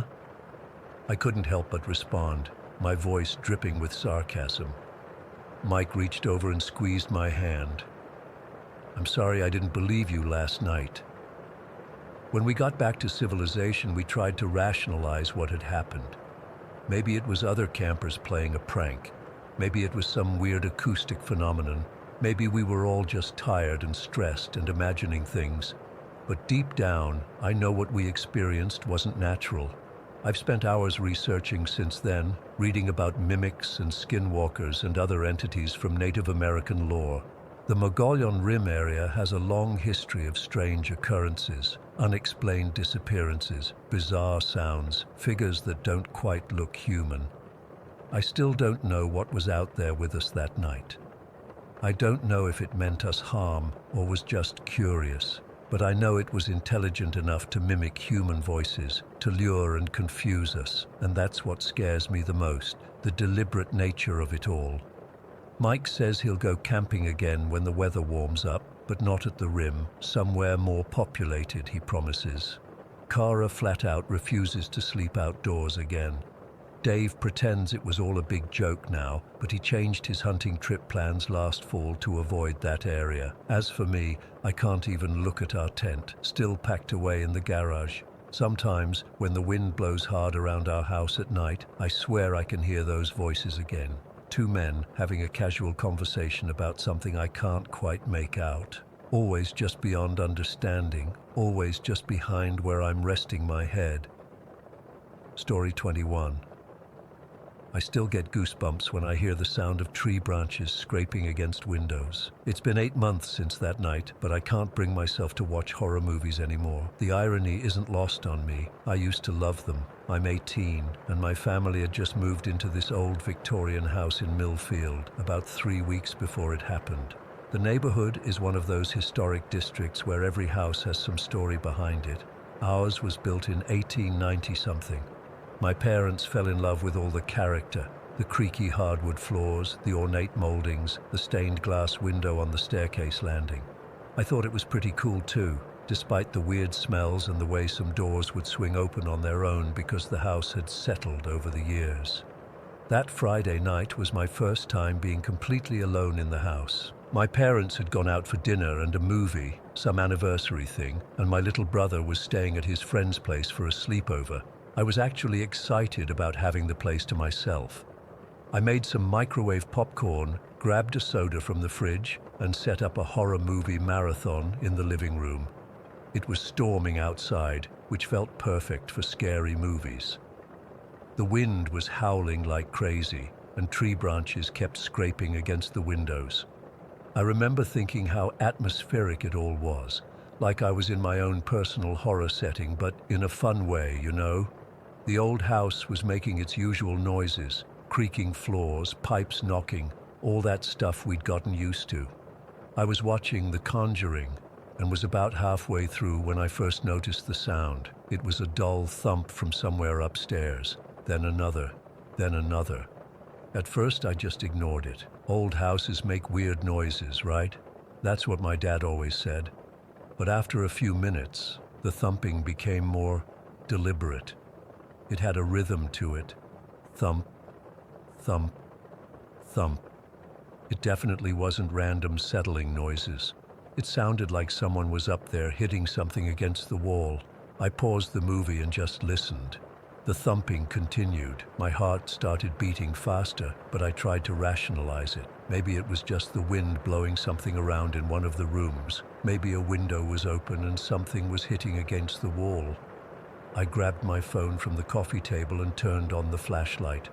The stairs creaked under my feet as I slowly made my way up to the second floor. The thumping was getting louder, and I could tell it was coming from my parents' bedroom at the end of the hall. The hallway felt 1,000,000 miles long as I inched toward their room. The thumping was so clear now, rhythmic, steady. Thump, thump, thump. I pushed the door open slowly, and it made this awful creaking noise that made my stomach drop. The bedroom was dark except for the beam from my phone's flashlight. I swept it around the room, seeing nothing out of place at first. Then I noticed their closet door was slightly ajar. The thumping was coming from inside. Thump, thump, thump. Looking back, I should have just run downstairs and called the police immediately. But there was this weird moment where curiosity overrode my fear. What could possibly be making that noise? Part of me still thought it was something innocent. Maybe a tree branch had somehow broken through a window in the closet. Maybe a bird had gotten in. I approached the closet slowly, my hand shaking so bad that the flashlight beam danced all over the place. I reached out and pulled the door open wider.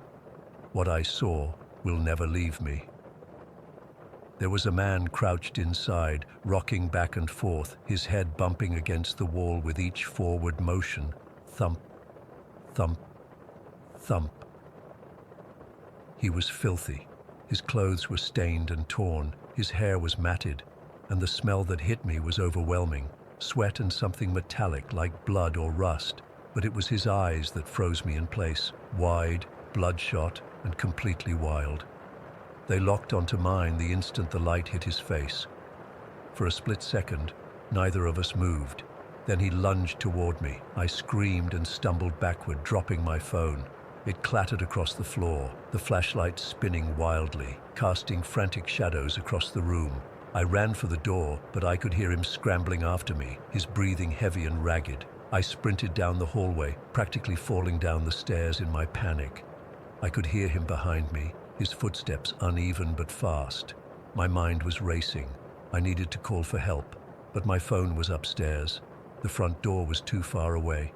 I ran into the kitchen instead, looking desperately for something to defend myself with. My hand found the cast iron skillet my mom had left on the stove after making breakfast that morning. It was heavy and solid in my grip. I spun around just as he entered the kitchen, his silhouette outlined in the dim light coming from the living room where my movie was still paused. He staggered toward me, making these weird grunting noises. I backed up against the counter, the skillet raised. When he lunged at me, I swung it with everything I had. There was a sickening crack as it connected with the side of his head, and he dropped to the floor instantly. I stood there, shaking uncontrollably, the skillet still gripped in my hands, waiting to see if he would get up again. But he didn't move. For a horrible moment, I thought I might have killed him, but I could see his chest rising and falling. I ran to the landline on the kitchen wall and dialed 911 with trembling fingers. The operator tried to keep me calm, but I was hyperventilating, barely able to get the words out. I kept the skillet in my hand and stayed as far from the unconscious man as possible, never taking my eyes off him until I heard sirens wailing in the distance. The police arrived in what felt like hours but was probably only minutes. 3 officers rushed in, guns drawn. One of them checked on the man while another guided me outside to a patrol car. I was shivering despite the warm night, and someone draped a blanket over my shoulders. What the police told me next made everything even more horrifying. The man was a local homeless person with severe mental health issues. He was known to break into houses in the area and live in them without the residents knowing. He'd hide in attics, crawl spaces, or closets, coming out only when everyone was asleep or away to find food or use the bathroom. Sometimes he'd stay in houses for days, sometimes weeks. The officer said we were lucky. We'd only been in the house for 3 weeks. In some cases, this man had been living in homes for months before being discovered. They found evidence in our attic that suggested he'd been there since before we moved in. Food wrappers, a makeshift bed, even a bucket he'd been using as a toilet. My parents came home to find police cars with flashing lights in front of our house, and me sitting in the back of an ambulance, still clutching that stupid blanket. My mom burst into tears when she saw me. My dad just looked shell-shocked. The police took the man away in handcuffs after the paramedics checked him out. Apparently, I hadn't hit him hard enough to do any permanent damage. Part of me wishes I had. We didn't stay in the house that night. We checked into a hotel, all of us crammed into one room because none of us wanted to be alone. I couldn't sleep at all. Every time I closed my eyes, I saw his face, those wild eyes staring at me from the darkness of the closet. We went back to the house the next day to get some clothes and essentials. The police had done a thorough search of the entire place and assured us there was no one else hiding anywhere. But it didn't matter. I couldn't look at the closets without my heart racing. I couldn't walk past the attic door without imagining what might be on the other side. We sold the house a month later, moved into a newer subdivision with no attics and smaller closets. But even now, in this new house, I can't shake the feeling that someone is watching me. I check under my bed every night. I look in my closet before I go to sleep. I've become obsessed with making sure all the doors and windows are locked. The worst part isn't even what happened. It's what could have happened. How many nights had I slept in that house while he was up there, moving around when we couldn't hear him? How many times had he stood over my bed while I was sleeping? Had he touched my things, worn my clothes? The police found some of my missing socks and a hairbrush in his nest in the attic. Sometimes I wake up in the middle of the night, convinced I hear thumping coming from somewhere in the house. My parents say it's just PTSD, that I'm safe now, but they don't understand. They never checked the attic in this new house before we moved in. Nobody did. Story 22. I still don't know what I saw that day in 2002. I've tried to explain it away for over 20 years now, but I can't. I was 12 years old, riding the school bus home like any other day. Nothing special about it. Just a Tuesday in October, I think. The weather was normal, nothing out of the ordinary happening in my life. I was just a kid with ADHD taking Ritalin to help me focus in school. The medication was starting to wear off by the time I got on the bus that afternoon. You know how it is when meds start fading. Not quite normal, yet not fully medicated either. Just that weird in-between feeling. But I wasn't hallucinating or anything. I was just tired after a long day of trying to pay attention in class. Our bus route went down this main boulevard in Westlake before turning into my suburb. It was busy that time of day, around 3:30 in the afternoon, with people driving home from work or running errands. I always liked to watch the cars passing by. I'd make up little stories about the drivers in my head, wondering where they were going or coming from. I remember exactly where I was sitting, about halfway down the right side of the bus, window seat. The sun was still up, everything clearly visible. I wasn't sleepy or drifting off. I was just staring out the window, watching car after car drive past us. Most drivers were just normal people, some talking on their phones. This was before all the strict laws about that. Some singing along to music, others just staring ahead at the road. Nothing weird. I must have watched 20 or 30 cars pass by in the span of a few minutes. Then this mini SUV came up alongside our bus. I'm pretty sure it was either a Honda CR-V or Toyota RAV4, dark green color, early 2000s model. Nothing remarkable about the vehicle itself. It was driving at a normal speed, keeping pace with our school bus for maybe 15 or 20 seconds. What made me notice it was that there was no one in the driver's seat. I don't mean like the driver was slouched down or something. I mean the seat was empty, completely empty. No hands on the wheel, no person sitting there at all. Just an empty driver's seat in a moving vehicle keeping pace with traffic. At first I thought maybe the driver was bent down, like they dropped something and were trying to pick it up. But I was in a school bus, sitting higher up than the SUV. I had a perfect view down into that car. If someone had been bent over, I would have seen their back, their shoulders, something. There was nothing, just an empty seat. That's when I noticed her. In the back seat, behind where the driver should have been, was a woman. But she wasn't sitting normally. Her entire body was twisted around in a way that didn't seem physically possible. Her torso and head were completely turned toward me, pressed against the window, staring directly at me. Her face, I still get goosebumps thinking about it. Her face wasn't clear. It was like someone had taken an eraser and smudged it out. Not like it was hidden in shadow, or that I couldn't see it clearly.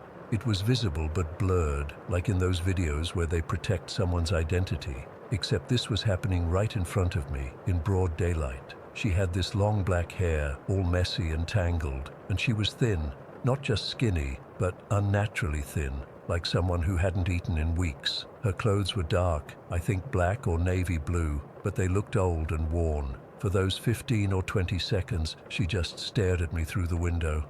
I couldn't look away. It felt like she was looking directly into me, not just at me. Like she recognized me or wanted something from me specifically. What makes it even creepier is that she never moved, not once. Her position never changed, her head never turned, nothing. Just that fixed, impossible position, staring with that blurred face. I remember rubbing my eyes, thinking maybe it was just the Ritalin wearing off, making me see things. But when I looked again, she was still there, still staring. I even leaned closer to the window to make sure I wasn't imagining things. Then the SUV sped up and passed our bus.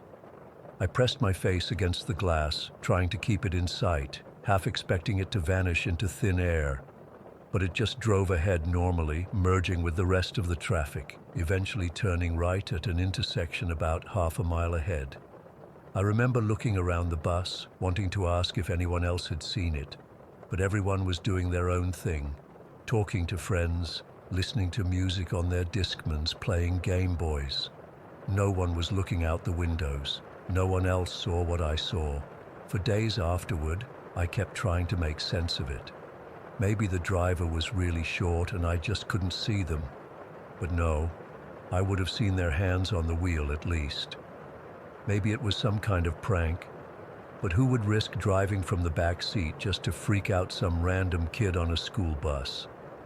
I even considered that maybe it was some kind of new car with the driver's seat on the right side, like in other countries. But that wouldn't explain the woman in the back, twisted around in that impossible way with her blurry face. I didn't tell anyone about it for a long time. Not my parents, not my friends. Who would believe me? I was the kid with ADHD who took medication. They'd just assume it was some kind of side effect or that I was making it up for attention. About a week later, I finally told my best friend Mike. He just laughed and said I probably fell asleep on the bus and had a weird dream, but I know I wasn't asleep. I remember everything about that day too clearly.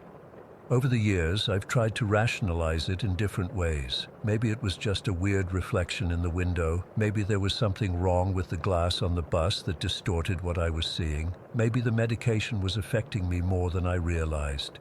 But none of those explanations feel right. What I saw that day was real. A driverless SUV with a twisted, blurry-faced woman staring directly at me. I've never experienced anything paranormal before or since. I'm not the type of person who believes in ghosts or supernatural stuff. I've always been pretty logical and practical, but what happened that day in Westlake doesn't fit into my logical, practical world. Sometimes I wonder if she was trying to tell me something. Was she a ghost, a warning? Was I supposed to do something? Or was she just there, existing in some in-between place that I accidentally glimpsed? I've driven down that same boulevard hundreds of times since then. Nothing strange has ever happened there again. It's just a normal road in a normal suburb. But every time I pass that intersection where the SUV turned, I can't help but look, wondering if I'll see it again. I'm 32 now. I have a normal job, a normal life. I haven't taken Ritalin in almost 20 years, but that memory is still as clear as if it happened yesterday. Sometimes I'll be driving and catch a glimpse of a dark green SUV in my rearview mirror, and my heart will skip a beat. Or I'll see a woman with long black hair out of the corner of my eye, and for a split second, I'm 12 years old again, staring out that bus window. The rational part of my brain says there must be some explanation. The less rational part wonders if I saw something I wasn't supposed to see, some glitch in reality or a glimpse into another dimension. I've researched local accidents, thinking maybe it was the ghost of someone who died on that road, but nothing matches up. I've looked into the history of the area, wondering if something happened there that might explain what I saw. Nothing. Last year, I even tried hypnotherapy, hoping to uncover some detail I might have forgotten, or to see if maybe my memory had distorted over time. But under hypnosis, I described exactly the same thing I've always remembered. The therapist had no explanation either. What bothers me most isn't just what I saw, it's the feeling I had while seeing it. This deep, visceral certainty that whatever was in that car wasn't normal, wasn't human. At least not anymore. I felt recognized by something that shouldn't exist, acknowledged by something from somewhere else. Sometimes I wonder if she's still out there, that woman with the blurry face, riding in empty cars, staring at other random people who happen to glance her way, or was I special somehow? Did she appear to me for a reason? I don't expect to ever get answers. After 20 years, I've accepted that this will probably always remain a mystery, but I know what I saw. A green SUV with no driver and a twisted, impossible woman with a blurred face staring directly at me. It only lasted for maybe 15 seconds, just a brief moment on an ordinary day, but it changed how I see the world. It opened up the possibility that reality isn't as solid and predictable as we think it is, that there are things out there we can't explain, can't understand. Sometimes I think about what would have happened if the bus had stopped and I'd gotten out. If I'd tried to approach that SUV, would it have disappeared? Would something have happened to me? Would I have gotten answers? Or would I have become another mystery for someone else to wonder about? I don't know, and that's the thing that still keeps me up some nights, 20 years later. I just don't know.